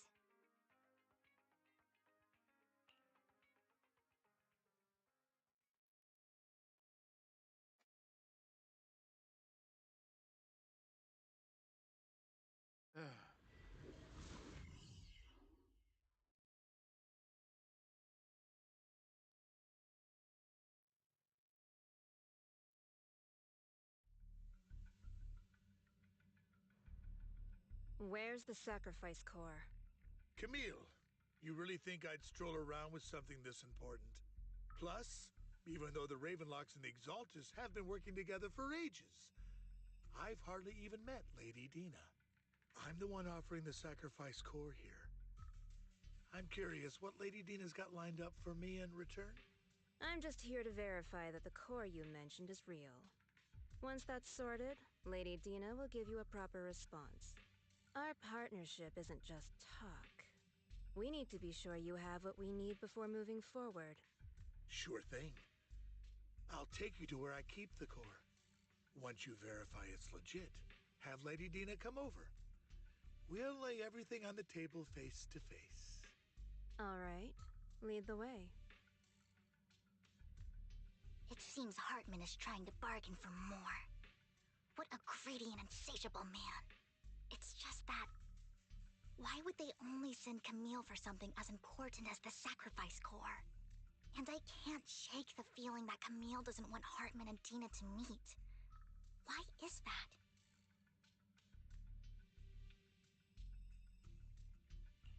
Who's this Dina he just mentioned? Is she the leader of the Exaltists? Kind of. Lord Phaethon, I really think we should hurry. We must get to where Hartman keeps the core before anyone else does.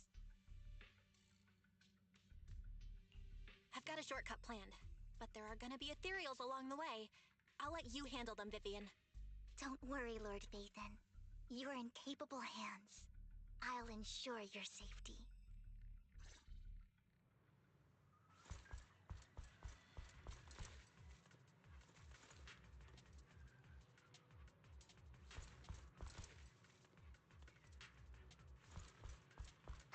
Ethereals!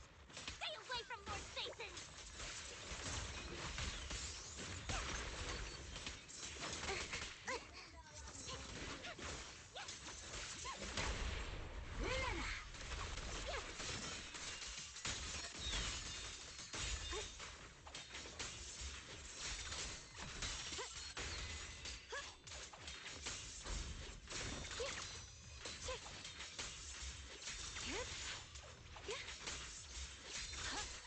What's this?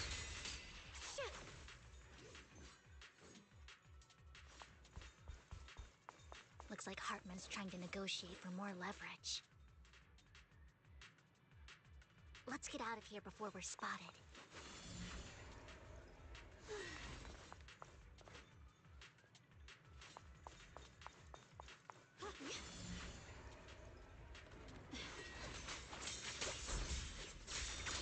Soaring light!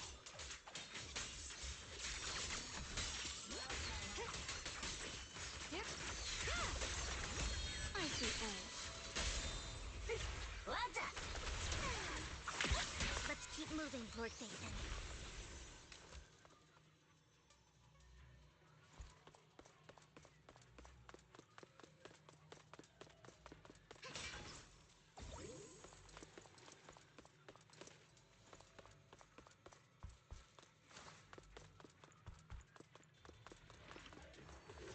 Leave the enemies to me, Lord Phaeton.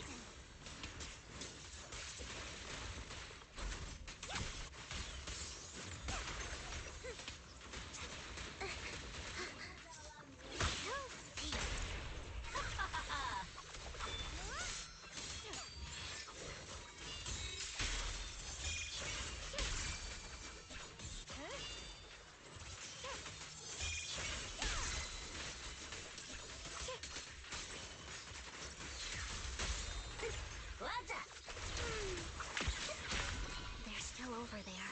It looks like they're arguing. This is our chance. Let's hurry.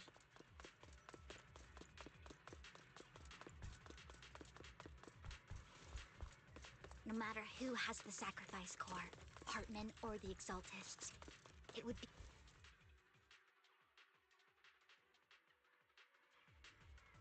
Hand over what's in the box. Or we do this the hard way. You sure talk big, little girl. Let's see if you can get past me first.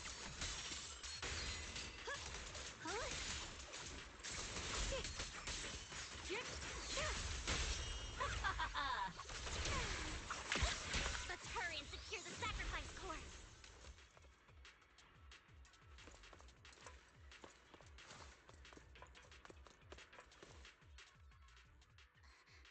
Lord Phaeton, the box is empty. So Hartman never kept the core here to begin with? How did you even find your way here? Where's the core in the box? What did you do with it? You call this keeping the sacrifice core safe?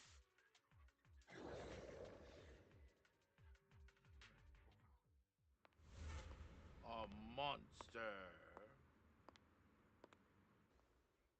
Vivian, it's been ages. Dina! Oh my, you actually remember me.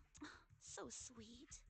Look at you, thriving. I thought you'd totally forgotten about our past. So, tell me, do you ever dream about the people you've killed? Are they crying in your head all night? Back then, I had no idea. You had no idea? While you were soaking up all that love from your daddy and everyone else, you had no idea what was going on? I wasn't... Lady Dina, Miss Vivian didn't actually... Camille, when did I say you could meet up with Hartman today? I just wanted to make sure the sacrifice core is legit. I was worried Hartman might try to pull a fast one on us. Really? So loyal. I thought you'd be more like the old days. Just a few words from Vivian, and you'd be plotting my demise. Just like what you did with Father. I won't, Lady Dina. Don't even think about betraying me, Camille. You owe me for what went down back then. However, I do understand your worries. This core, it's fake. No way! I got this straight from Hugo! It can't be fake! How can you just claim it's fake without any proof? Ugh, seriously? Totally inserts the core into an open wound on his subordinates. The guy collapsed to the ground screaming. His hands and... The sacrifice core can max out the ether particles within human bodies in no time at all. But look at your little subordinate. How uncouth. He's making noises like some animal. Can you shut him up? So annoying. The masterpiece Father made for the Creator isn't this worthless piece of junk you're holding. So, the real core. Vivian, where do you think the sacrifice core is really at? I don't know.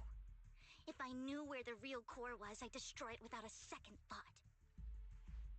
Dina, you understand what the sacrifices are.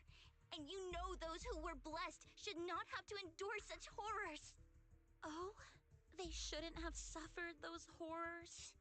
Weren't you the one who decided if they'd be blessed or not? If it weren't for your tears, how would they have encountered such misfortune? How self-righteous, Vivian. Their fates were in your hands.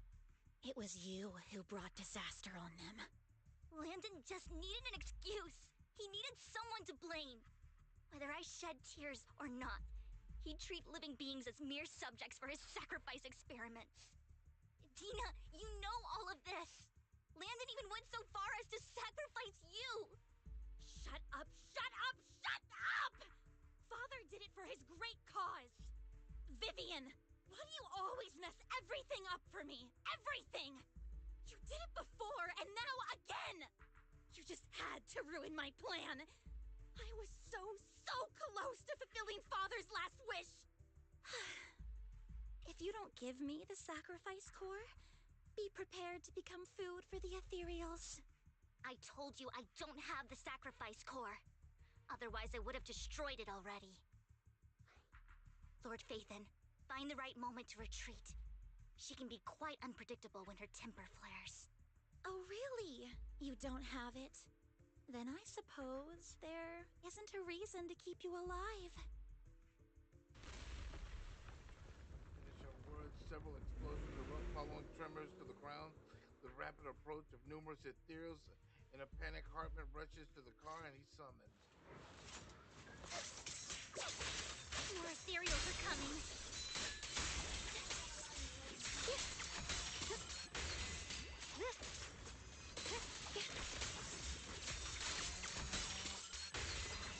The line is drawn.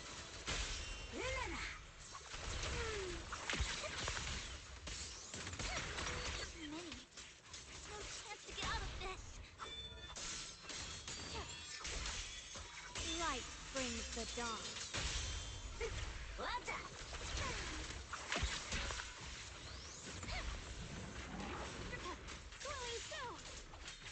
The sword follows my will and wins power in the heavens. Let this sword array send you away.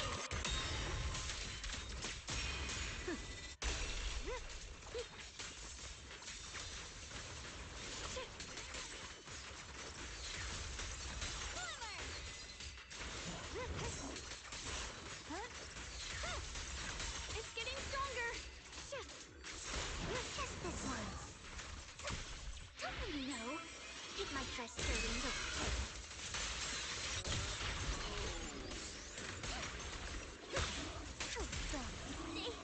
Obey from Lord Phaethon! There are so many.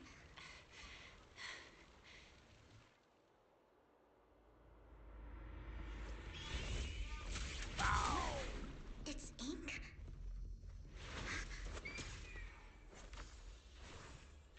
Shun Palace, good fortune, closed gate, safety. What? An evil miasma gathers here. Another place of conflict.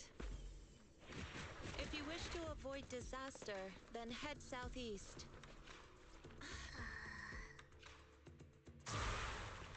Now! Thank you.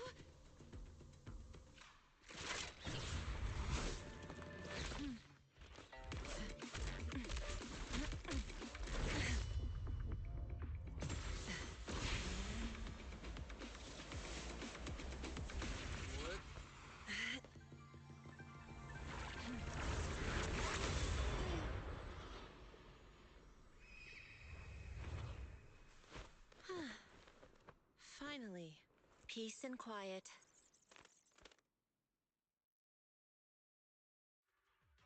You must be Belle, right?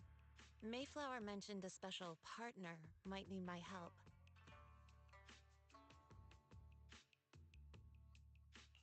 Can I ask, who are you? I'm the 13th generation master of Yunque Summit. You can call me Yixuan.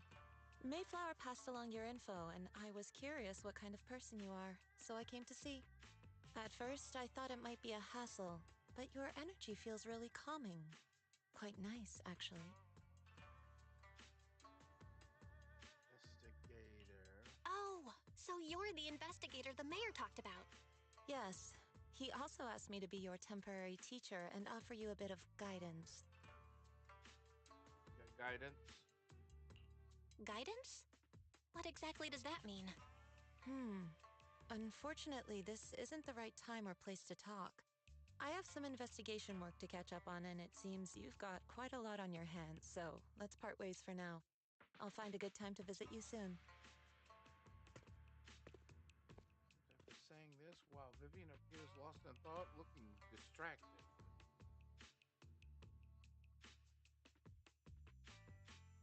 I'm so sorry, Lord Bathan. I'm just not feeling very well. I think I'll head back for now. I'll investigate the sacrifice core and reach out once I find something. You definitely need some rest. Let's get out of the hollow.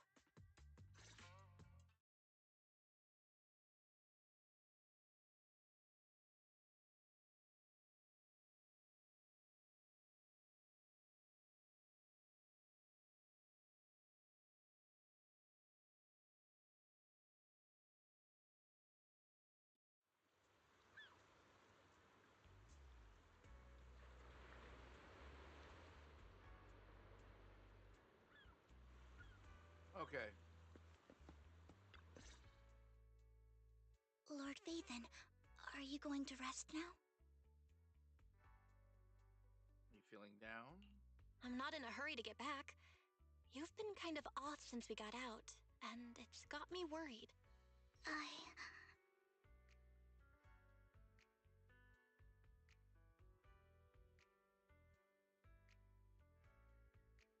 Want to talk? I'm here to listen. If something's bugging you, just spill it if you want to. I'm a pretty good listener, you know. I didn't mean to keep my past from you, Lord Bathan. When I was little, people thought I brought misfortune, so no matter where I went, no one wanted me around for long. Then, one day, Landon adopted me and brought me to the Exaltists. There, I met Dina, who was so kind to me, treating me like a dear sister. She told me her father, Landon, was a great man who'd one day make everyone stop fearing the Hollows, so all life could live freely inside and outside of them. Tina helped Landon pick people for the blessing, and everyone in the Exaltists respected her greatly. Those who received the blessing would have a better ether aptitude, allowing them to enter the Hollow freely without fear of sudden disaster. Back then, Dina would chat with me every day, always about the Exaltists and her father. But things between us shifted when Landon asked me to step in for Dina.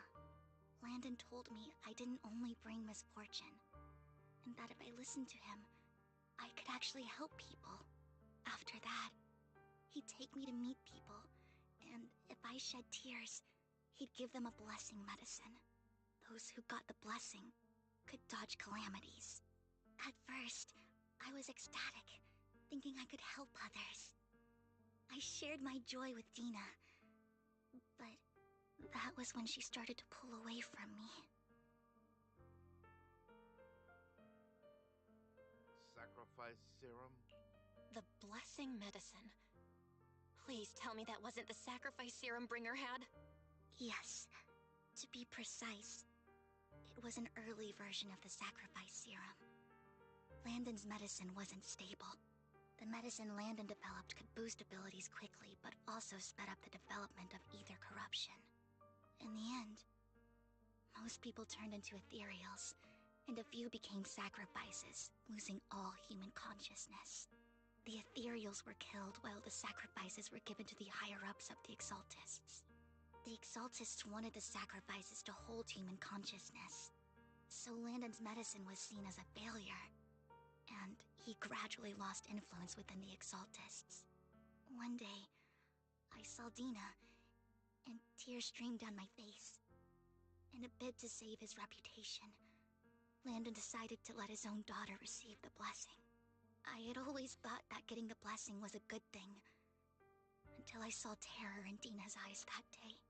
That evening, I broke Landon's rules for the first time, and followed him out of the Exaltist's residence. I trailed him to the Hollow, where I witnessed someone who had been blessed becoming corrupted. In the end, that person became an ethereal. Then, without hesitation, Landon killed him. Before Landon returned, I went back to the residence and snuck into his study. And there, I uncovered the truths I just told you. And just a few days later, it was time for Dina to be blessed. I wanted to save her and stop anyone else from getting deceived. So, that day, I told everyone present that Landon should be the one to receive the blessing, not Dina. At first, Landon argued, and no one believed me. But, in front of them all, I looked at him and let my tears fall. Vivian starts to recount. Lord Landon, please accept the blessing. Vivian, you... Why won't you accept the blessing? Were you lying to us? Ungrateful fools! You have no use anymore! Liar! Run! Run! Dina! Dina, wake up! We have to go! Vivian? What's happening? Listen to me! Lord Landon's so-called blessing isn't...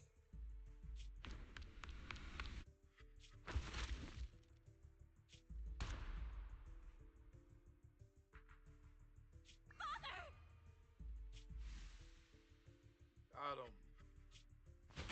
No, I was just... Mom, I want to go home. It's got nothing to do with us. This is just what happens when you don't accept the blessing.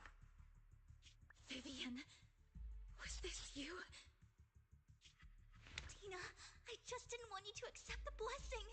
Everyone who does ends up... I just don't want to lose my father.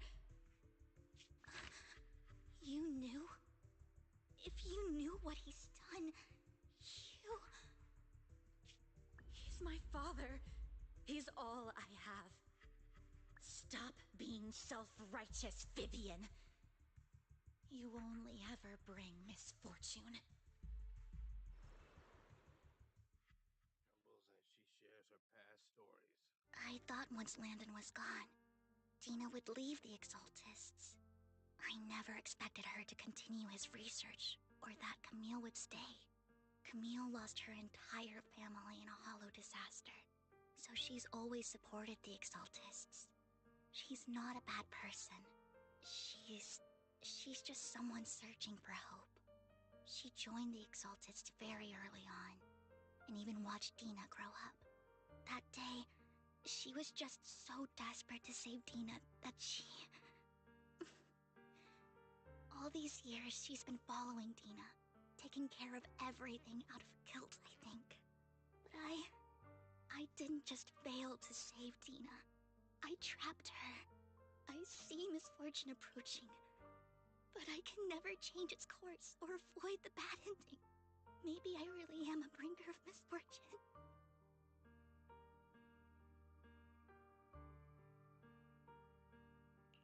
No way. You're not the one bringing bad luck. Whatever went down with the Exaltists, Landon used you. As for Dina and Camille, they know the truth, and they just made their choices.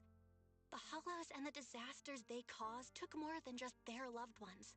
But not all survivors cling to obsession and hatred like they do. Lord Phaethon. Need to believe in yourself. You need to believe in yourself. You're currently resolving the sacrifice crisis with your own effort. I remember you saying you really like yourself now. So what's changed? Yes, that'll always be true. Thank you for listening to my story today. Years have gone by, but I've never had the courage to face all this. Maybe Dina and I were meant to meet today, so I could finally spill it all out. It lightens my heart a little, Lord Phaethon. You truly are a wonderful listener. To me whenever you need. Whenever you're feeling down, don't hesitate to come to me. I will. It's been such a long day. You must be exhausted. I'll track down the location of the sacrifice core and let you know what I find. Good night, Lord Phaethon.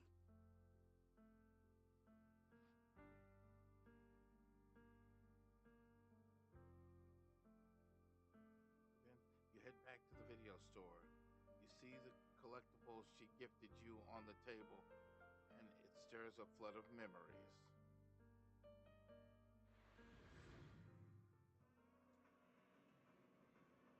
Vivian was in the store just now, but you weren't here. Did she need something? It was about the sacrifice core. The first time the sacrifice core appeared was at that auction, so she decided to try and find the security footage from after that day. It's possible more happened afterwards and we're simply unaware of it. If we can't get the footage, we may gain new clues. If we can get the footage, we may gain new clues. Bell, if you have the time, head to Lumina Gallery to meet up with Vivian.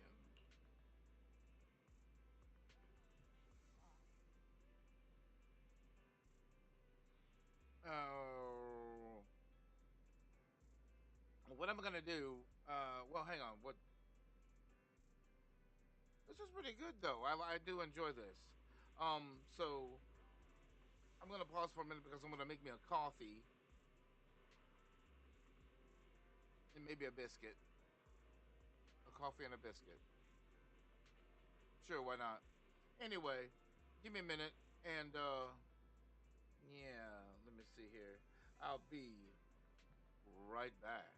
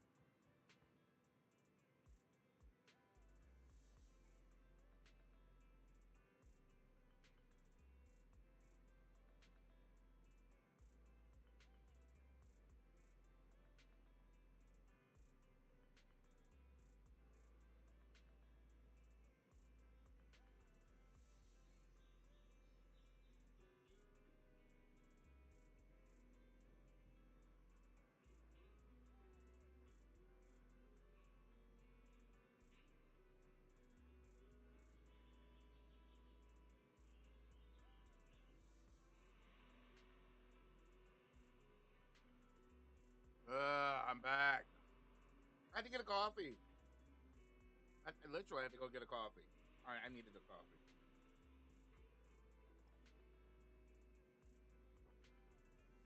About that time for one anyway.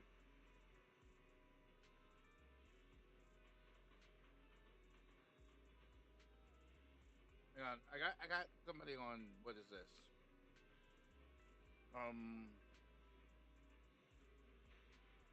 let's see. I think it'll catch up in just a minute. I think I don't know.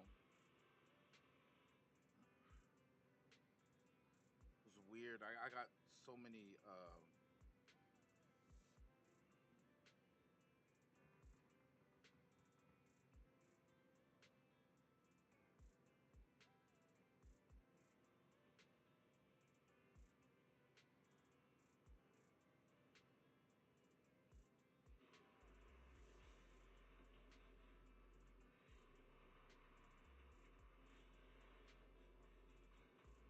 Hang on.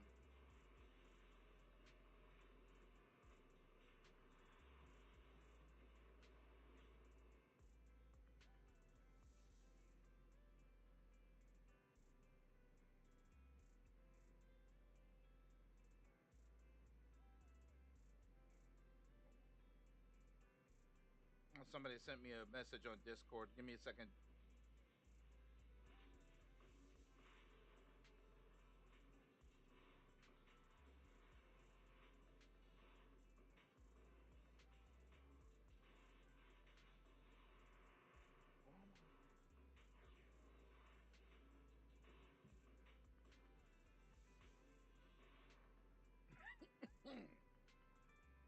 Come on. I mean, but hang on.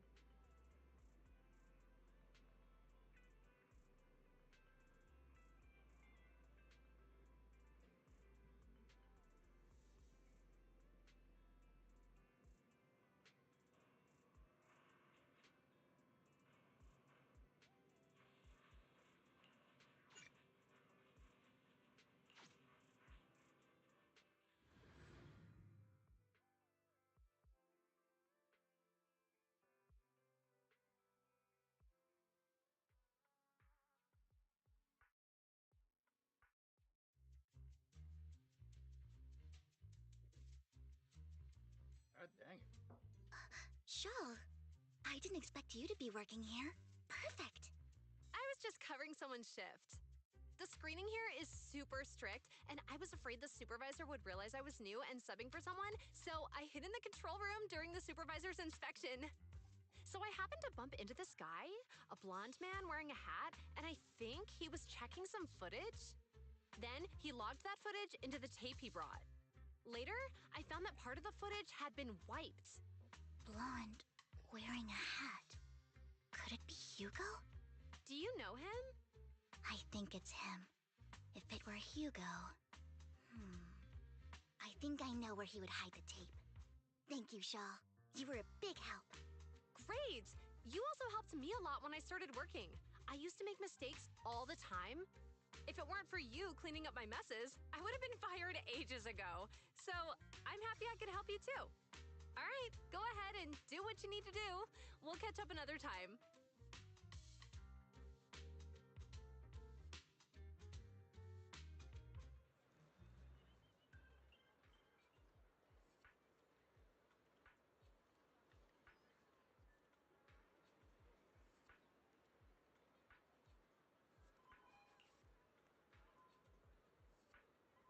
Just so happens to be covering a shift at the auction.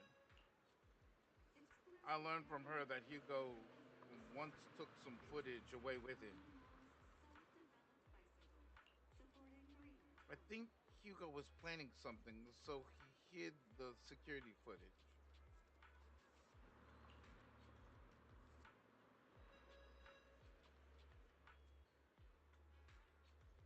There it goes. But once once I know when Hugo came here, I should be able to guess where he put the videotape. A mockingbird after all. It shouldn't be surprising we have subtle ways of communicating information, should it? Once on a mission, we couldn't use communicators. So Hugo trained a few birds and put trackers on so we could communicate. After all, that mission ended. That mission ended. We let them roam free. But I just checked the trackers, and one of those birds flew near the auction venue on the day Hugo took the footage. It still flies around here from time to time. The tracker only gives a broad area, but I believe this might be something Hugo left for us to find. There it is. I was wondering if I. Okay, cool, cool. Thank you, thank you. Do appreciate that. I was just wondering if it worked, and apparently it does. So I'll take that. Thank you.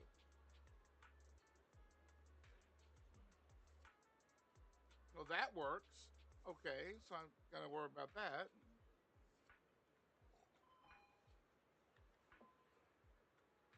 Thank you. I needed someone to help with that anyway because I was trying to get to see if the Twitch messages work, and they do. So now that I know that they work, I'm all good.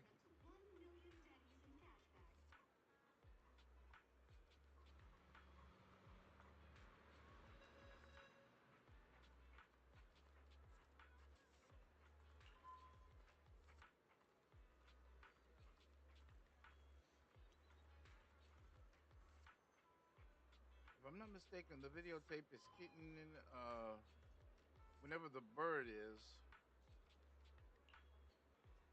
I can't be sure which bird Hugo used this time, but all the birds he originally trained had at least some black feathers. Lord Phaethon, let's split up and search the area. Excuse me. If you see a bird, you can't. If you see a bird, you can send me a picture of it. I should be able to recognize it.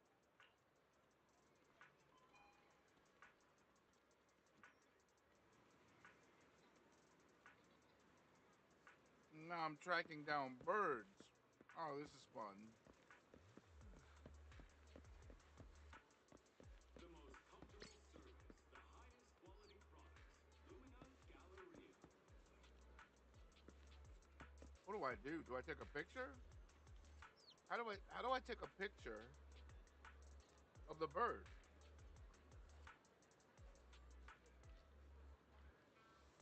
Hang on.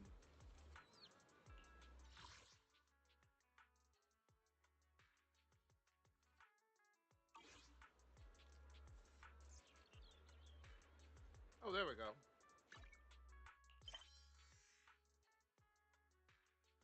What? No, no, no, no, no, no, no. That's not what I wanted.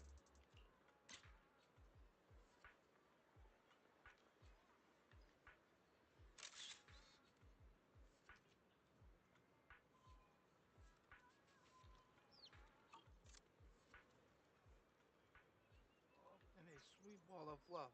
It's hard to imagine this is the bird Hugo chose for the mission. But it does have some black feathers, so maybe this is it.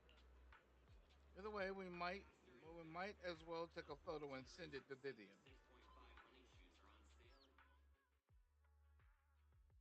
Trunk of a bird to Vivian. You get a negative answer. Let's keep looking elsewhere.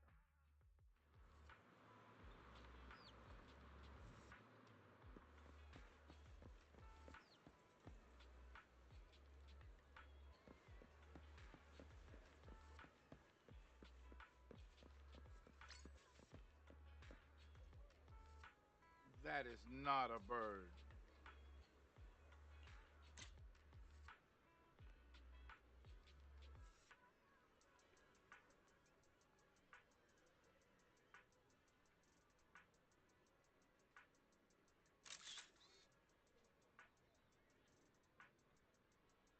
That is not a bird. That is somebody pretending to be a bird.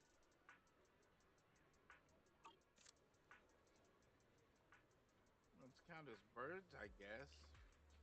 Besides, using a bamboo for communication seems pretty reasonable. What if what if it is this guy? Either way, let's take a photo and send it to Vivian. Shaped bamboo to Vivian. Vivian responds with a long set of ellipses. Seems like we were wrong. Let's keep searching elsewhere.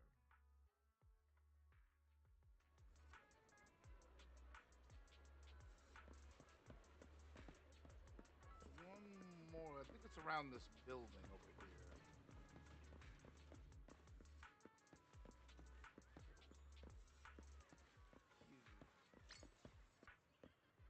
Uh,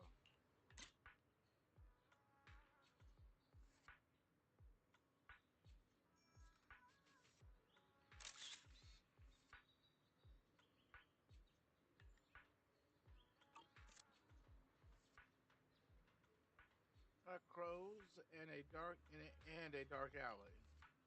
Seems a bit cliche, but this really is a good place to hide something. Let's take a photo of this crow and send it to Vivian. Responds, that's the one. She quickly comes over. That's the one. It's all thanks to Lord Dathan. We found them so quickly. If it's here, then Hugo must have hidden the videotape among these boxes. Find the recording, but it's been damaged. After discussing with Vivian, you decide to head back to the video store together to repair it and check the contents before making your next move.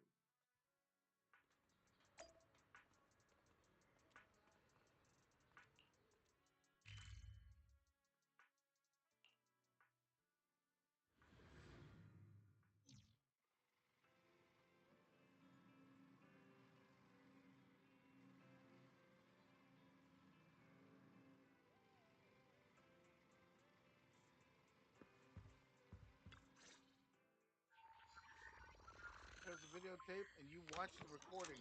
The content leaves you shocked. It's a conversation between Hugo and Camilla. If I'm not mistaken, you and Vivian share the same goal. Silence is no good for negotiation. I just don't want Dina to reach a point of no return. Hasn't she already reached that point with what she's doing? The formula for the Landon serum was lost, but a batch survived, and Dina was able to develop a substance that can be used for mind control. She's trying to combine the two to make sacrifices that would obey human commands. If the dormant sacrifice and the remaining Landon serum are destroyed, we can put an end to this. Dina's concoction can't create sacrifices on its own. And the sacrifice core? That belongs to the creator, not her. Although I find Landon's methods despicable, I can't deny that the Exaltists and the creator are leading us in the right direction. I just don't want Dina to spend her life trapped by her father's mistakes. I mean, no offense, but I find your protectiveness rather weird. I will confirm the location of the dormant sacrifice and find the chance to relay the information to you. I do not want any of my people to be going into danger. As for the sacrifice core, I can only guarantee that it will not fall into her hands. As for how things will ultimately play out, the creator will guide me. Well, that's interesting. Almost to an end. Camille was actually destroying the dormant sacrifice? Why has Hugo never mentioned this before? Now Camille's actions make sense. But why did Hugo never tell us? Hugo... he...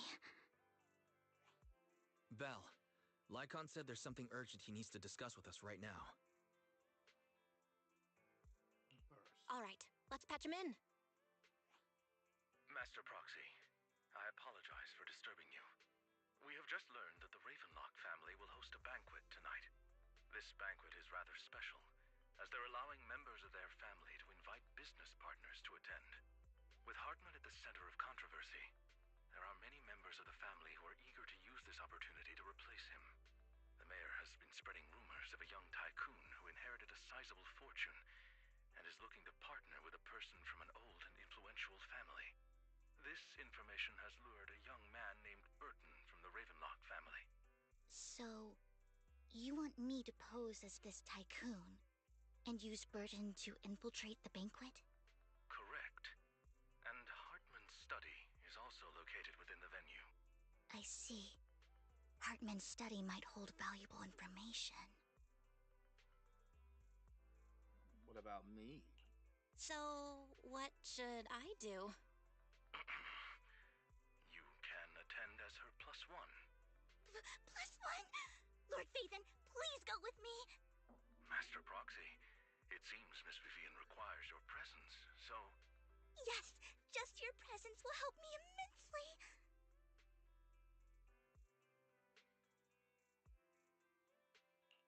All right, then let's go together. I'll send you the time and place for the meeting with Burton. If you encounter any danger, please evacuate immediately or contact me for backup. I hope everything goes well for you tonight. Get in contact with Burton. He said he'll come to 6th Street later to escort us to the banquet.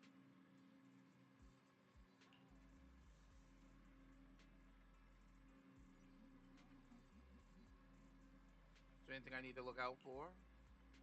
Don't worry, Lord Phaethon. Just leave the socializing to me. I won't let any evildoers get close to you.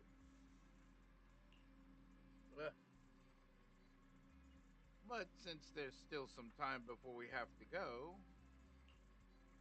we should watch an instructional videotape on formal dinner etiquette together.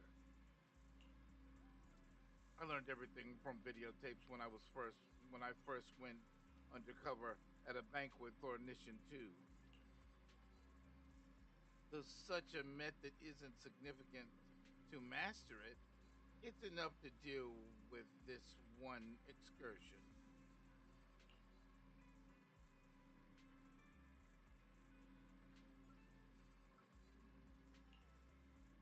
Yep, I'll go over the key details for you as we watch the tape.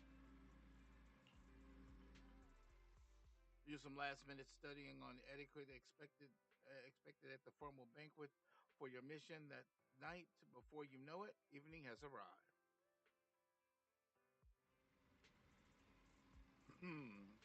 Lord Phaethon Burton has sent his location. Are you ready to join me for the banquet?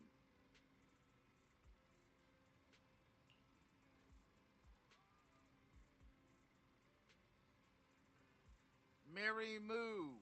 Hello. I didn't even think that, I personally didn't think any of this stuff worked. I'm glad it does. Can you hear me?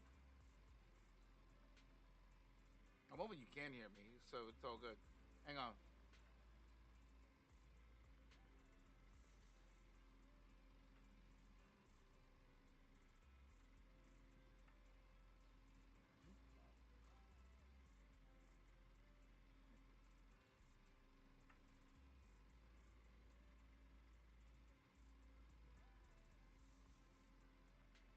No. I feel better drinking that cup of coffee. And that's one of the other rules about coffee. Don't do more than one cup. I know some people do more than one cup, but uh, it's painful to drink more than one cup, man. You do one cup, I'm pretty sure you'll last the whole day, or up to the point where everything stops, if that makes any sense.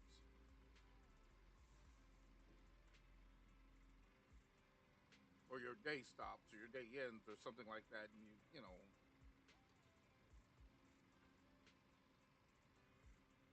Mary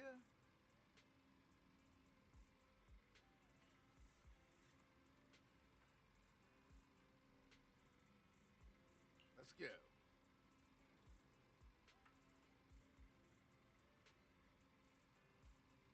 I'll meet up with Burton first and make sure he's not tampered with the car. Lord Phaethon, please wait 5 minutes before joining me. It'll be safer this way.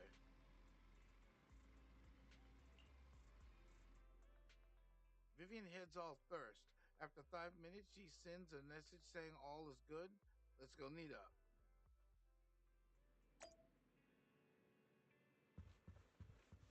I got a lot of blue quests to do too. That it's just,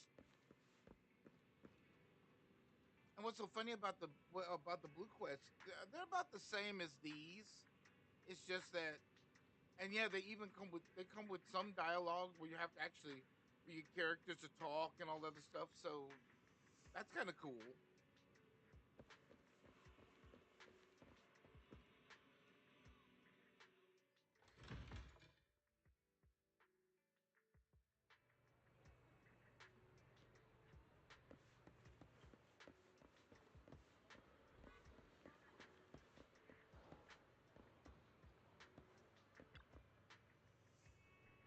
Miss Banshee, this is something the matter? Ah, what I mean is, this person doesn't look like your bodyguard. The Ravenlocks can't. The Ravenlocks can protect me. No. If that's true, why would I bring a bodyguard? This is my escort for the night. She heard the Ravenlocks are throwing a true feast for the centuries with plenty of delicacies not available anywhere else, and she wanted to try some. You aren't so stingy as not to even allow your guest a plus one, are you? Of course not. Since you're an important companion of Miss Vivian's, you are also my honored guest. Let's be off then. My chauffeur shall take you to the port, and from there, we'll take a speedboat to the manor. About an hour later, you arrive at Ravenlock Manor. With Burton's guidance, you go through the numerous security checks before finally arriving at the banquet hall. Miss Banshee, I believe I've shown you my sincerity. Now how about you?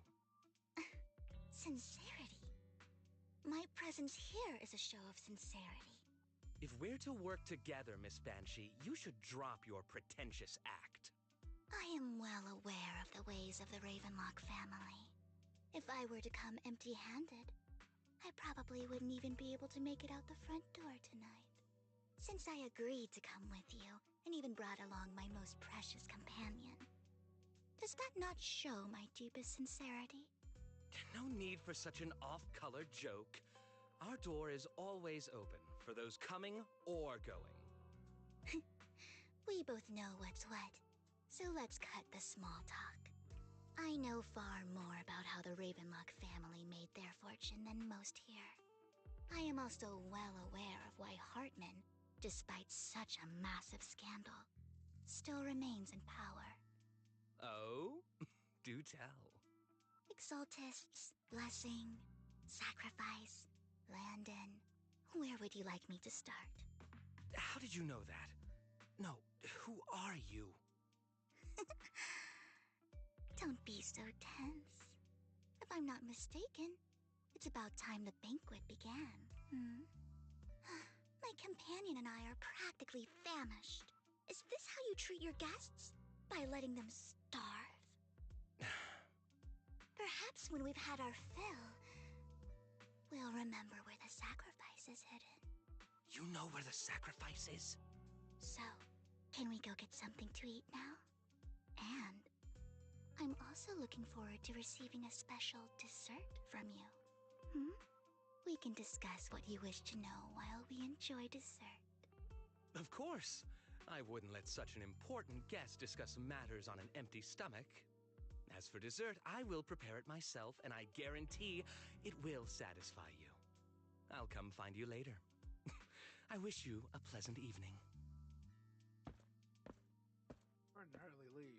and Vivian's move so fast. These kinds of people are exhausting to deal with.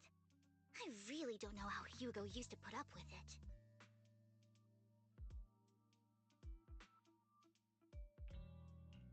What did you mean by dessert just now? I couldn't really follow. Hugo taught me that bringing up dessert in such situations is a way of telling the other party they need to offer more. Fortunately, that old fox Hartman is terrified of losing power. He's definitely keeping the destruction of the sacrifice and the fact that the sacrifice core is fake hidden from the other family members. Otherwise, Burden wouldn't have been so willing to raise his offer. Lord Phaethon, let's find Hartman's study when the banquet is at its busiest. Alright, stick to the plan. All right, I've already taken note of the surrounding terrain. Once more people arrive, we'll enter the garden through the door in the corner of the banquet hall. Wherever you go, I'll follow, Lord Phaethon. According with the plan, you head up into the manor after sneaking out of the banquet hall. Isn't this going a bit too well?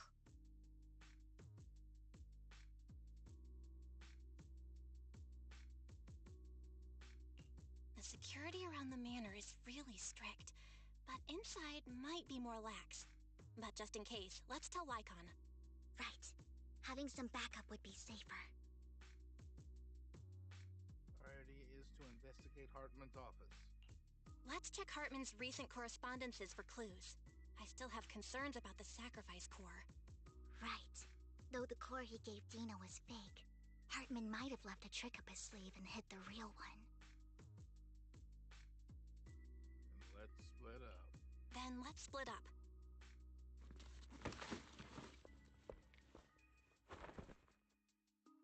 Search the Hartman's office for a while, but find nothing. Esteemed guests, is the catering at the Ravenlock family banquet not to your satisfaction? So much so that these two distinguished guests felt the need to come to my humble office to scavenge for food. Don't want to come out? Well, after all, you don't have long left. Burton, that greedy idiot, fell for the mayor's trap. But I never expected that he would bring you into my territory. I suppose I should thank him. Otherwise, I would have had to go to great lengths to eliminate you. Vivian, Phaethon, give Hugo my regards. Tell him I shall be taking the wealth and power of the Ravenlock family for myself. Raises his gun, aiming it at the desk, yet there is no gunshot with a click. The bullet? How?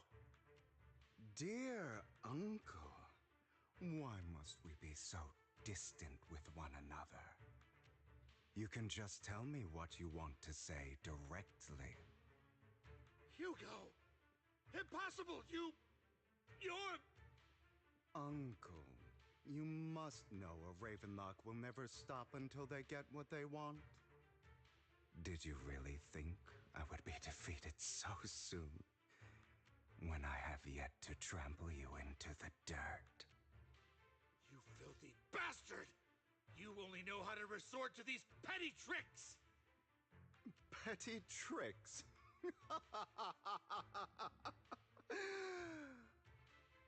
Perhaps you'd like to know what I managed to accomplish using this faked death of mine. My dear uncle.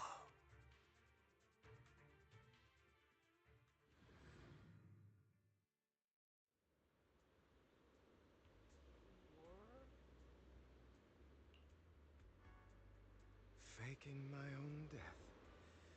Hope it's all worth the theatrics in the end. It was just to keep Hartman off my back, but maybe I went a little overboard.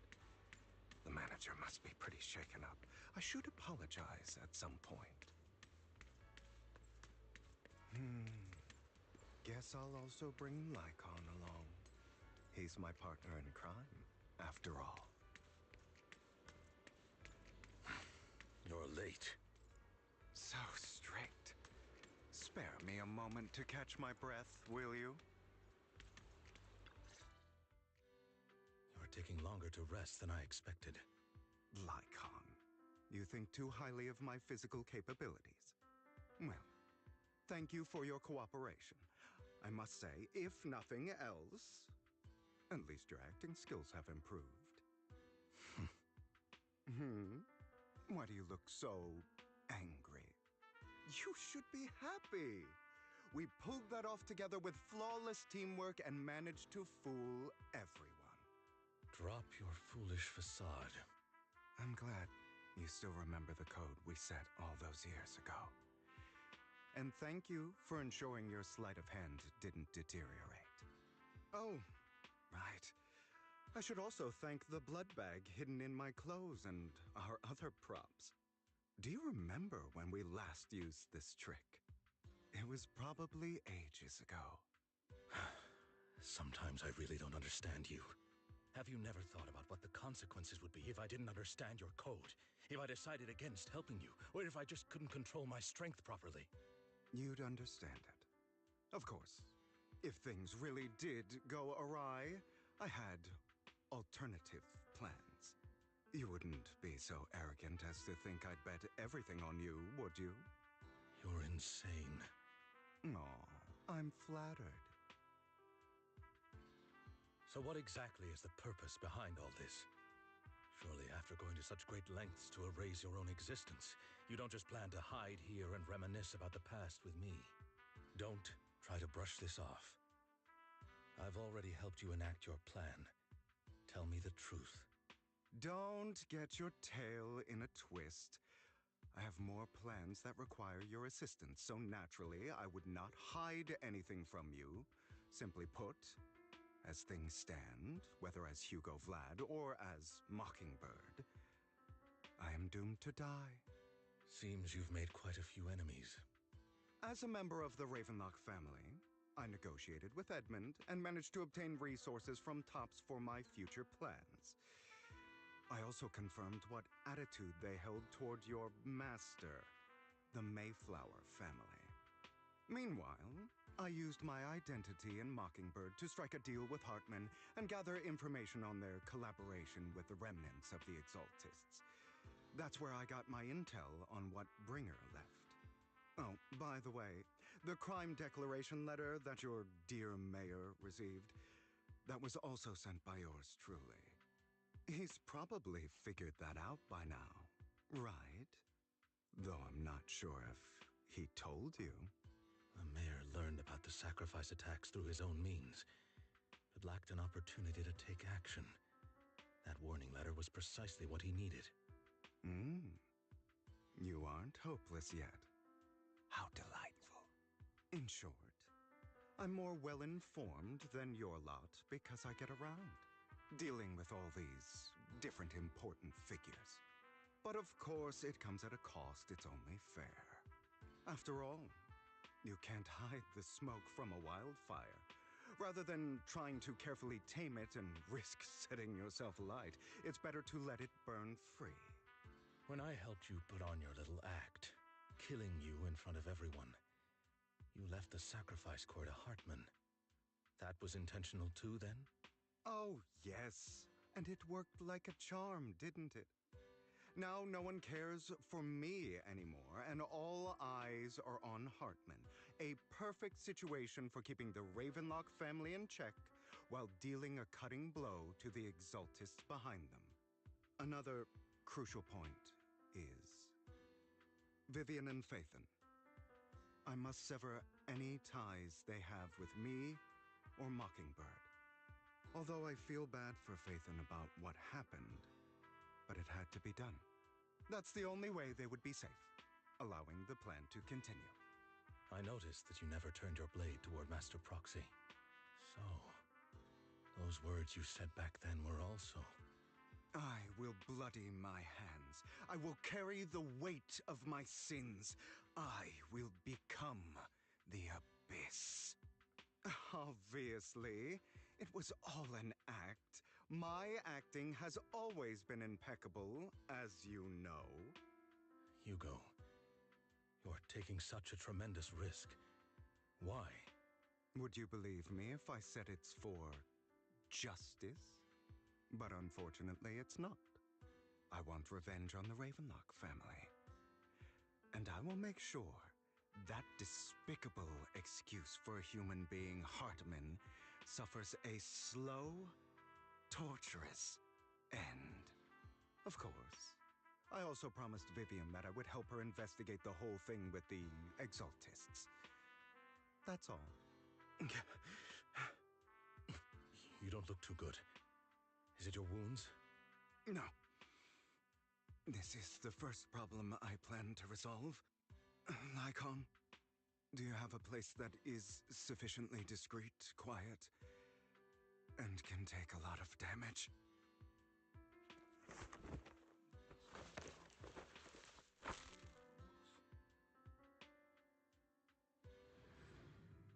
What's he up to?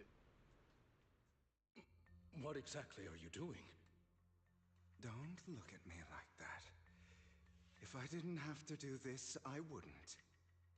Hartman recently obtained a bizarre substance, most likely from those crazy Exaltists. After use, it allows control of the victim's mind, to some extent. You were dosed with it? To be more precise, Lycon, I deliberately allowed Hartman to put this drug in my cup to facilitate our previous collaboration. What happened back in the only reason was because of this. Because he had drugged that Ridley. Every time Hugo and Hartman, the latter would always add a small dose of the drug cup and then ask questions attempting to glean information. After finding out about it, I quickly found someone to help analyze its composition. The good news is he gave me a very low dosage, perhaps because he was afraid I might notice. There's a different medication that can delay its onset, preventing me from actually being under his control. I simply need to put on a show in front of my dear uncle.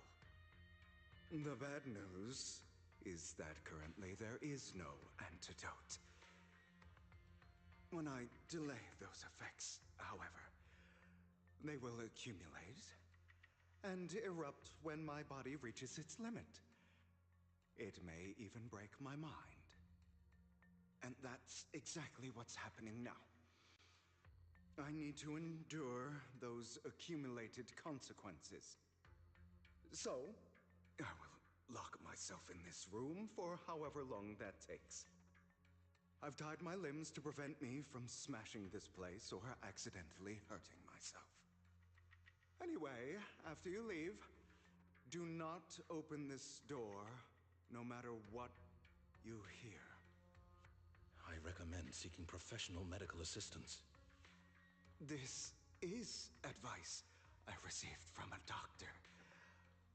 Or are you saying you don't believe I can make it?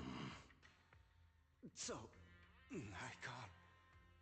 Come find me here at the scheduled time. All you need to do is smile and await my victory. What if I want to stop you? You know you won't succeed. You never have.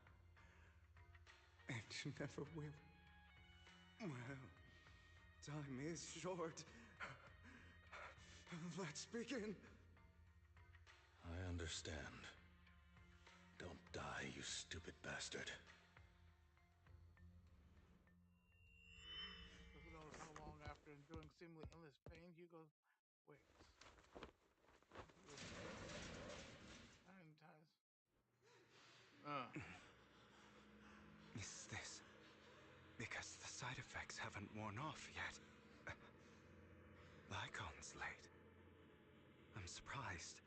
Or is something wrong with time itself? Looks like someone's over there. Might as well go ask. What the hell?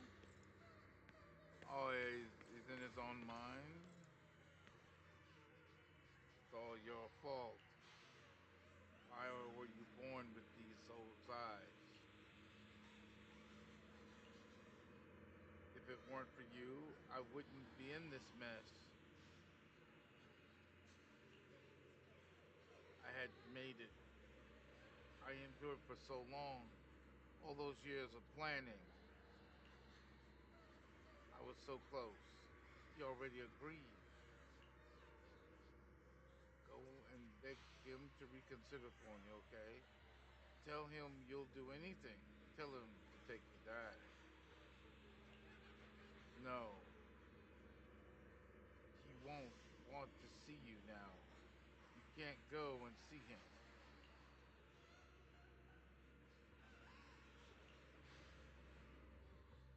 It's all your fault. I wish I had never given birth to you! His face is distorted with hatred, as if the person before her is not her child, but an enemy who destroyed her future. She blames... Everything will get better if you just die, right? If you die, he'll come back. We'll have another, more perfect child. One who will inherit the Ravenlock family bloodline. Then I'll be able to escape this pain. So, Hugo, for the sake of Mommy's happiness, just die, okay? Her hands reveal a pair of scissors, the tip gleaming with chilling light. Then she suddenly vanishes as if she had never existed at all.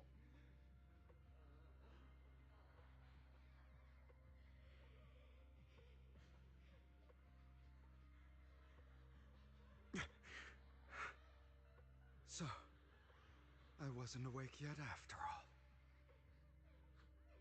That's because you don't want to wake up again.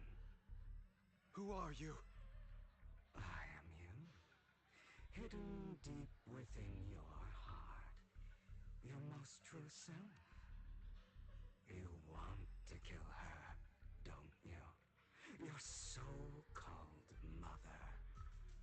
Every time she beat you without reason, when she tried to gouge out your eyes, when she sold you into that hell, laughing all the while. You wanted to be the one to end her life. Why not admit your hatred? As you are, you can hunt her down and make her pay for the living hell of a childhood she made you suffer. Yes, I hate her. I hate her because she was foolish and shallow, greedy and stupid. I hate her because she doesn't deserve to be a mother. She did everything she could to try and get into the Ravenlock family, believing she could live a life of luxury without having to do anything and never realizing she was a pawn, discarded from the very beginning. So she chose to blame me. Blame me for my heterochromia. Blame me for my very existence. But I won't kill her, because I know it won't change anything. She was incapable of loving me, just as she is incapable of loving herself. Have you been brainwashed by that dog? Keeping up the act of being some magnanimous and forgiving fool? Don't compare us. I've simply come to understand love or hate. I make my own choices, and they have nothing to do with anyone else. She sold you to the Ravenlock family for a huge sum of money. She used that money to start a new life without you. While she was indulging herself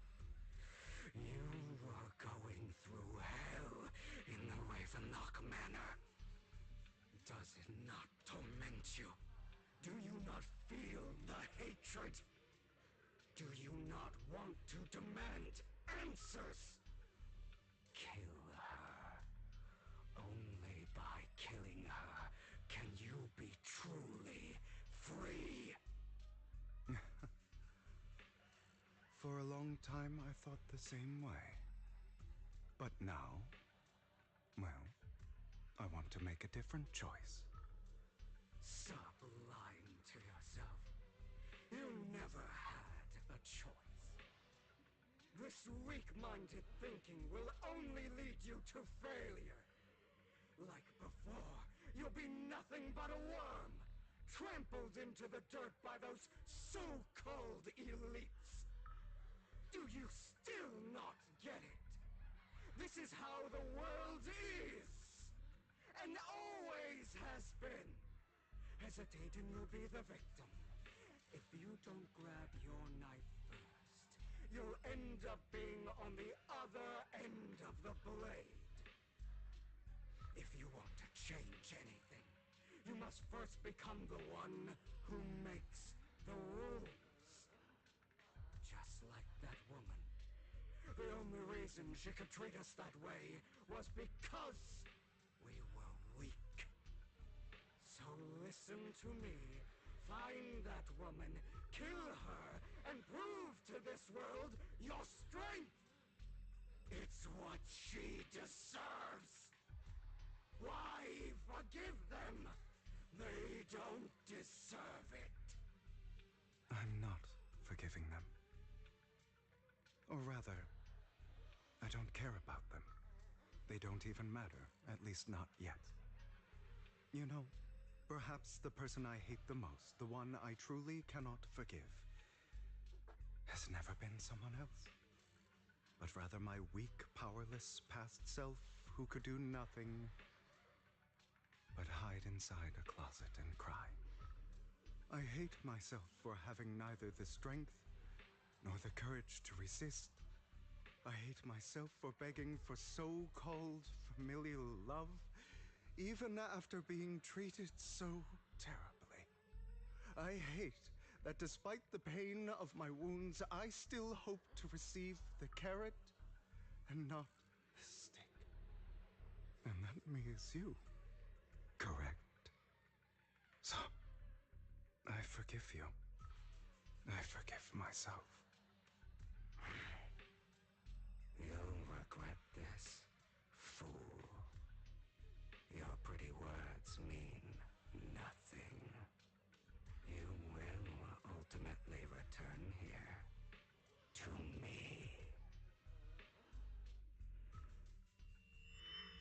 After an instant bout of dizziness, Hugo awakens in the dark warehouse. Tidies up himself, then he opens the warehouse door. I see. This is still an illusion. I wonder who's going to show up this time. Brother! Hugo, let's play hide and seek. I'm already hiding. You'll find me, right? Like you always do. What?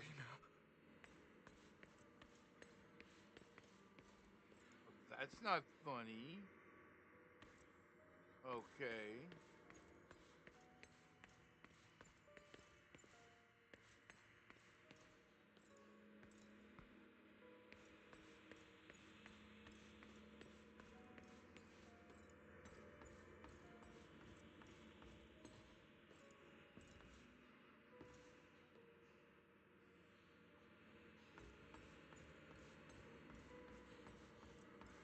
Okay. You're looking in the wrong place. I found an even better hiding spot this time. Harder to find than any place you showed me. Hey, Hugo. Do you ever wonder why I had to die? It was because of me. That's right. It was because of you. It's all your fault. If only you didn't exist, I wouldn't have had to suffer.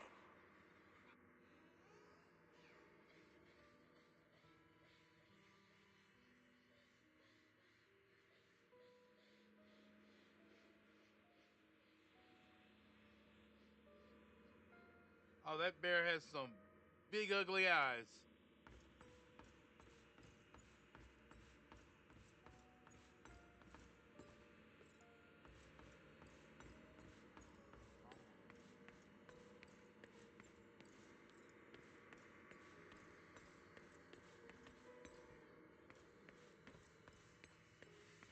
Still looking in the wrong spot. I can't believe you still haven't found me after all this time. Have you forgotten about me? I haven't forgotten. It's okay. I'll forgive you. I'll still be nice to you, just like before. I was the only one who was ever nice to you, wasn't I? Yes. Then tell me, why do good people always suffer? Why is kindness always punished instead? Tell me, Hugo, why?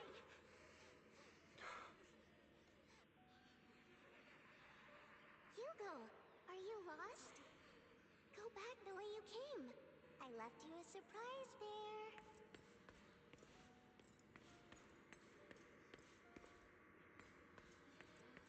Ugh. It's there. Obvious.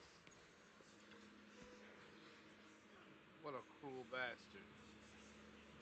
As expected of a distinguished bastard, of a disgusting bastard. Lady Sarah was so nice to him, yet how does he still have the nerve to stay in this house? They shouldn't have let him in the front to start. Filthy, lowly blood.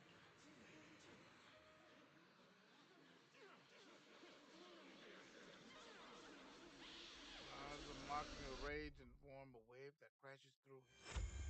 The air seems to congeal in the silence, deep and oppressive, as if time stood still with only his rapid heart beating. I told you that you would eventually return. We meet again, my friend. I told you, I am you. The side of you that you've always tried to deny existed. Of course. I know. This time it's about Serena. Right? Yes, your half-sister. And the only child in the Ravenlock family who was kind to you. Unfortunately, it was her kindness that led to her untimely death. It was my fault. I don't like the way you blame yourself. Because that means I'm to blame as well. And I don't think I did anything wrong. Your mother sold you to the Ravenlocks. And your father, he saw your talent and wanted to use you to push the other children into competing with each other. My brothers and sisters wanted to get rid of me from the moment they first saw me. In their eyes, you were no more than a slave. But Serena dared to treat you, a slave, as if you were human. And so, she was fated to die. They tried to kill me. Many times. But I was careful. And they did not succeed.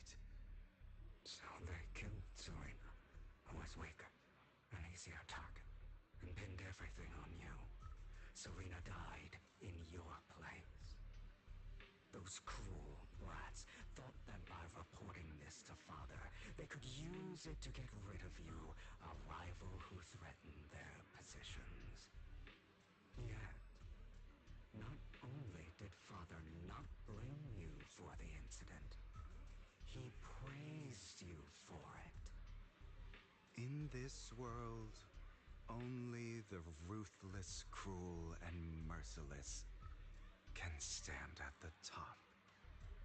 And that's exactly what you managed to live up to, no? You found a perfect opportunity thereafter to catch the ringleader of the group who framed you and almost beat him to death.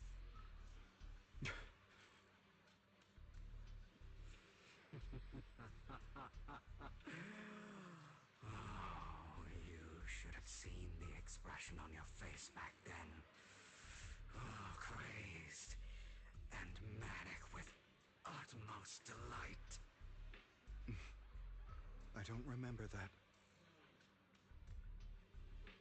Seems not satisfied with his answer. The inner demon transforms into. Here you go again, trying to deny your desires.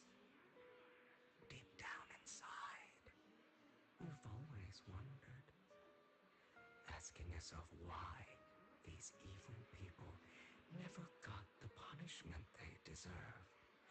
Why the world is so unfair. Don't you want to rip them to shreds? Just like that day when you beat that boy's face into the dirt until he was barely recognizable. His disgusting blood staining your fists. Recall your exhilaration, your cathartic release of rage, that outpour of hatred. That victory belongs to you. You deserve it. Those brothers and sisters of mine are all dead. I cannot take revenge against the long deceased. They died by Hartman's hand, dying in the power struggle to become the Ravenlock family's heir, rather than by our side.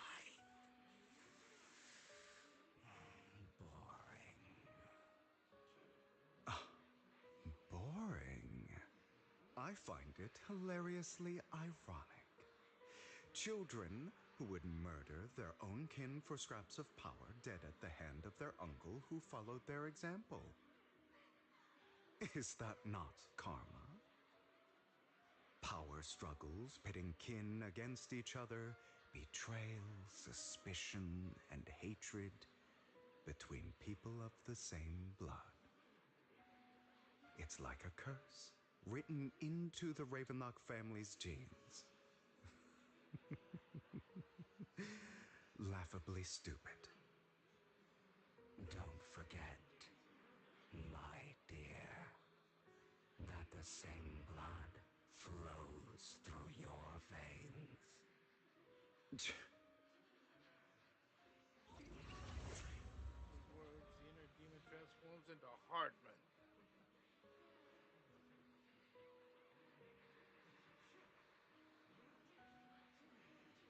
That's right, my dear nephew. No matter how much you deny it, the blood of the Ravenlock family flows through your veins. Survival of the fittest. Only the strongest deserve to live. Only the strongest deserve to rule. This is the path of success that has led the Ravenlock family to victory countless times. A blessing and a curse etched into your flesh and blood. As long as you live, you'll never escape the mark of family. You are destined to one day become someone like me, like your father.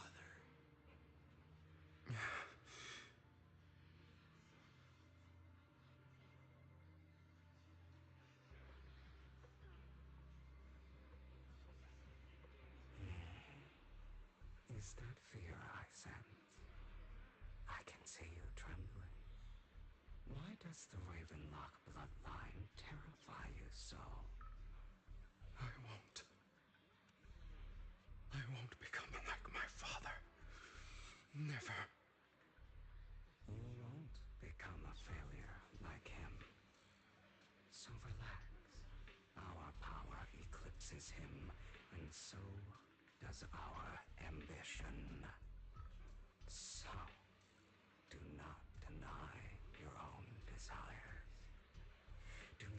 resist your own ambition. This is the talent you were born with. The best gift fate has ever given you. Admit it. Deep within your heart lies a spark, yearning to ignite a raging inferno that will burn everything down. And I am that spark. Since about the dizziness, Hugo awakens in the dark warehouse. Step up, then he opens the warehouse door. Lyle. Never thought I'd be this genuinely thankful to see you. Seeing you means this never-ending nightmare is finally over, right? No. Not even close. Nice fog. Why did you break our oath? Why did you use me?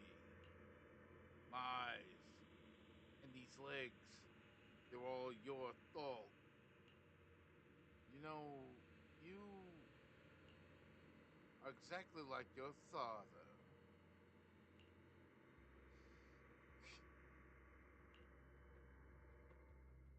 I don't want to hear something like that from you. You have no idea what that man, my father, is really like. A person who stops at nothing for their own interests and ambitions. Just like what you're doing right now. And what do you think I'm doing this for? All of this was part of your plan. You knew where the Ravenlock family was going to be, so you set Mockingbird's target there. To seek revenge, you plotted to assassinate your own father, but he was too vigilant, and you failed. After almost being assassinated, your father was furious and locked everyone in the hall, but was unable to find the assassin. And what a coincidence that a hollow disaster just occurred in the vicinity. So he used it to eliminate all the unfamiliar faces there, turning them into victims of the hollow, an easy feat for the Ravenlock family. So, the one who killed innocents was my father, not me. You knew what choice an extremist like him would make, and you used the chaos to once again attempt an assassination. This time you succeeded. You killed your own father at the cost of innocent lives. Admit it, Hugo. You don't care about anyone else. The only thing you care about is your revenge. How is that any different from your father? Enough. I'm tired. I may hate him for betraying me, but he wouldn't say something like that. What? You aren't Lycon. You're the other me, hidden deep within my heart.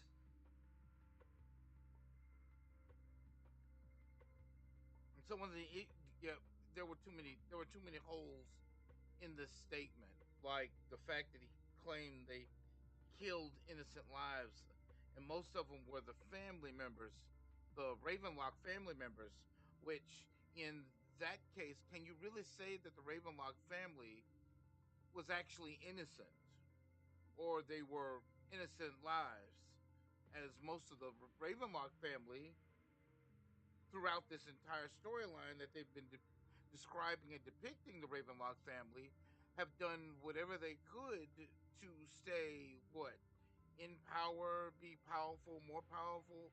So how can you claim that the Ravenlock family is at any given time a innocence when they've taken innocence themselves, actual innocent lives? That's a contradiction in and to itself. So yeah. Anyway, so takes a deep breath and slowly opens his eyes. liking is gone. I've been waiting for you, my dear. It seems you've already grown accustomed to this place, even turning the tables on me. Just as you said, you are me, and I am you. There's no such thing as having an advantage over oneself. We are ultimately one and the same, forever inseparable. Then you should know what I want to say. When you and Lycon split, you didn't even try to clear up the misunderstanding, didn't deny or argue against what he said.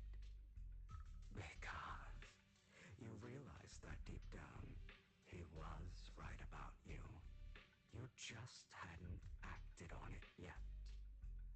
Some people live only to bring more suffering into this world.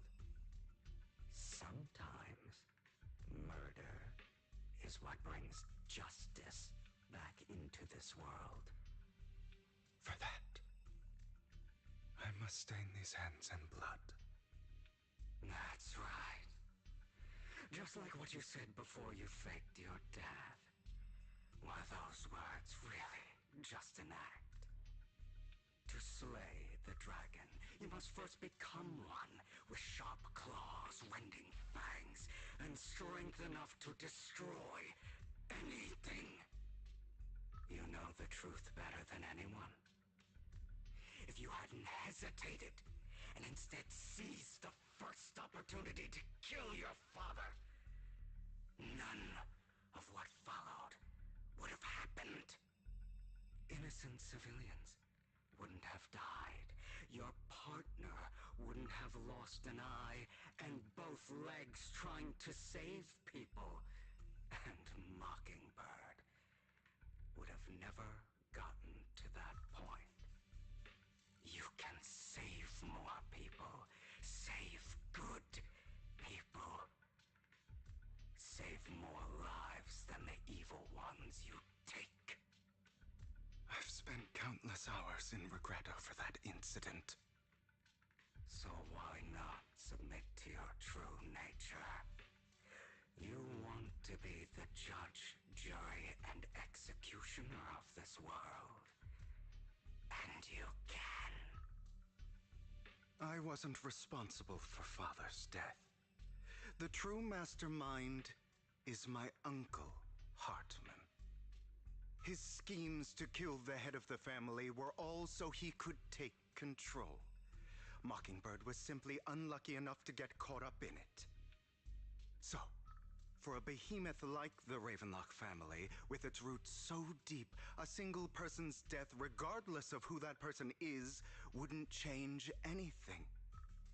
Of course, whether it's Tops, the Mayflower family, or even the entire world, it's actually all the same.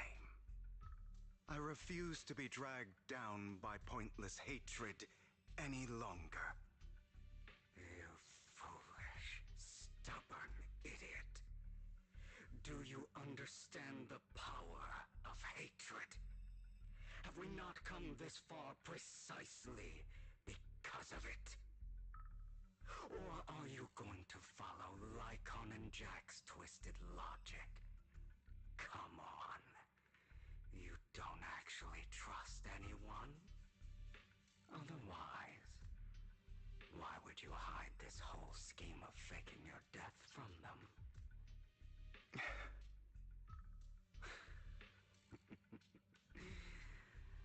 You've built an impenetrable wall around your heart, keeping everyone out.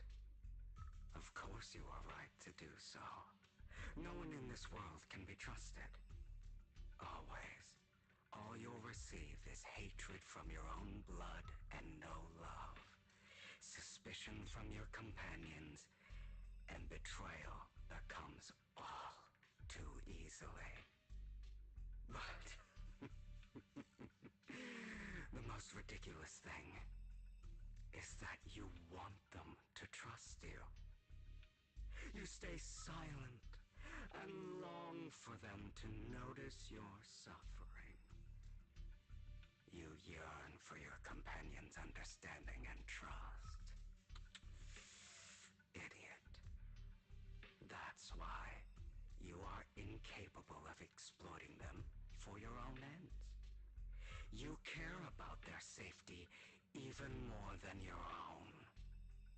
But remember, only the weak need companions. And we are children born from hatred. We are different from them. I will never be like them, and I don't need to be. Come, let me show you what powers we can wield. But you are me, and I'll never lose to myself.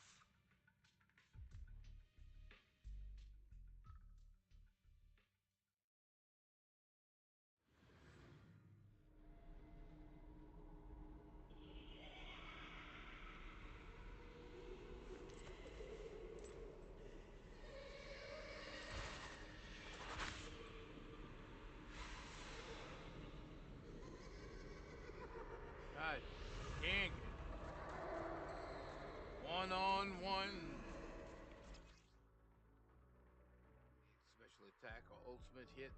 A stunned enemy, the totalize effect is triggered. This effect increases the skill's damage multiplier based on the enemy's remaining stun duration at the moment of activation.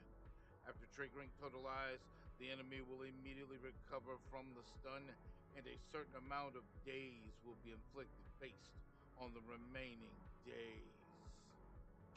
Think about all the injustice you've suffered. If you choose to forgive, you're betraying yourself. You know that. Letting you consume me would be the real betrayal to myself.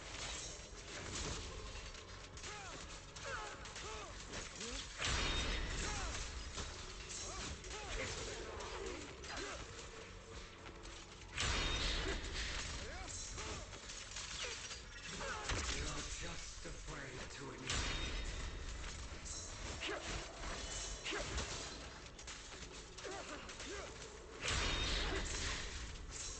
Out of my way. God dang.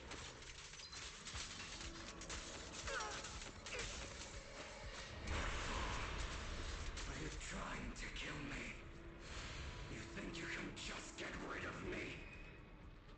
Without me, you are nothing. For what it's worth, thank you. Don't be afraid. You and I are inseparable. You're part of me, just as I am part of you. Fancy words won't change anything. No. It's not just platitudes. I finally understand now. Some pain only fades when it's seen, when it's accepted. So I won't fight you anymore. I won't hate myself anymore. Weakness, hatred, malice, strength, forgiveness, justice. They're all part of me. All of this makes me who I am. That's why I won't get rid of you. And I won't resent you. I choose to embrace.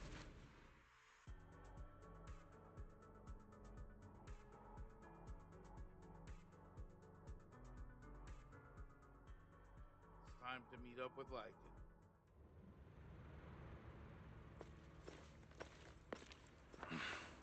Hugo, it's time.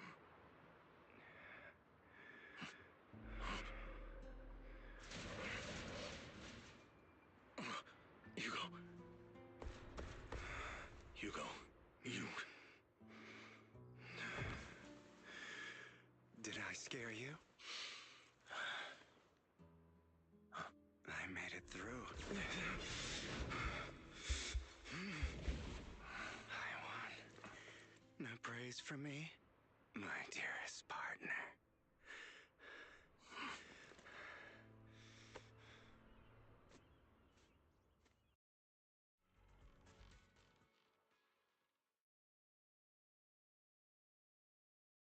kicking his own butt. This is just like what I saw in my dream. But there's no fog, so... I guess there are still some... Hang on.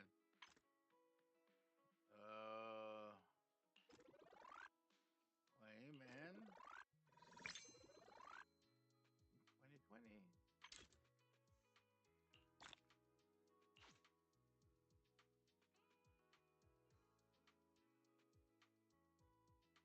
It would be awesome. What level am I at right now? 21. I need 10 more levels to get to 30, and 30 has all whatever this stuff is, it's cool.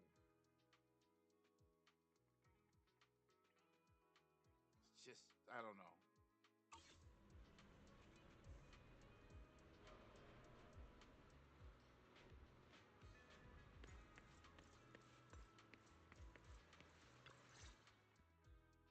Ah, my former partner. You're still as punctual as ever. Are you sure you're fully recovered? How about we fight? And I'll show you how recovered I am. I refuse to fight someone who is in need of medical attention. How thoughtful. I'm touched. Or perhaps is this simply part of Victoria Housekeeping's professional care? I'd rather you not starve to death.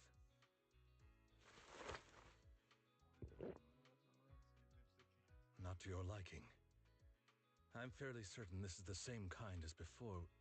No. I've just gone too long without food. It feels a bit uncomfortable. Either way, thank you. Now tell me, what exactly happened in the warehouse? Just going a bit crazy from... you know what? Were you expecting anything else?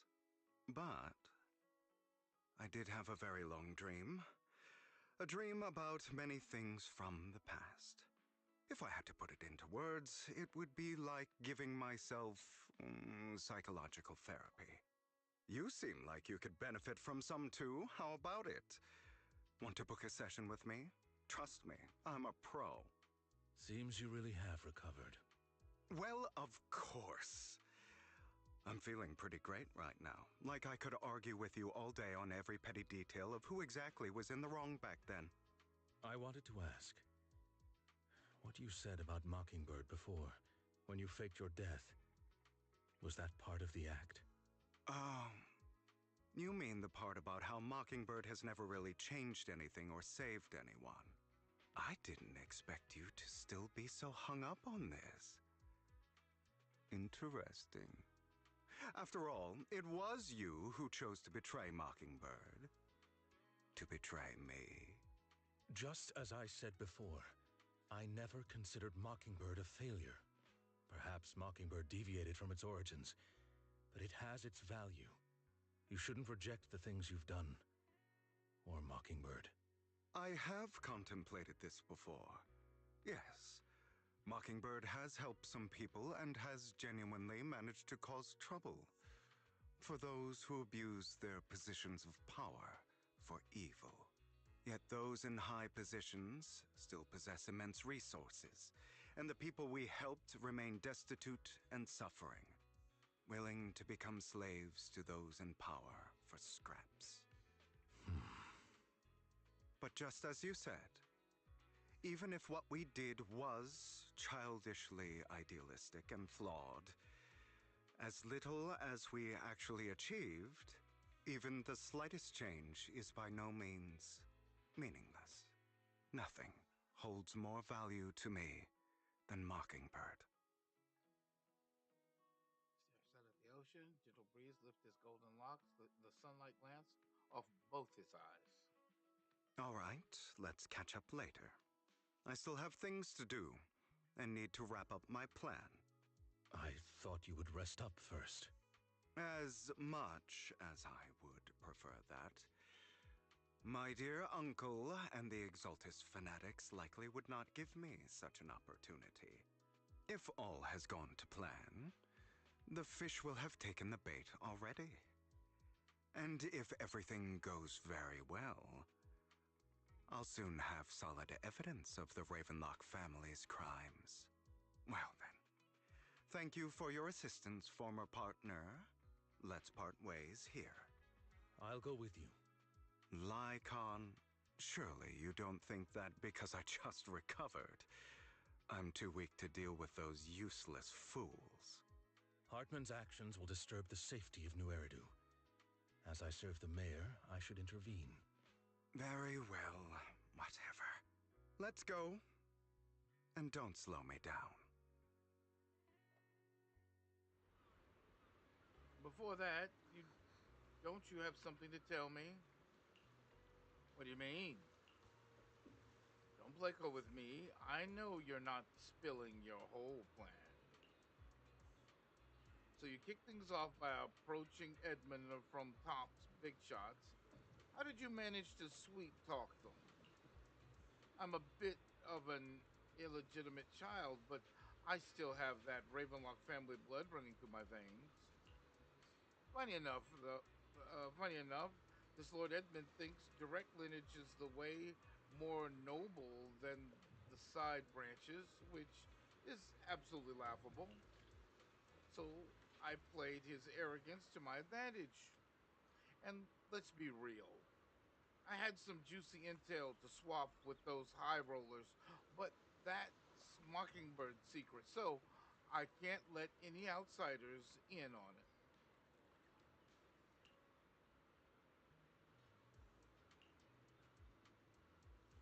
Was the sacrifice core from the mayor's lab your handiwork too? You can say that.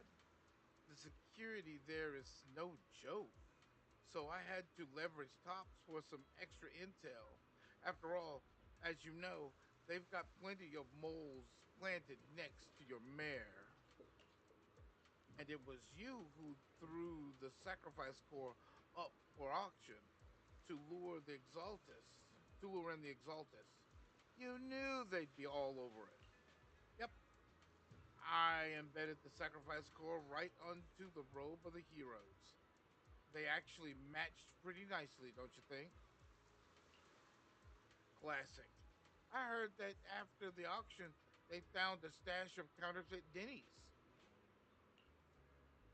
Feel free to take a wild guess, but honestly, I think those Denny's would rather be out in the wild than sitting on those hoity-toity accounts.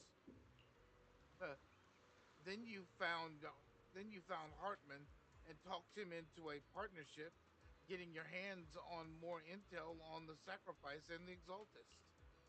After that, you shot that crime warning letter to the mayor, giving the city a legit reason to spring into action. Yep, that was a spot on. Look at you, a real genius here.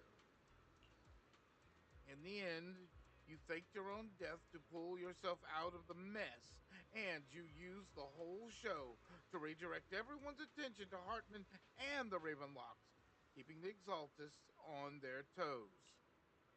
Hold on a second. If that's all there is, why didn't you let Hartman slip you the drug? I mean, you have a way to dodge that kind of thing.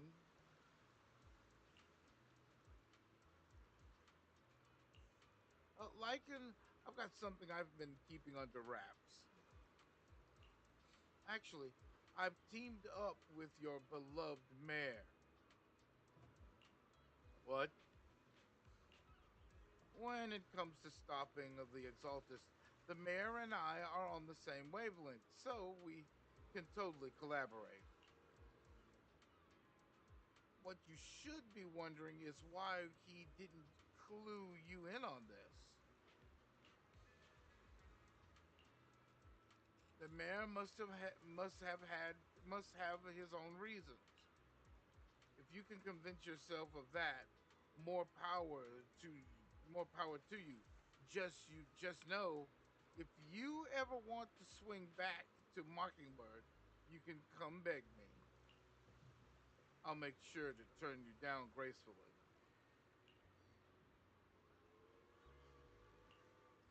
All right, enough chit chat. We've got we've got bigger things to deal with.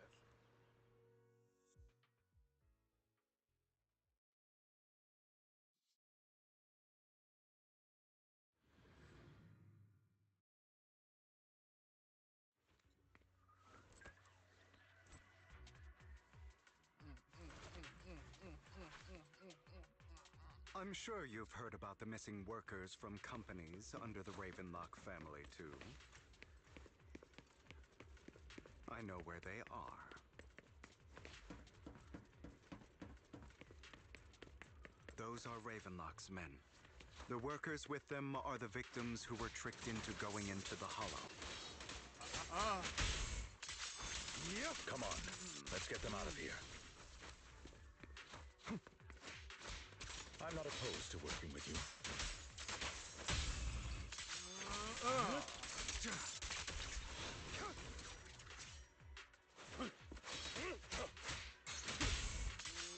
Yep.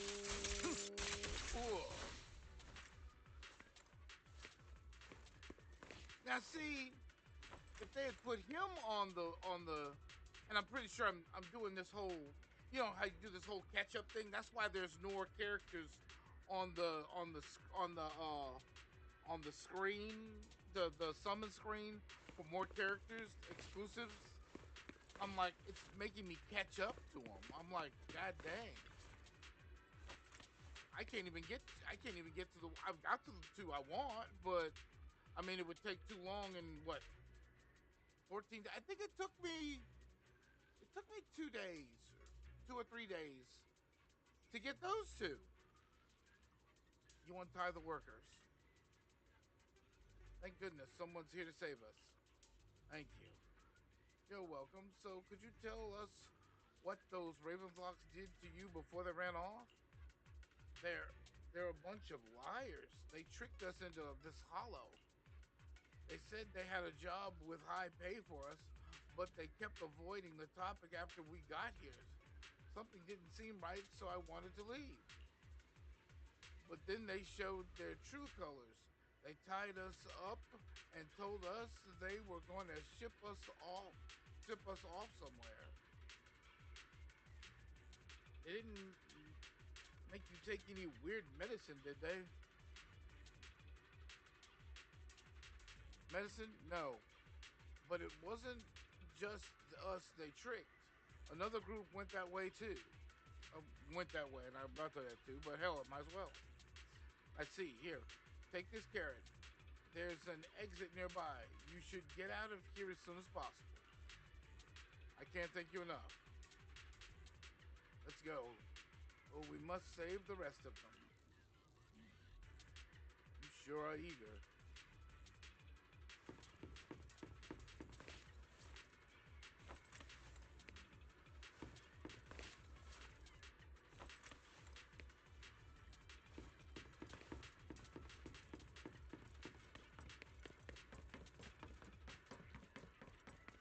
Bunch of nobodies.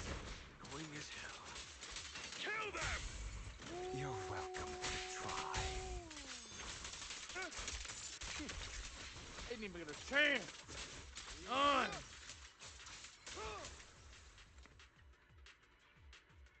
Man, they didn't even get a chance. It just said they just disappeared.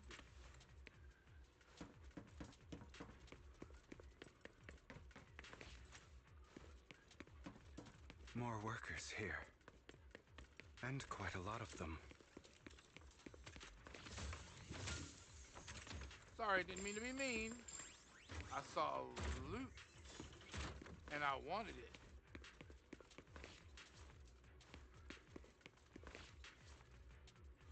Tie the workers? Who are you? They're saviors. Thank you. Thank you.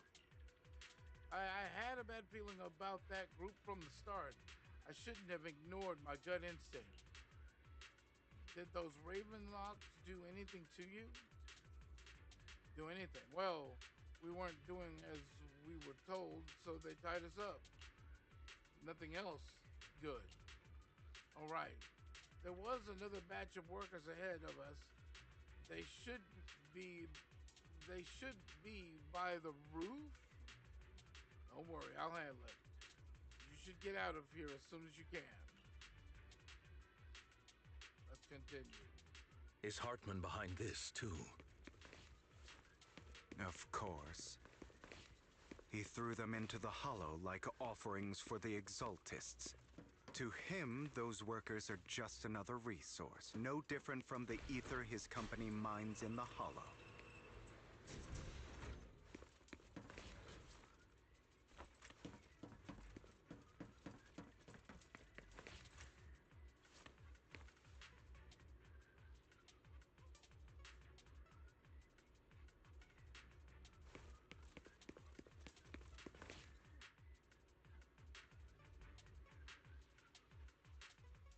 There's more over there. Let's hurry. It's different this time.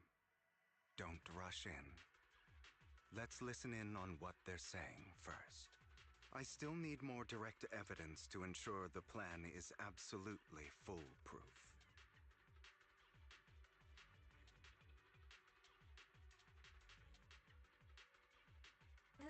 The compensation you promised. It's all real, right? All we have to do is follow you into the hollow for some simple tasks, and you'll give us a huge sum of dennies. Sounds real suspicious. Shut your trap. You keep yapping and asking questions. If this is all so suspicious, why were you so eager to sign up for it? Because I don't have a choice. My daughter was previously caught in the hollow disaster and suffered severe corruption. The treatment costs have completely drained our family's savings. So that's why... It's the same for me. A serious illness at a senior age. I need the money. Who would risk taking a job like this unless they were desperate? I'll do it. No matter how suspicious. As long as I can get paid, I'll do anything. Even risk my life. Wait, you people from the Ravenlock family, you're part of a big company in Tops. You wouldn't go back on your word, right? Don't worry, you'll get every denny you were promised. But before we start, you all need to take this medicine first. Man pulls out a bunch of white pills and gives one to each worker. Another Ravenlock family member seems a bit doubtful and leans into whisper. Bro, should we really be doing this already? These workers keep talking. We're wasting time like this. And the sooner they take it, the sooner it'll be over. Consider it an early release for them. What? You didn't say anything about having to take pills before. Look, this is good stuff, all right? It'll increase your ether aptitude. There's tons of people who'd kill for something like this. Exactly! You'll be working in the hollow for several hours. This is essential medication. You have to take it before we continue. If you refuse, then you can forget about the job. Of course, you won't receive the compensation either.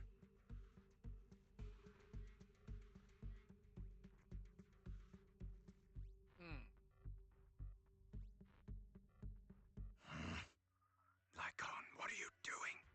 Rescuing those workers, of course. There's clearly something off about those pills. We can't let them take them. Now is not the right time. As I said, we need more evidence to ensure the plan works. And as I said many years ago, you can't exploit innocence to achieve your goal. So that's how you see it. If that's not what you want me to think, then explain everything to me. All right. It's a little complicated, but simply put, these workers will be fine. Of course, it's your choice to trust me or not. But if you try to rush in, I will stop you. I trust you. Meanwhile, the workers have also made their decision. All right. That's the evidence. Now we can go and beat them into the ground as much as you want. Don't forget, you owe me an explanation. Also, don't overdo it and kill them. Even if they're the worst of the Ravenlock family. All right, Your Holiness, Saint Lycon. Who the hell are you? Why don't you take a guess? We're the ones here to stop you. Disappear! Can't remember the last time we worked this well as a team. Your legs, how are they feeling? I'm fine. To be honest, I think I prefer the way you used to fight. You had a lot more aggression. I've merely learned to control my strength. Oh, he disappeared before I even used the ultimate. God dang it. Dude, Damn it! beating. Who the hell are you? How dare you mess with the Ravenlock family? Ravenlock. Savor the name while you can, for it will soon cease to exist. What's that supposed to mean? It means exactly what I said. I think this might be good for you. Sever your ties while you can. You still have a chance to walk your own path. The family's honor comes above all else. Is that really what you think? I saw the compassion on your face just now. You're not from the main family, right? That's why you were assigned to these trivial tasks. But in reality, there's no need for you to keep playing this boring game for them. I don't have a choice.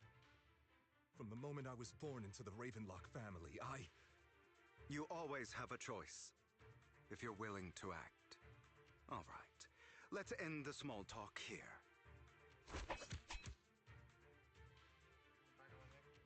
Don't worry, Lycon. I didn't hit them too hard, just enough to keep them quiet. How's that? My acting's pretty good, right? As always, a certain someone should take some lessons from you. I'll leave the rest to you then. Okie dokie. Members away. And Hugo remain. What? Wait a minute. What the heck's going on? Okay, I don't know what's going on. Okay, now can you tell me exactly what's going on here? As you can see, that worker just now was actually an informant of mine. The pills were swapped out with vitamin tablets. Outside of this batch, some workers have already taken the actual substance Hartman has. But rest assured, the antidote for it is already in development. I found the best in the field to help, and with the data I collected before, we should have results soon. I wanted to ask. The reason you decided to lock yourself in a room and endure the effects of the drug, besides getting evidence, it was also to collect data on this drug in order to create an antidote, correct? It seems you're not completely beyond hope. I thought you were just being stubborn. Sometimes I wonder if you know me at all. Then, I have one last question. Why did you never tell me any of this back then? The truth is, I heard everything. That entire conversation between you and Jack. Before he passed away in that small attic. When Jack called you aside and gave you those warnings. When he told me you might go down the wrong path? That's right. You never said anything. What would I even do? Scream and rage over your suspicions, or get on my knees and beg for you to trust me? You know there's no way I'd allow myself to do such a thing. Besides, back then, even I was confused about myself. Jack, It's all in the past. You don't need to explain anything to me. Enough. We should get going. If we're going to reminisce over the past, we should find a more suitable location. How long to arrive at a place with nice scenery? Lycon, that incident back then, I didn't do it. It was a scheme Hartman devised to take over the family. It was Hartman who killed my father, too. I only discovered the truth long after the fact. I did indeed attack my father, and I thought he was dead. But he wasn't. I couldn't kill him. And even before that, if I hadn't hesitated, none of what followed would have happened. Even now, I still think they deserve death. But I no longer care to personally deliver that fate. They're beneath me. And I have more important things to do. You? I know we may never agree on that point, Lycon. I once wanted to fight against those ugly truths that defined me, but I discovered that the more I rejected them, the more painful it became. So, I could only accept that crazed, hateful, and malicious side of myself. As long as I know I will never become like my father, like Hartman, that is enough for me. You've changed, but I think that might be a good thing. Don't patronize me.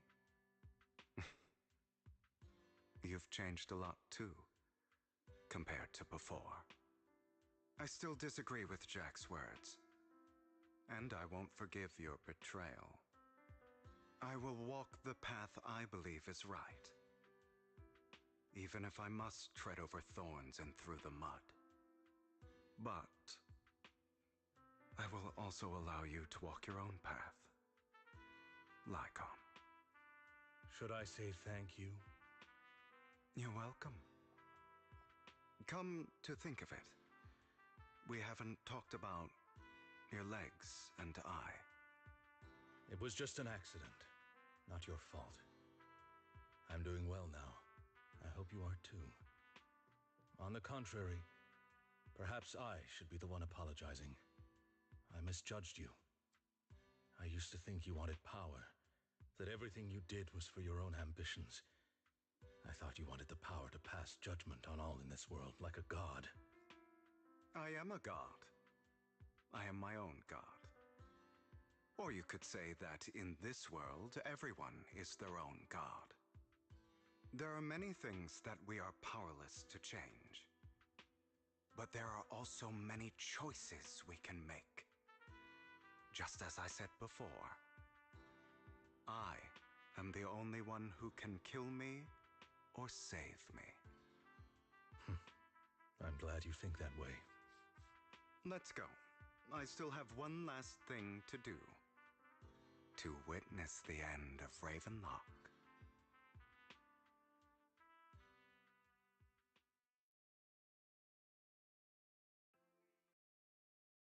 Hugo recounts the process of gathering evidence. Hartman, unable to listen any longer, slams the table in anger.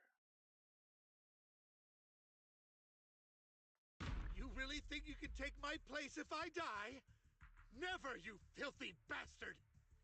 Your little tricks mean nothing. As long as the Ravenlock family stands, I can still get back on my feet. You still don't get it, do you? This was never about avenging my father. And I don't care about taking your place. I didn't come this far just to kill you. That'd be pathetic. Right on cue. Why don't you take a look at this, Uncle? On behalf of TOPS, I'd like to clarify that we had no involvement in the Ravenlock family's actions. TOPS is officially terminating all partnerships with the Ravenlock family, effective immediately. We will have no further affiliation with them. Are you crazy? What the hell do you get out of ruining the Ravenlocks? You want to be a petty thief forever? Thief? Chief? Oh, Uncle. Allow me to reintroduce myself. I'm the name people whisper about. The one who robs the rich and gives to the poor. I'm the master con artist who can fool anyone, anytime. I'm the leader of Mockingbird. The one who turns every headline into my own stage. I have friends who'd catch me if I fall, partners who'd shed tears for me, and allies who always have my back. I am Hugo Vlad. You're the one who needs the Ravenlock name. I never did. You ungrateful bastard! You should have never been born. You flatter me. Same goes for you, Uncle. Ravenlock Manor on Hugo's speedboat after reaching Port of this. You all wait for Lycan to arrive. You've done well, Vivian. You had better give me an explanation. And here I thought this would be a touching reunion. What's with all the anger? Hugo, I'm a member of Mockingbird too. And I mourned your death. Listen, Vivian. I don't want you or the people you cherish to get caught up in danger because of me. I've always been selfish, so I don't hesitate to use you all as variables in my plans. But it is because I am selfish that I also don't want my failures to affect my treasured companions. In any case, if you were in the same position, would you not make the same decisions? Lycon's taking care of everything outside. We should go. Also, Belle, thank you. And I'm sorry for the whole act where I threatened you.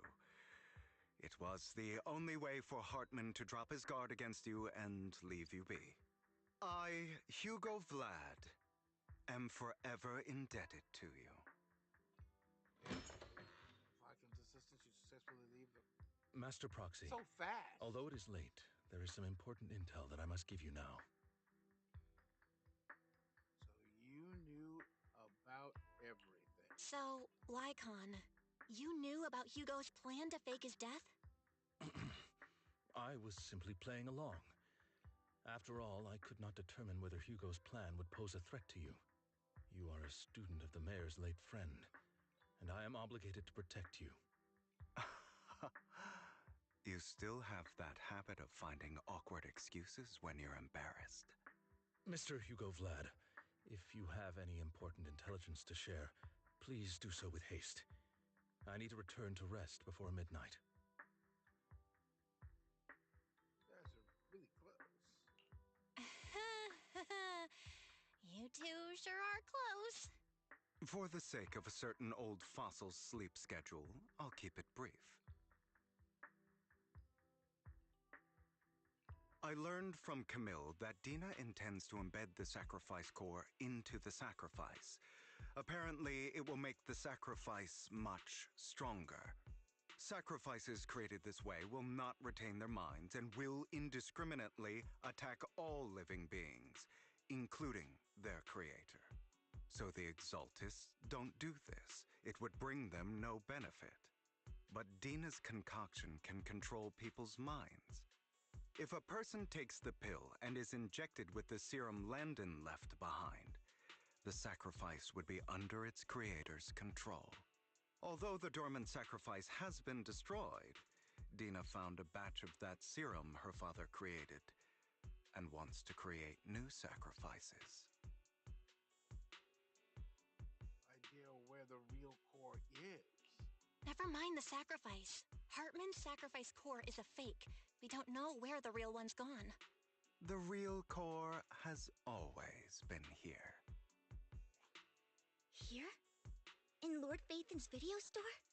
Vivian, Do you remember when I suggested you give that collectible to our dear proxy? I remember. But that was just an ordinary pendant. And I've met the person who submitted it. She has absolutely no connection to the Exaltists. How about our dear proxy take out that pendant so we can take a look?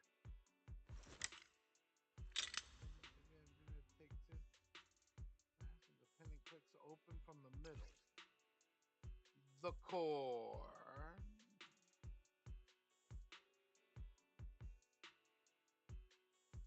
Ouch.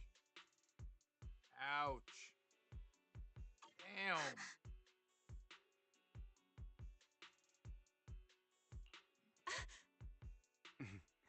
I'll take your surprised expressions as a compliment for my little trick. I will hand over this core to the mayor as agreed. Since he fulfilled his promise to protect Vivian and the manager while I was pretending to be dead, I won't go back on my promises. No wonder the mayor would promote rhetoric favorable to Mockingbird. I can't believe I thought he was actually being sincere. Don't need to worry about the sacrifice core now.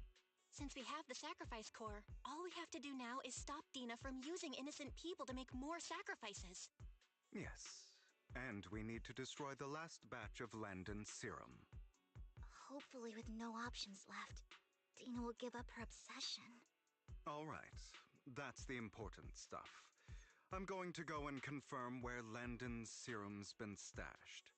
I'll contact you again once I have something.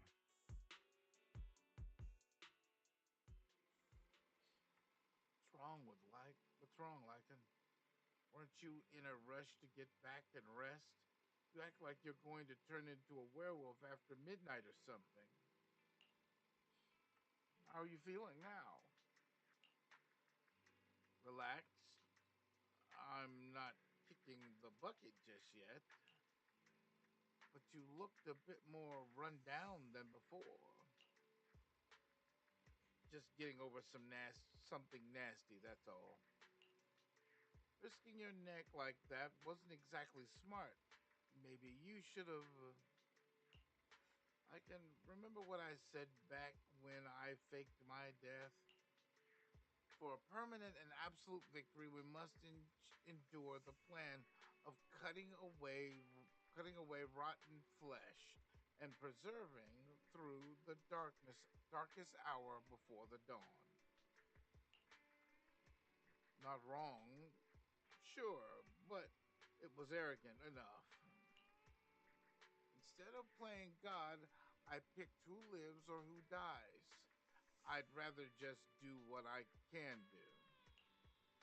Because at the end of the day, a person can only shape their own destiny, nothing more. You've really come a long way. Oh, I appreciate your compliment. You've got a lot of explaining to do. No more secrets. I will. I'll lay it all out, promise.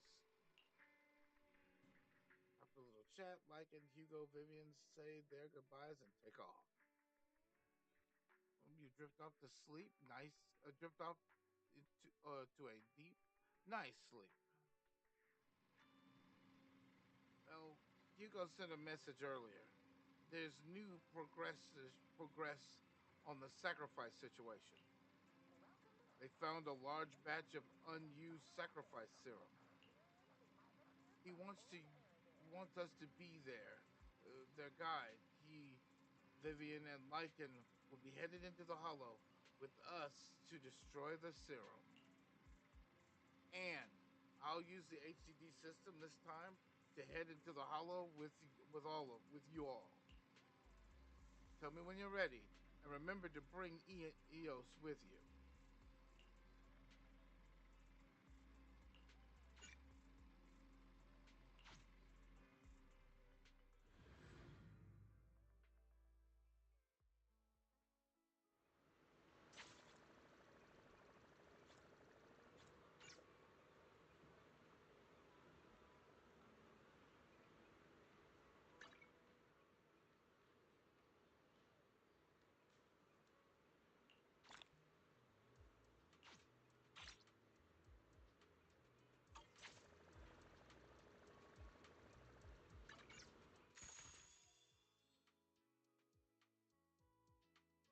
And into your lap.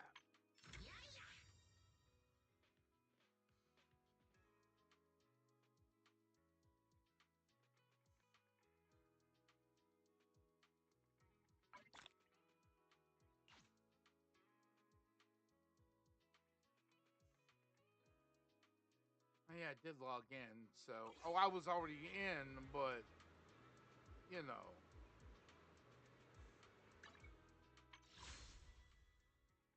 Damn, almost made 300 out of that. Nice. All right, let's see what I got here. Let's do this first.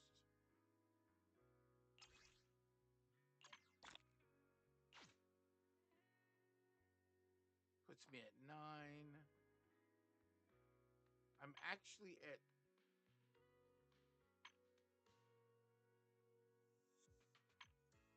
10 for the other one. So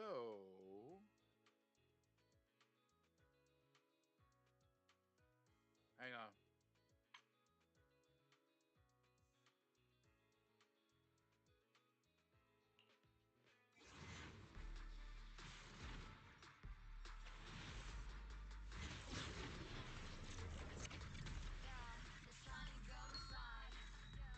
Let your inner spark ignite. Find a treasure, a growing bright. Reach out for it and take a flight. Lucky you're not at least you tried. Two A's. Chin up and yourself can find. No doubt. Chosen, so enjoy the ride. There are things you can control. Fortune's fickle, that's its role. Embrace the result, stop keeping score. That's the essence, life's true goal. Not just thrills and battles tough. Go taking joy in simple stuff. Even when it's getting rough, take it easy, having fun is just enough. Yeah, the shiny golden side. Let your inner spark ignite. Find a treasure, a growing bright. Reach out for it and take a flight. That's a good one there. Okay. Starts all over. So that's kind of cool. There's a better chance on these guys than starting all over again. Oh,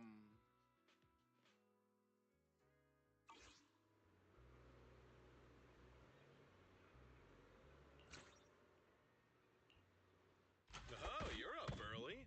Want to try my special Bang Boo combo?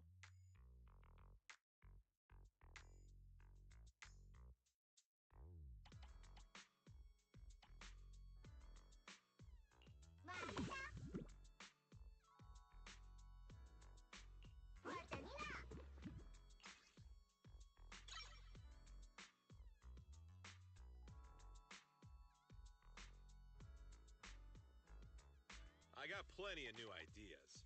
Let's try them out on EOS one by one.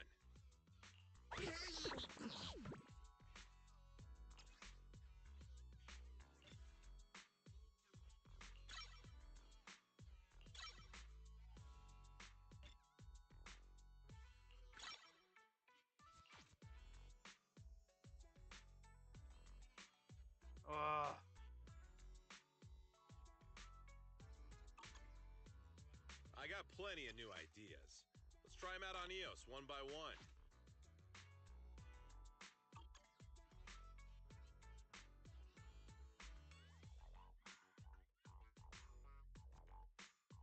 Well, that's that one. I put him at 20.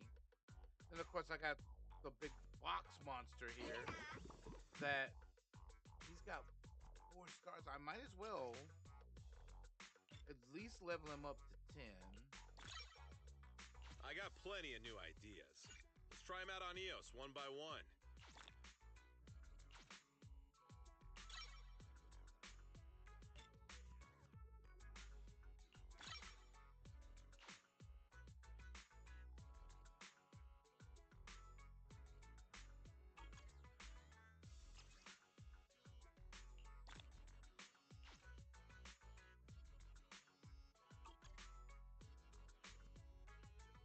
I got plenty of new ideas.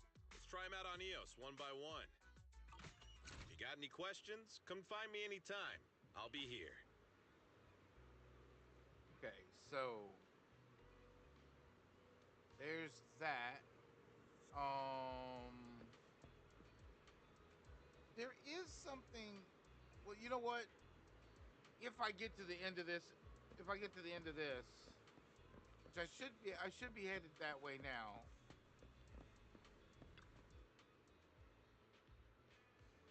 You're here. Having two Philippines leading the way for me must be the luckiest person alive.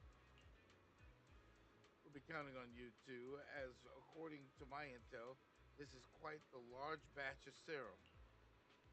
My guess is that Dina won't put all the serum in one place, so we may need to split up. Just to be safe, we'll be counting on both of you to guide us. Once you're both ready, let's head into the Hollow.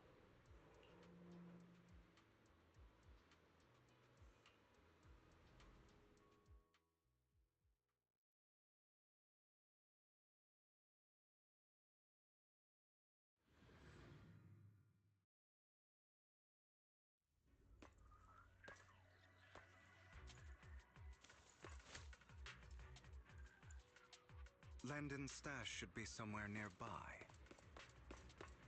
I did some digging. Some of the missing workers were brought here too. Dina's getting ready to make her move. Don't worry, we'll clear them out.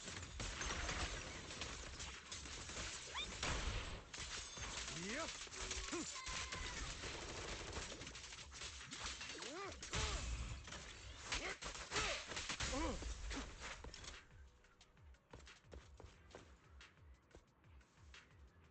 I couldn't deal.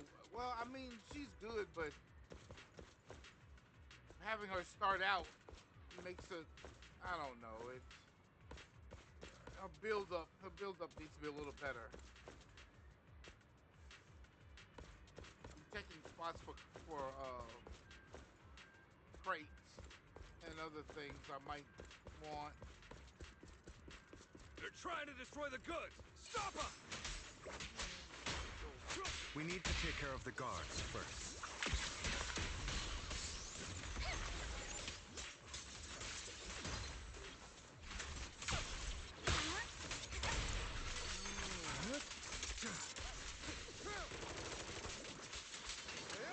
Some of the serum is stored in this warehouse.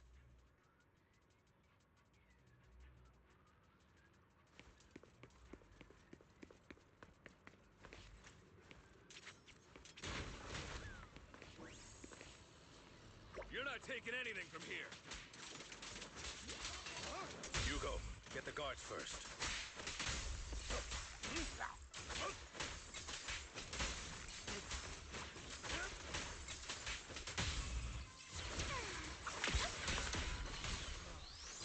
In position.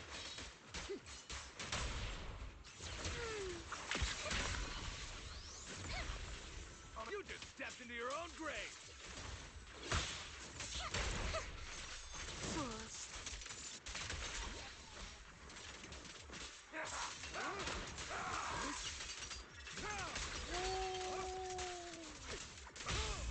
Stay calm now. Not worth my time.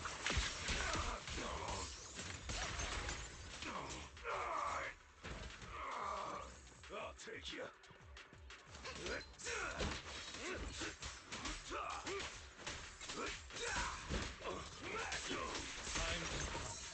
A miraculous moment. Stand still. Where are you looking? Who dares get between me and Lord Satan?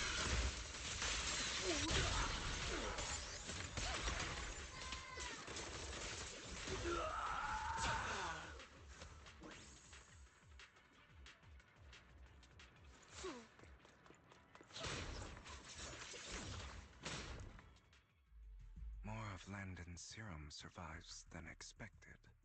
Fortunately, since they're still here, it means Dina hasn't executed the final step of her plan. There's likely a lot more stashed around here, and we have yet to locate the missing people. Our actions here won't go unnoticed. Perhaps they're making plans to deal with us on their side. With Landon and Dina's concoctions combined, she may be capable of creating a sacrifice that obeys her. If it comes to that, this will get far more troublesome. How about we split up? Hugo and Lycon will destroy what remains of the substance around here, and Vivian and I will go search elsewhere. Very well. Let's go with your plan. But be careful if you encounter Dina and her people. According to Camille, she's absolutely obsessed with completing her father's dying wish. Who knows what she may try? Let's part ways here for now. And perhaps the other manager could use Eos to guide us. Sure. I've been feeling better these past few days, so just follow me. It's only now that I realize how fortunate we are to have two Lord Faithins. Although, I feel like our work's doubled. In the past, Belle and I would only ever work on the same route. Greater power means more responsibility. And in any case, I'm sure the mayor would be able to provide double compensation. He's a very generous person, after all. Right, Lycon? I will request additional compensation from the mayor. Compensation is just one aspect. It's one thing with Belle being in the Hollow in person, but now with us working on separate routes, I can't help but worry even more for her safety. Oh, but I trust in your abilities. I'm just not quite used to this.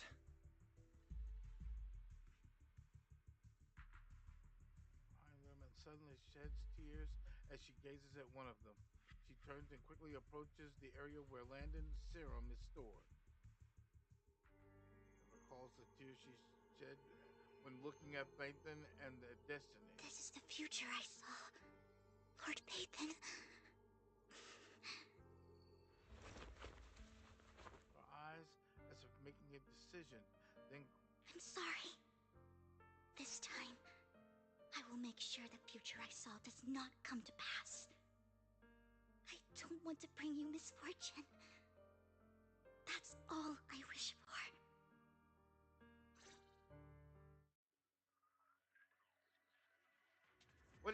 What did she do? What in the name of blazes did she do? Well, we can't do anything but find out, right? Leave this to me, Lord Phaethon.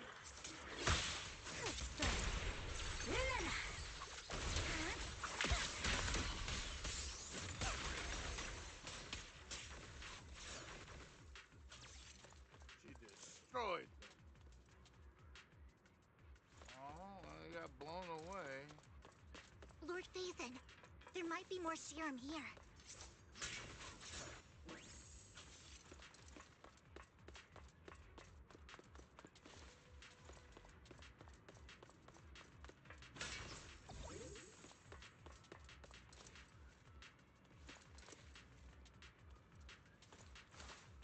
How dare you steal from Lady Dina! I'll try to go easy on you. No promises.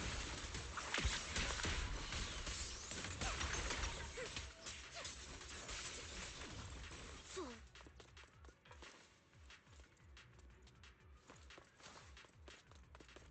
There are containers by the fissure. There's got to be something inside. Let's try opening them. Don't touch me. Don't want the money anymore. Please, just let us go. Don't think I'm going to make it. Just in my pain, please. We're here to save you. Are there any other captives?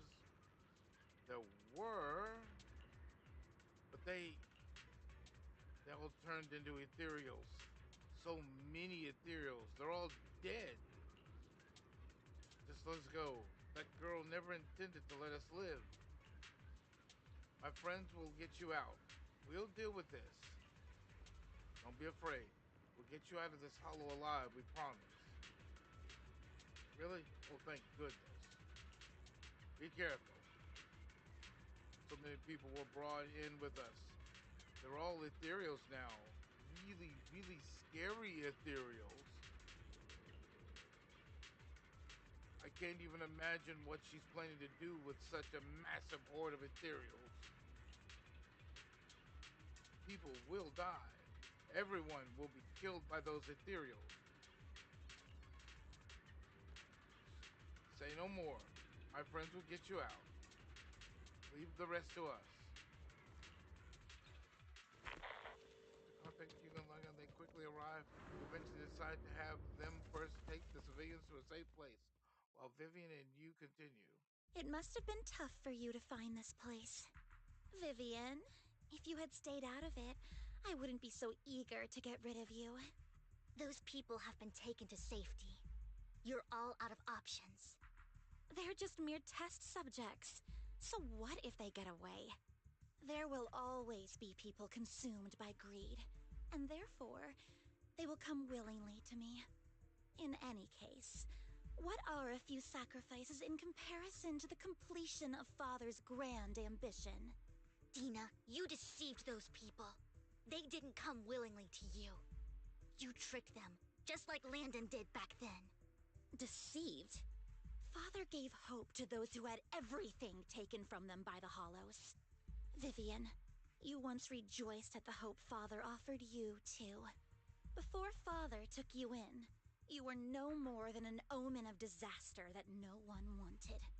It was Father who gave you shelter and a purpose for existing. Do you remember the first time you bestowed a blessing under Father's guidance? How did you feel when that person looked at you with adoration and gratefulness? That was the first time you felt hope. Like your existence had a purpose, right? Don't forget that it was Father who, through what you call deception, gave you hope. And you, what have you done? You basked in Father's attention and everyone's adoration, only to destroy everything. Do you think that by leaving the Exaltists, those people will live better lives? Of course not. Those who suffered under the Hollows will only continue on as walking corpses, without the hope Father gave them. Do you really think you're some sort of savior, Vivian? In the end, you're just an ungrateful brat who brings misfortune to those around her. It was you who destroyed everyone's hope. Not everyone wants to live in false hope, Dina. You say it's because of greed that people willingly become your sacrifices. Perhaps those people aren't entirely virtuous. But that greed is just wanting to live a better life beyond the Hollows. What you and Landon have done was never about giving people hope, but exploiting it. Stop lying to yourself. Deep down, you know what Landon did was cruel. No. Back then, when Landon wanted to inject you with the serum, the fear in your face was as plain as day. I saw it all clearly. If all of this is as righteous as you claim, then why did you make such an expression, Dina? Don't look at me with such pity! Father did nothing wrong. All of this is to make something of the Hollows other than disaster. That's everyone's only hope. Dina, it's not too late to stop. Stop living in this lie. You know what would happen if a sacrifice loses control and escapes the Hollow. It's not the Hollows that are to blame for those people's deaths, but the hope you keep talking about. That will cause more despair and claim more lives. That is merely the necessary sacrifice to accomplish a greater goal. No one deserves to be a sacrifice. Your hypocritical magnanimity disgusts me. I can always go and get more test subjects if they've escaped. And I will be able to replicate Father's serum with enough time. With you gone, I'll be able to complete Father's gift to the Creator and fulfill his last wish. Camille, release the failed subjects. Lady Dina. Camille, are you going to do what you did before? You keep saying you'll follow the Creator, but it's all lies. Lady Dina, the Hollows took my family from me. I understand that there's no way to get back what I've lost. It was Lord Landon who told me that the Creator would guide me. One day, hollows will no longer be disasters. Everyone will be able to survive inside them. I look forward to the day when this hope becomes reality. I watched you grow up, and I know that you've always looked up to your father. He gives you hope, and I destroyed that hope with my own hands. I know the pain of loss, so I've always felt guilty.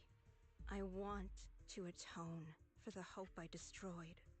But Dina, I don't want to ruin more lives, and I don't want to continue watching you destroy yourself. Vivian is right. Not everyone wants to live in false hope. So, please, stop. Camille, are you abandoning me too? I'm not abandoning you. I just don't want to see you go past the point of no return. The point of no return? I passed that point ages ago. No, Dina. You can still turn back. I'll be your way back. Where are you going, Camille? I made a deal with Hugo and the mayor. If someone needs to take the fall for this, let it be me. I did it. All of it. I've been forcing Landon's only daughter, Dina, to research how to create sacrifices. I colluded with the Ravenlock family for my own gain. Everything Dina did was under duress. Since I've kept her captive for so long, she doesn't have the skills to survive as an independent member of society.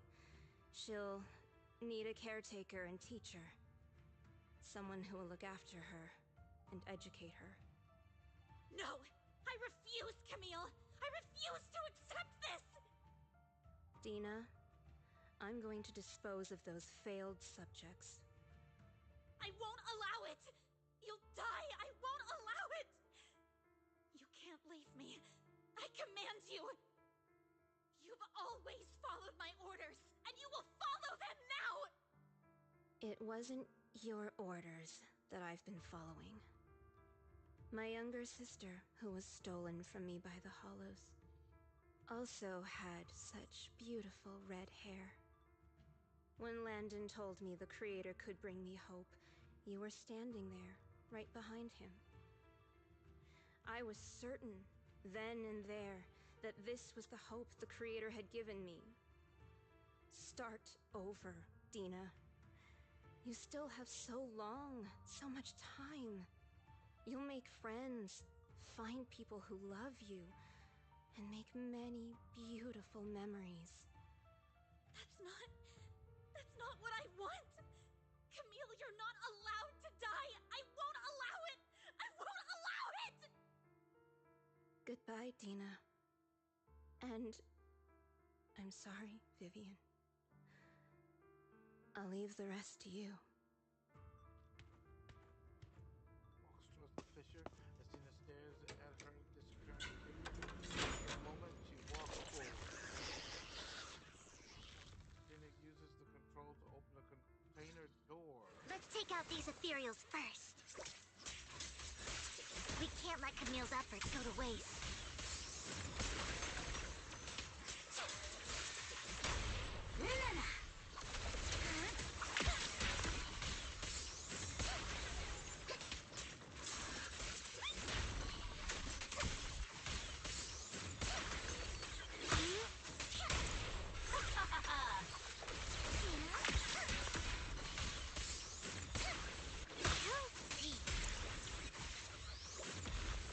Let's go after Dina, Lord Phaethon. They must be on the other side of the fissure.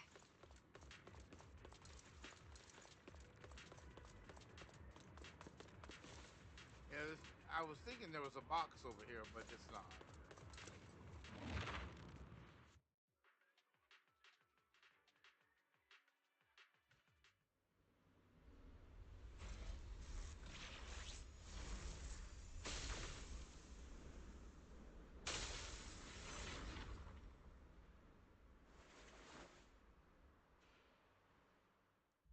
you satisfied now, Vivian?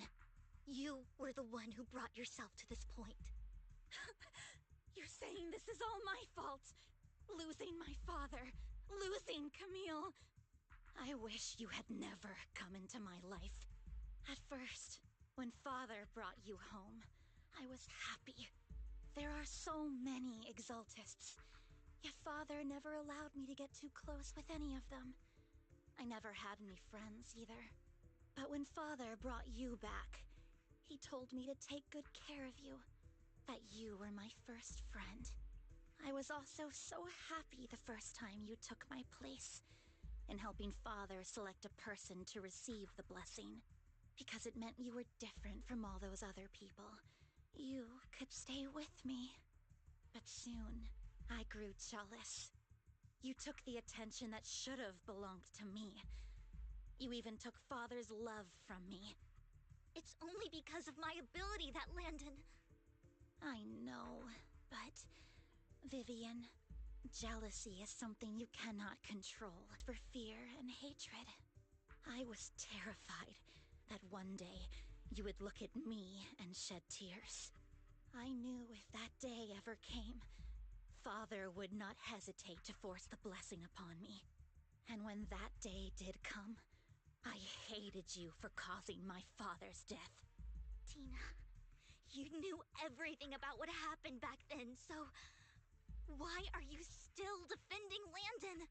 And why didn't you tell me back then? If I had known earlier, maybe I could have found a way.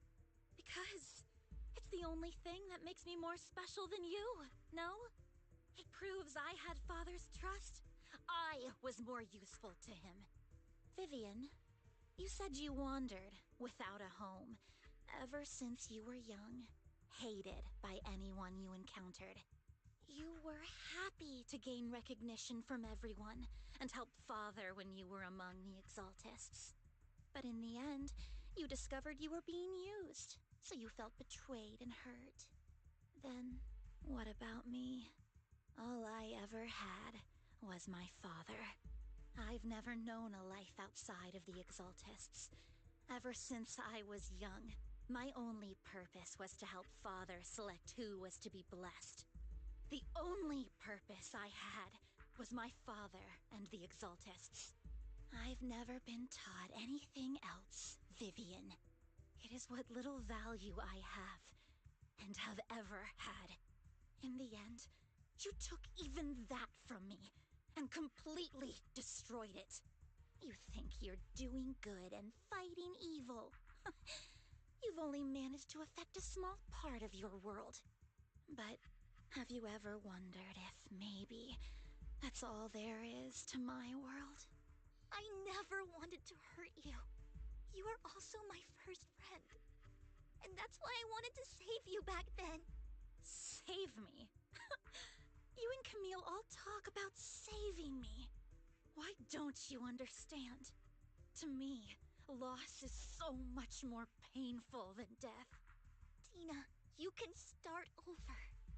Everything Camille did was so you could live on. Let's leave the Hollow together. There are so many amazing places in New Eridu. This time, I'll take care of you. I've also met so many amazing people. I'm sure they'll love you too. Okay, Tina? Vivian, I can't forgive you. And I don't want to forgive you. I have nothing left. If what little hatred I do still harbor were taken from me, well, I refuse to be so pitiful. I won't apologize, Vivian. Eyes inject a violet serum into her own arm. Ether crystals appear on her body, a sign I of don't want to corruption. hate myself. So I can only hate you for killing my father, and hate Camille for leaving me. Wow. That's just the kind of person I am. Hateful and despicable. I refuse to owe anyone anything. I refuse to feel regret. I won't. Vivian, I will keep hating you. I will take all who are precious to you. I will also hate Camille, so I won't do as she wished and start a new life. Vivian, if you had never existed, if I had never, you would be... Lord Ethan, please do not interfere. She was my first friend. I'm going to bid her farewell.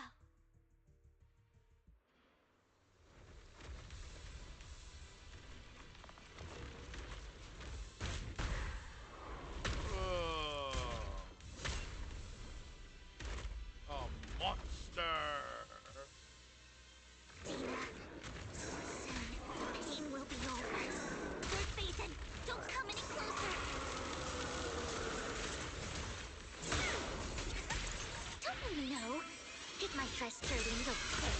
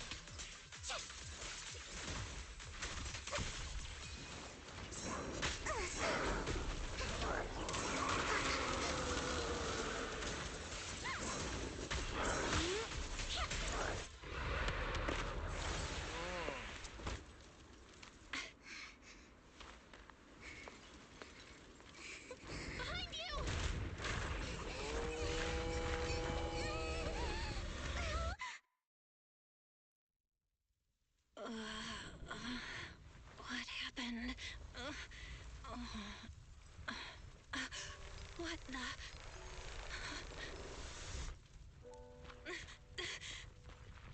Vivian! Val, don't come near me. This is my own choice.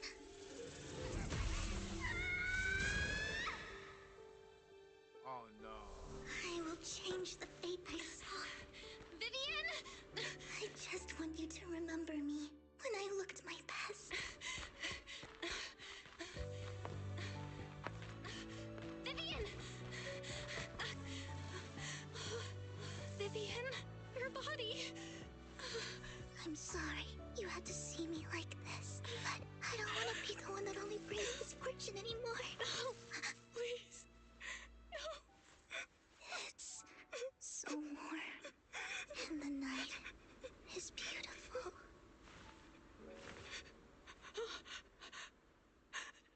Vivian killed her.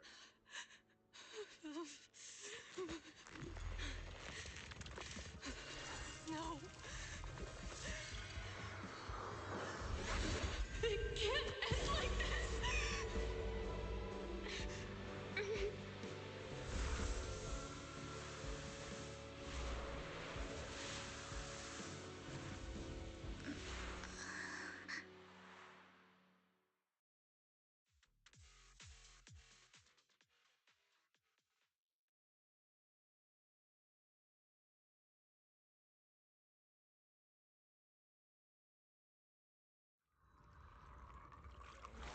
When you saw your teacher again with a familiar smile.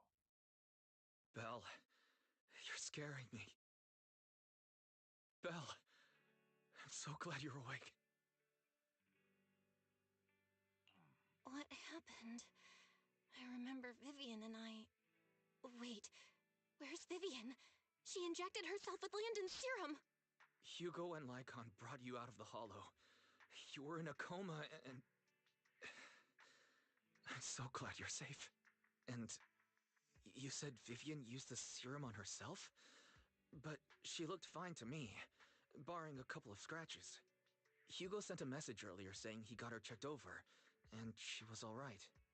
Can you recall what happened? The situation was dire, so Vivian used the serum on herself to defeat the ethereals. I saw the crystallization process starting to occur. And then I can't describe it, but I think I saw something. At the time, all I was thinking about was wanting to remove the crystals from Vivian. I don't even know what I did. But then I passed out, I guess. What happened after that? When I led Hugo and Lycon there, it was just you and Vivian lying on the ground. We didn't see anything else. Never mind that for now. Belle, do you feel any discomfort? Just a bit dizzy. For tonight, just get some rest. Hugo and Vivian said they'll come over tomorrow, so we'll discuss everything then. Okay. Good night, then.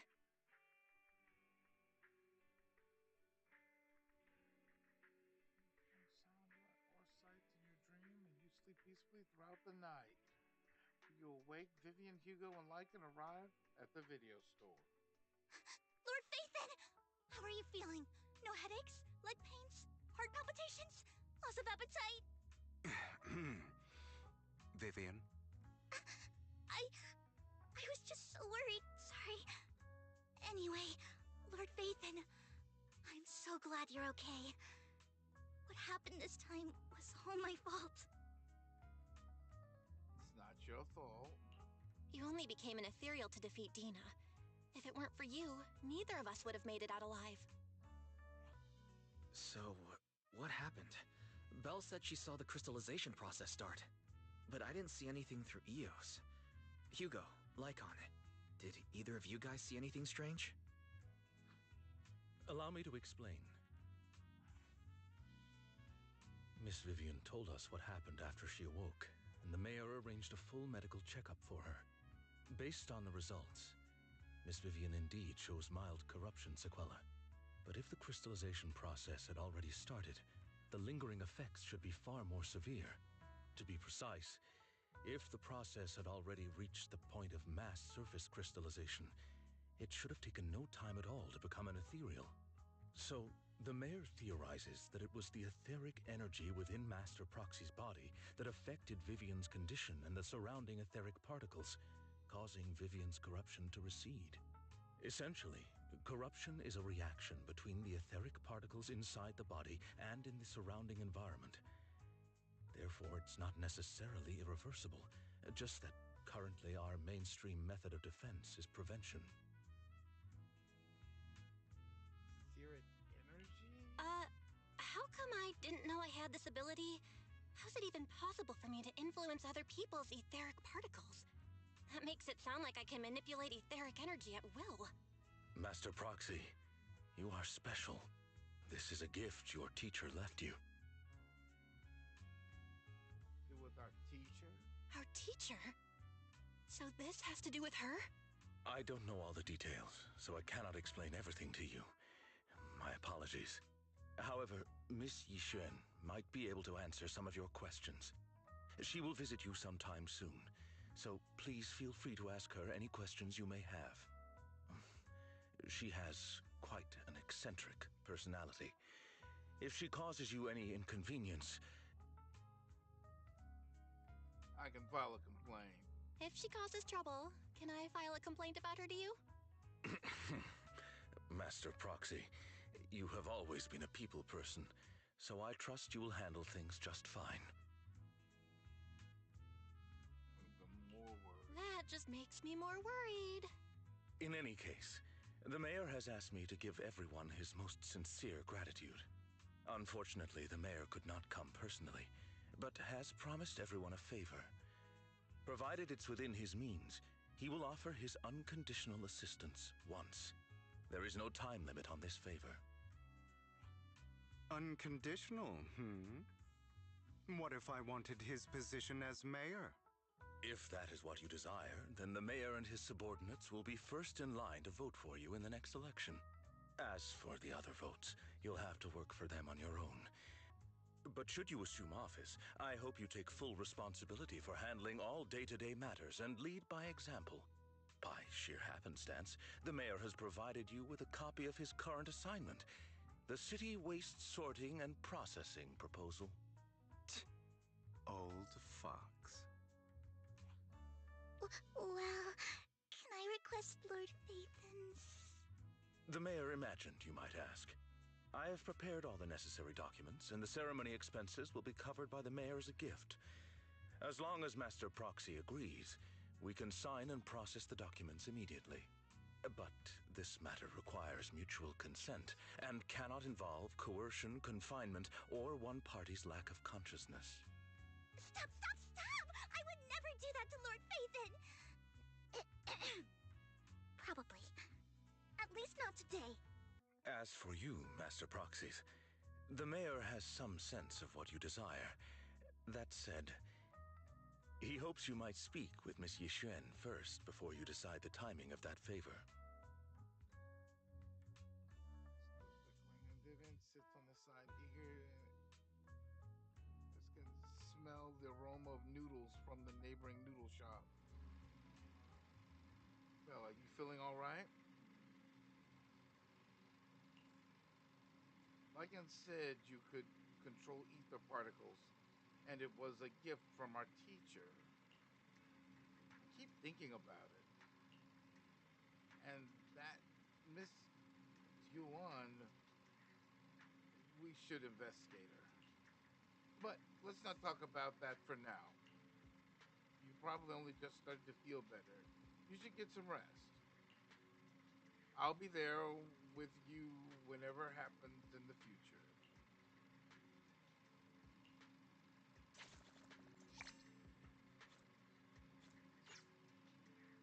Is wild. Okay, let me grab this. Now, some people just didn't like them. Some people did like them. I guess they were okay. Here. Let's try Yeti. Hang on.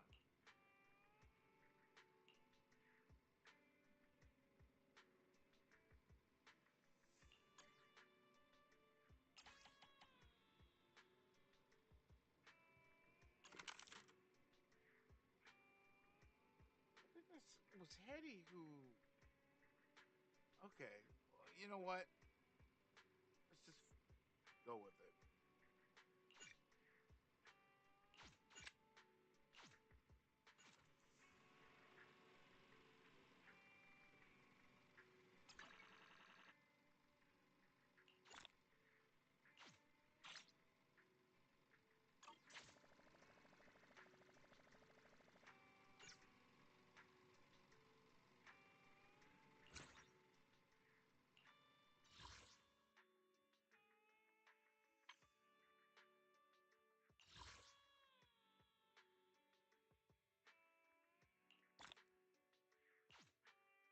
It'll take a little bit longer to get to 40, but it's fine.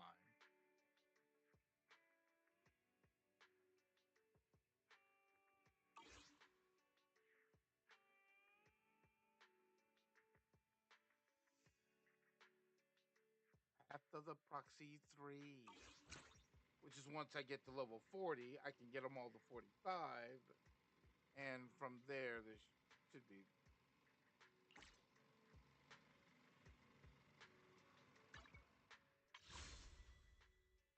God dang it. You know what? I'm not even going to. I don't even know how that happened. But,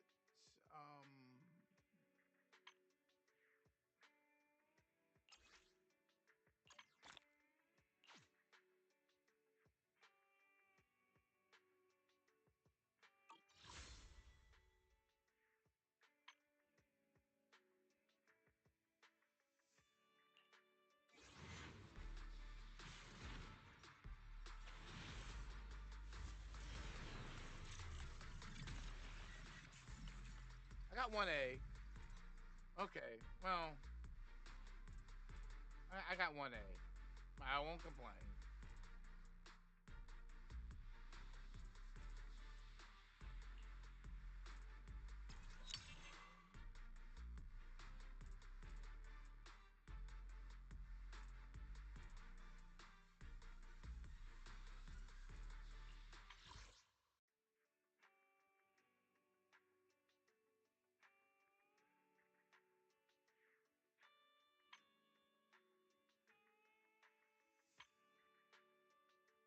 2 there. Like I said, the other ones would take a little bit of a challenge, but I mean, this one would be worth it, maybe. Yeah, this one would be worth it. And there's just so many to pick from. There's so many of these characters to pick from now that they, and the only reason they're there is because I've gotten past the point of the story where they can be introduced onto the main summoning board. So all three of these characters are here. I don't know who this one is though. This one is brand new. Don't know what she does. So, you know.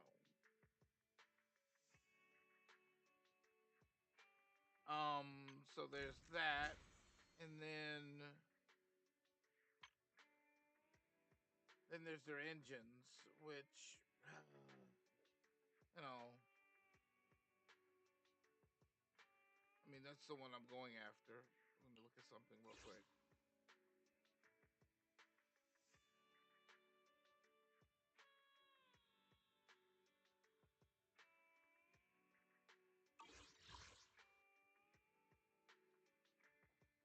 So I'm not sure about that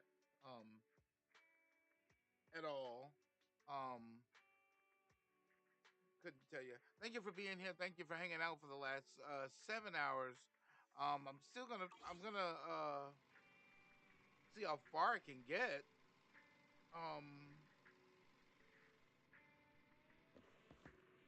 We did set that up, and let me look. Everything should be fine. I'll just take her up here, and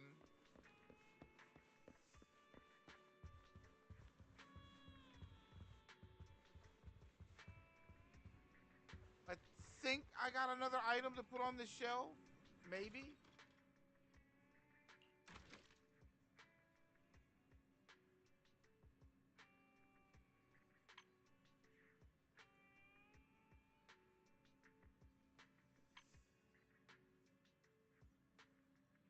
I always thought because you can go. What's the other one? I go over here, and for some reason, no, it's not. Okay, cool. Nope, no more of those either.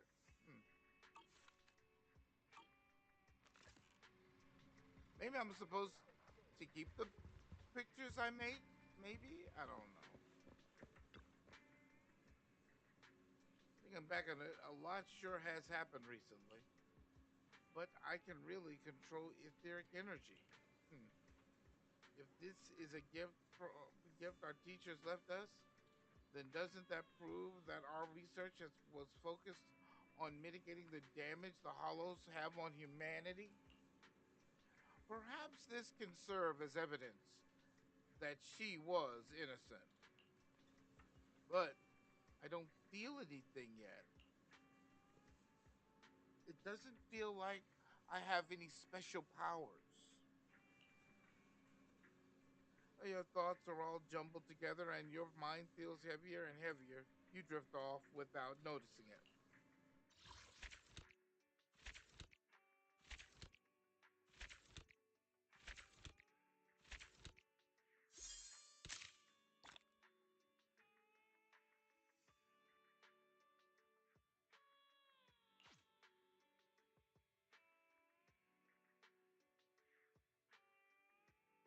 Other than the side quest,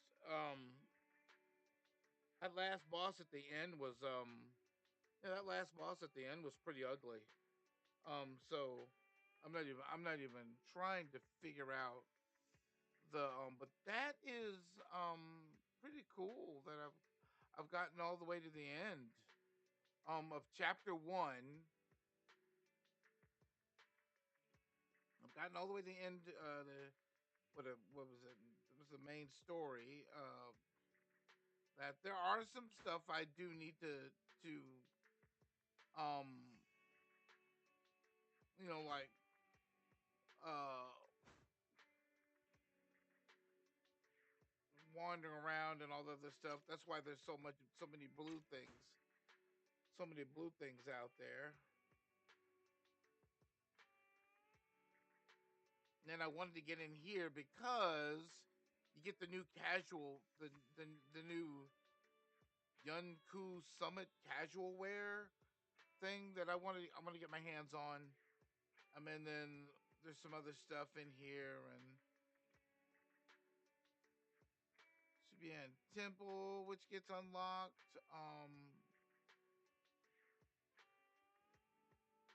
So there's a lot going on here.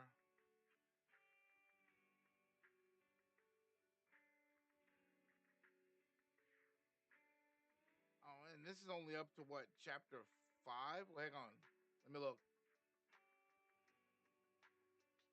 This one's only up to chapter 6, so it's not bad.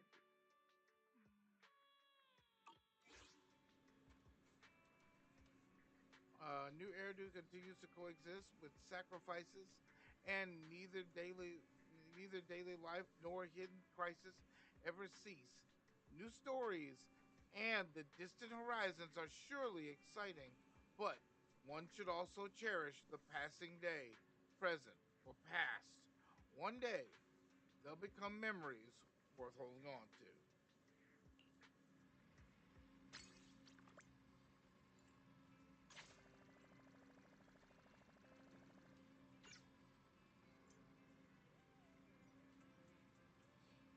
I still have a lot of blue quests that need to be taken care of too, so that's a thing.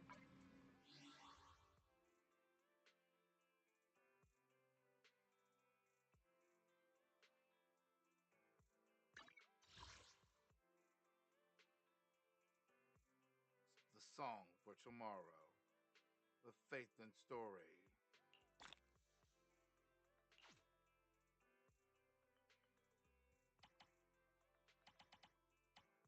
That's all of it. That's all of it.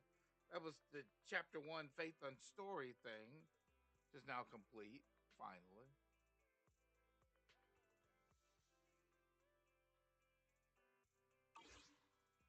I knew that would take a minute to finish. And now I'm at level 37, so I'm 3 away from 40. So that's a pretty good thing. That's a pretty good indication.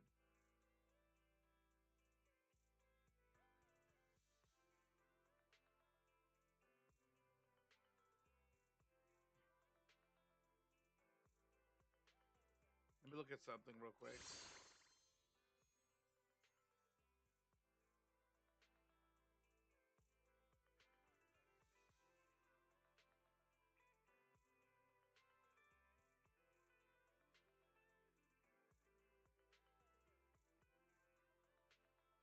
I'm not sure. Oh, that's right.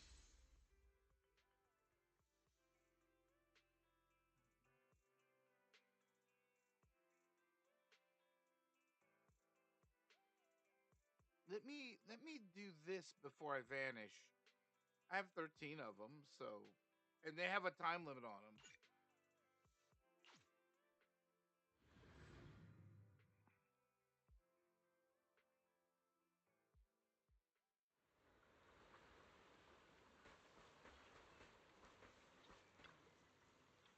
We're counting on our event budget for next month from you, a million.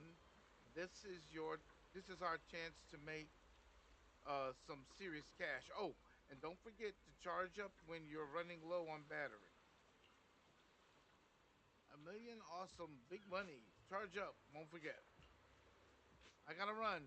My client, my client over there is about to cancel the order. All right. When you throw the message in a bottle, remember to turn on the recording and make sure to throw it far enough so it doesn't get stuck on the beach. Short arms, can't throw far, but Nicole, hurry.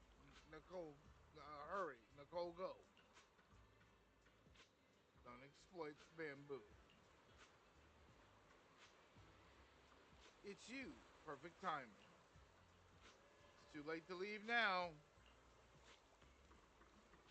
Don't look at me like don't look at me like I'm trying to scam you.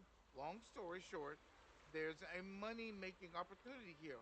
All you gotta do is toss some message bottles into the sea. You in or what? Wow, really? Oh, yeah. There's this rumor going around. Wafy, was it Wafy Peninsula lately? They say if you throw a message in a bottle into the ocean, a ocean at Salamine Bay, the wishes will come true. I wouldn't miss this golden opportunity. So I cooked up this little proxy service business, helping folks who can't make it here in person to toss their message bottles, making some sweet cash on the side. Originally at the port, got spotted, had to fly here to film. You dumb bang boo. How could you spill your boss's secrets like that? Well, I was thinking of just dumping the bottles at Port Ellipse and no one would notice. But somehow more and more people started getting suspicious and saying I'm running a fake proxy service. People are so hard to scam these days. Had to bite the bullet and spend my precious money on an airship ticket just to get to Salem Bay. Fair dodging. Failed to pay up. Um, uh, hey, a million? Keep talking and I won't help you. Nicole, emergency. Gotta go. Proxy, help a million. So that's the deal. But won't you know it? I've got this commission I absolutely must handle right now. Poor little Emilion got such tiny arms. There's no way it could throw a message in a bottle properly. You wouldn't leave the poor kid hanging, would you?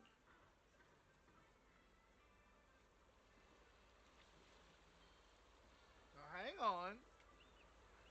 Proxy so kind. Help Nicole a million. Uh, Faced with Bangbu, who's just like its master, using a cute appearance to commit fraud and always taking people into buying things. I just can't bring myself to say no. Okay, I knew you were the best. I knew you were the best proxy. Don't worry, I'll pay you every last denny you're over. Got a message from the client. I'm coming, I'm coming. Oh, don't be mad. How about I give you a sweet 1% discount?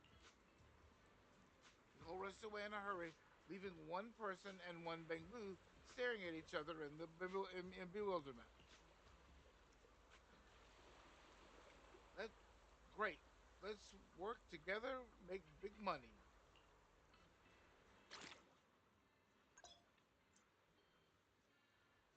Daily login rewards you with one wish bottle. Get one extra wish bottle when consuming battery charges for the first time each day.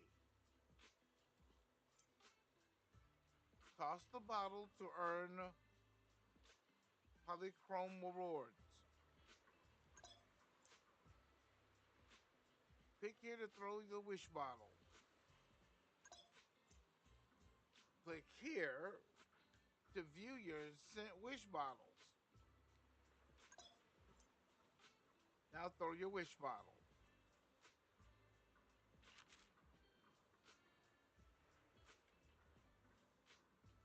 They've been printed out. Working here for a long time now, but it still feels like I haven't fully adjusted to life in a teamwork store.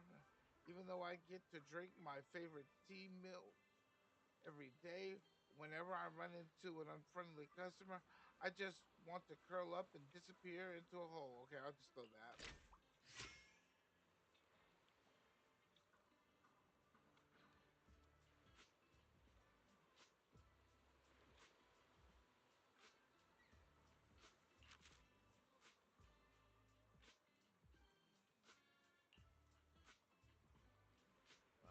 Phaethon must stay healthy. Phaethon has come and go from the hollow safe and sound. Phaethon should make a lot of. Okay, I'm just gonna throw that too.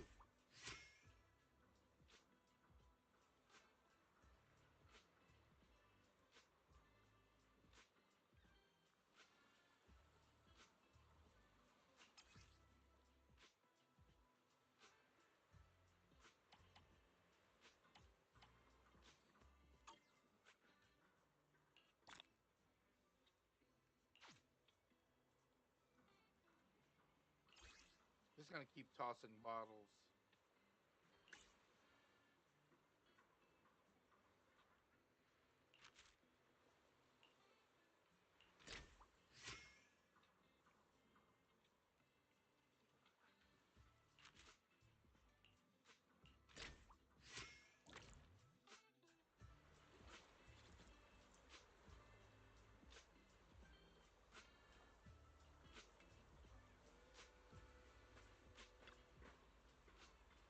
What on the street is that some folks by the beach are offering proxy services, helping others send message bottles, helping make wishes.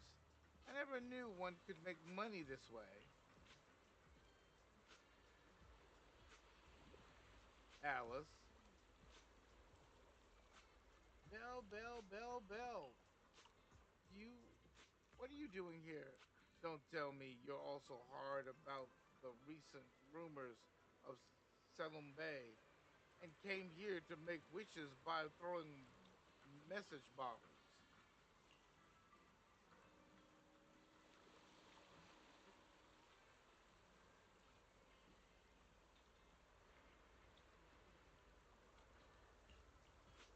Yeah, proxy, toss big money. So you're the one running that message in a bottle proxy service. So do you get a lot of people using this proxy service?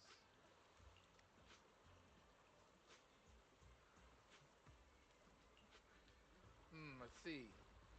So people who can't make it to Salem Bay can still make their wishes this way. Pretty clever thinking. Uh, Business has been picking up at the shops around here lately. Even with the proxy service on, it hasn't stopped folks from being drawn in by the legends, making special trips to Salem Bay. You, Alice? Me. Yeah. I'm also here for your proxy service.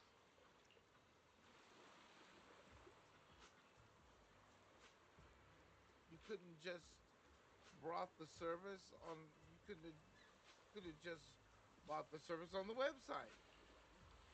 Yeah, bottles for sale, notes for sale, pins for sale. Give me 2 bottles. After that, Izuga said in the chat, Lucia wants to join in on the fun. I'm here. This is enough. Sorry, I don't have much cash on me.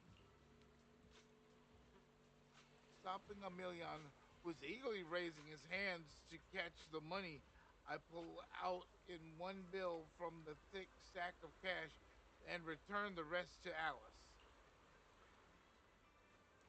Money, get less money flying away. Ignore Emilion, who wants to crouch down and draw circles to a curse. I gesture to Alice not to fall for the trick.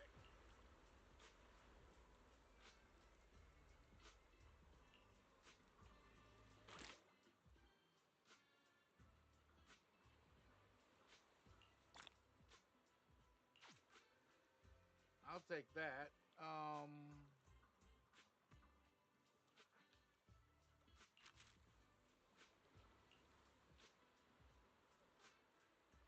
Environment I grew up, just throw it.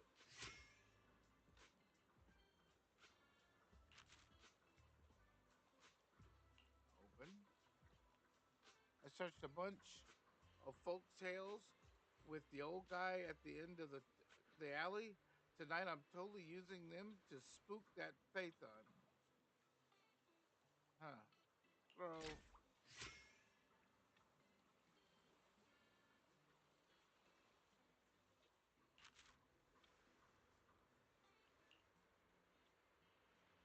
For a few days, I shattered a bowl at dinner, splashed oil all over my new outfit, and even ripped the bag I was dumping the cat litter. Okay, throw.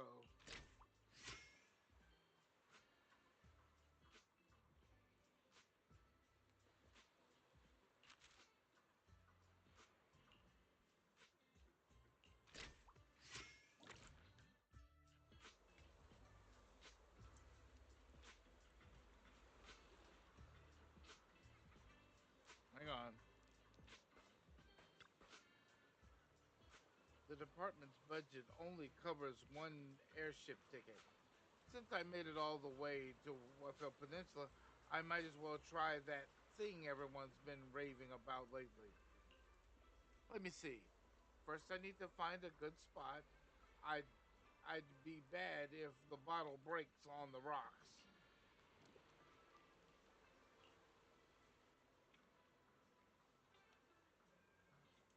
We've met before. Are you also looking to throw messages in a bottle? I heard that throwing message bottles at Silum Bay brings good luck. So I came to try it. Yeah, try it out. No, throw bottles. Yes, help throw bottles. I get it. It's a proxy wishing service, right? Helping people who can't make it here in person by sending their wishes in message bottles into the sea. That's what it is, right?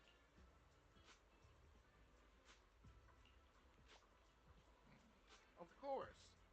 I've got the bottle ready. One for me and one for Arya. Let me check my bag. Takes off the backpack she's carrying, rummaging through it for what feels like ages as her face gradually turns pale. Nah, no. When I left Nagan, definitely helped me check everything. What should I do? I was hoping to get everything done while I had the chance. An airship ticket is so expensive. I'll have to really give it up my all during the performance to make sure that money's back. Bottles, notes, pens, got them all in one time. 100,000 Denny's. 100,000 Denny's? Gently pay a million head with an exaggerated entity. It withdraws its a little hand and was eagerly offered the bottle.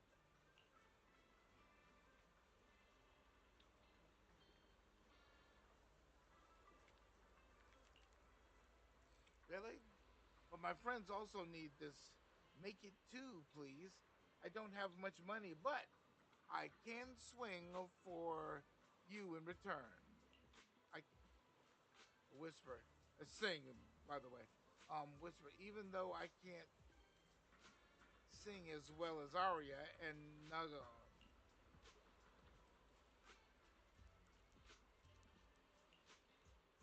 Ariel, you're seriously the best. When I get back, I gotta tell Naga and Arya about this. Our group will definitely make it to the big stage one day, and when that time comes, I'll be sure you're invited.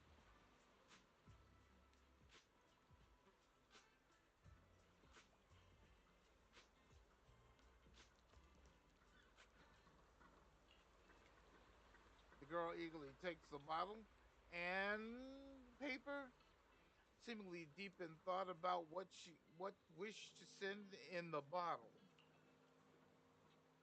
Proxy is broken. A million proxy. Pay Nicole money. Hmm.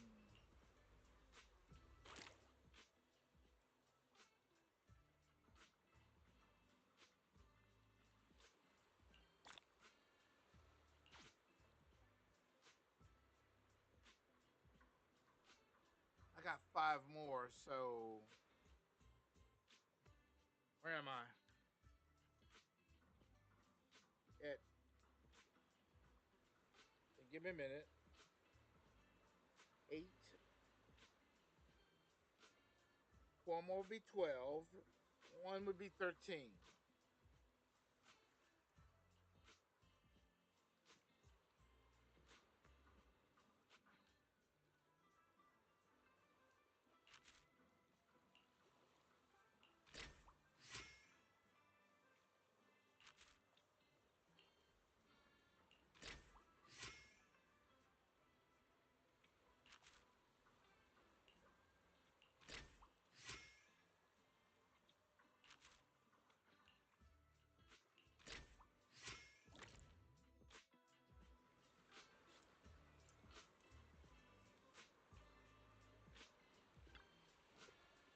Man, I'm here to pick you up.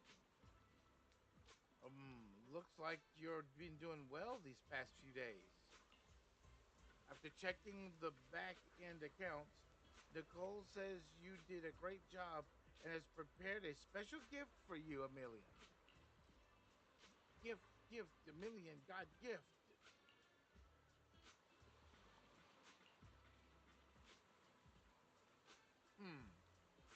More and more people are copying Cutting Hairs, proxy service business.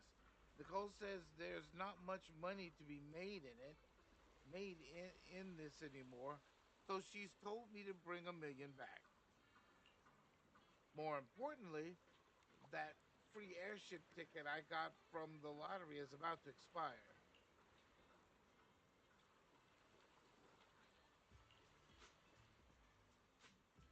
When Nicole last visited Wakefie Peninsula, she happened to catch some event where you could redeem prizes with your existing flight records. The grand prize was an airship ticket. Then I had Yazua help me pick a lottery number, and sure enough, I won. Nicole's been praising me for ages. I'm so happy.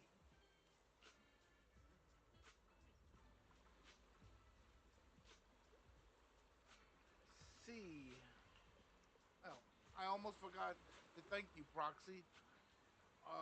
When everyone at Cutting Hairs was too busy to step away, you made time to look after a million and still managed to complete so many orders.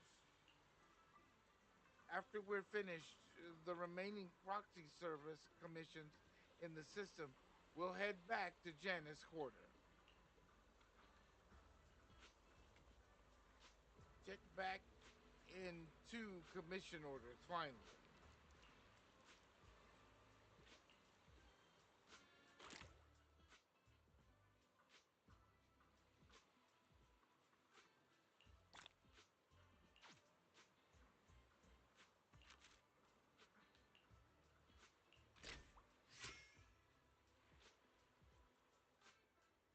I would love to get 14, but unfortunately, I only had 13.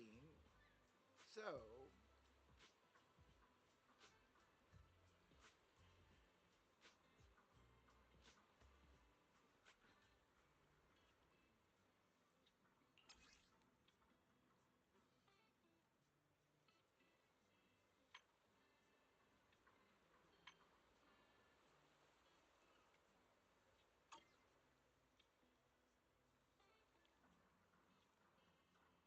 I only need one more. I only need one more.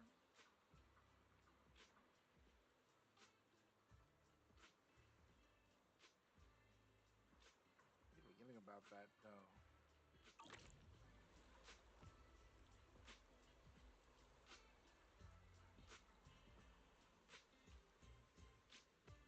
But I got a lot out of that because I was just giving away that was just them were giving away that much.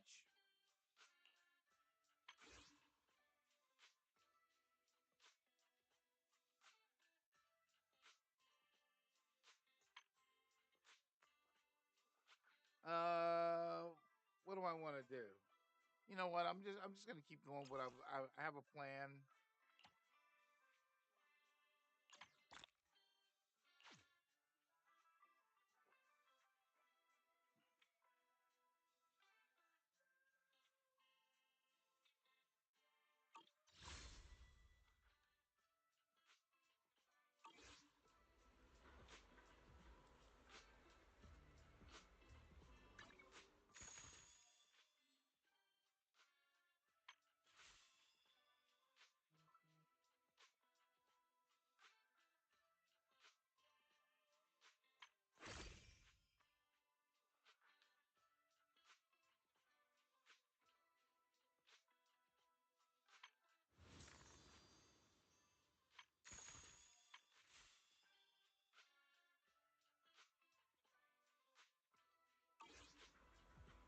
It's in here somewhere.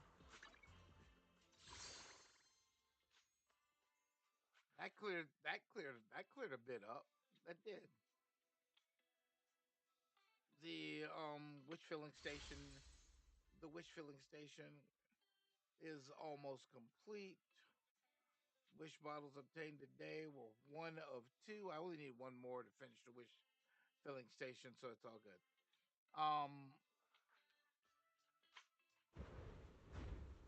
This one's important because I'm now starting chapter 2. I can now walk into chapter 2 with no problems. So that's probably what's. I mean, I have a lot of side quests that need to be taken care of too. Maybe another time. Um,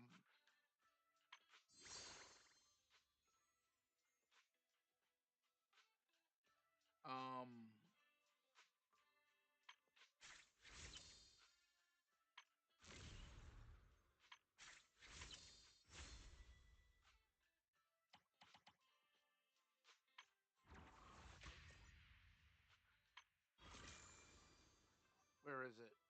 This is it right here. This is the last thing I wanted to say, talk about before getting the rag out of here.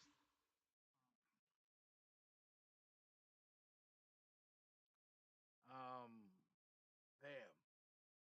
Don't forget that there is this thing going on right now for those wanting to uh, return to Zenless Zone Zero, or those who want to play Zenless Zone Hero. Invitation codes. The invitation code is right here. Told is right here. When you re-sign back in, you place that. I think you place that invitation code into the I think there's a thing for it where you put the invitation code in, and when you put the invitation code, last 5 days, and you and me, because it's a thing, will get um if you last 5 days or 3 days, I get those poly things, nice little color things right here. If you last 5 days, I get another ticket. That ticket can be used in this drawing right here. Where in this drawing right here, you have a chance to get a keychain, model, Zilla Zone Zero model, another a random thing here. I think it's a toy. It's a little model station thing that's also a thing you get as well as well. But the big grand prize, which is right here, is this chance to get a PlayStation.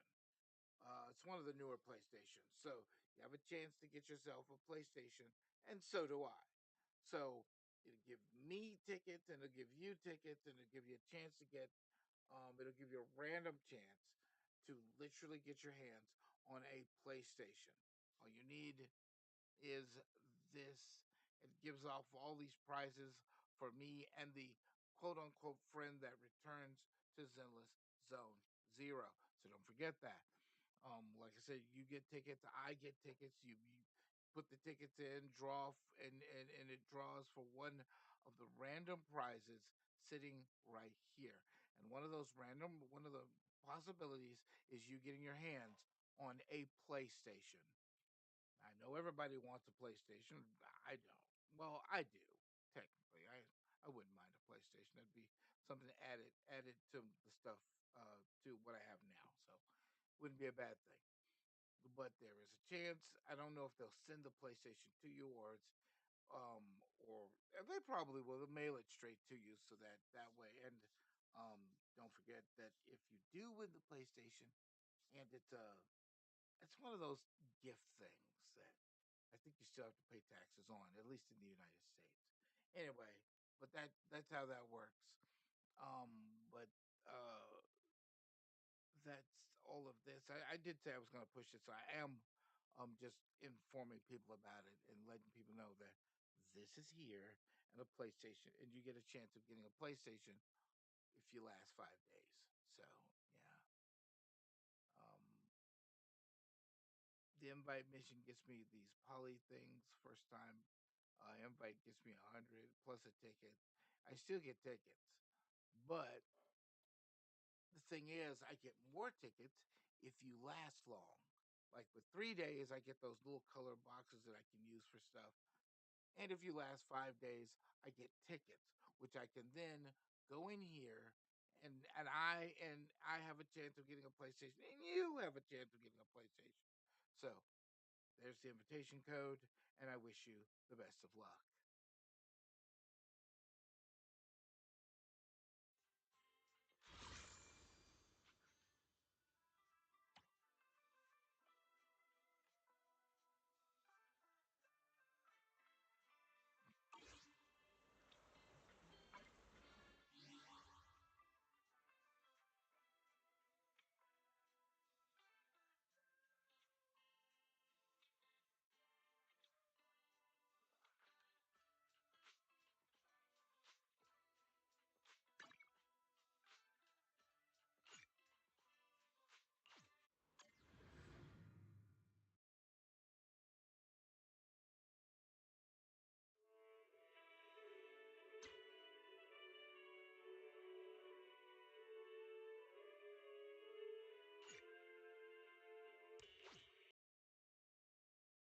Anyway, that was a good that was a good first day. Oh, not a first day. It's my first time using a completely different setup that I wanted to test out, and it looks like it actually does work. So that was pretty cool. Thank y'all for being here. Thank you for hanging out for the last 8.5 hours. Let's see. I guess I'll be back tomorrow. I'll be back tomorrow with a little more Zenless Zone Zero. Don't forget that World of Warcraft Midnight comes out in March. So when it does, I'm going to be all over that as well. Um, might roll that a little early. Might roll that just a tad early, just a tad. I may change my whole setup, my whole time I start and all that stuff for World of Warcraft Midnight, and some of the changes that'll be coming to World of Warcraft Midnight. So I want to thank everybody for being here. Thank you for hanging. Thank you for hanging out with me. I know in a few days I'll get. I know in a few days I'll be getting. I'll be adding TikTok to this as well. I'm just curious about how that's going to go. We'll find out and learn how that rolls as well. So I've got it set up to I've got it set up to roll that way. So, but for now, y'all have a good one. Take care. Thank you for hanging out, and as always, from the graveyard, Dark Gaming Hour. I will see you next time.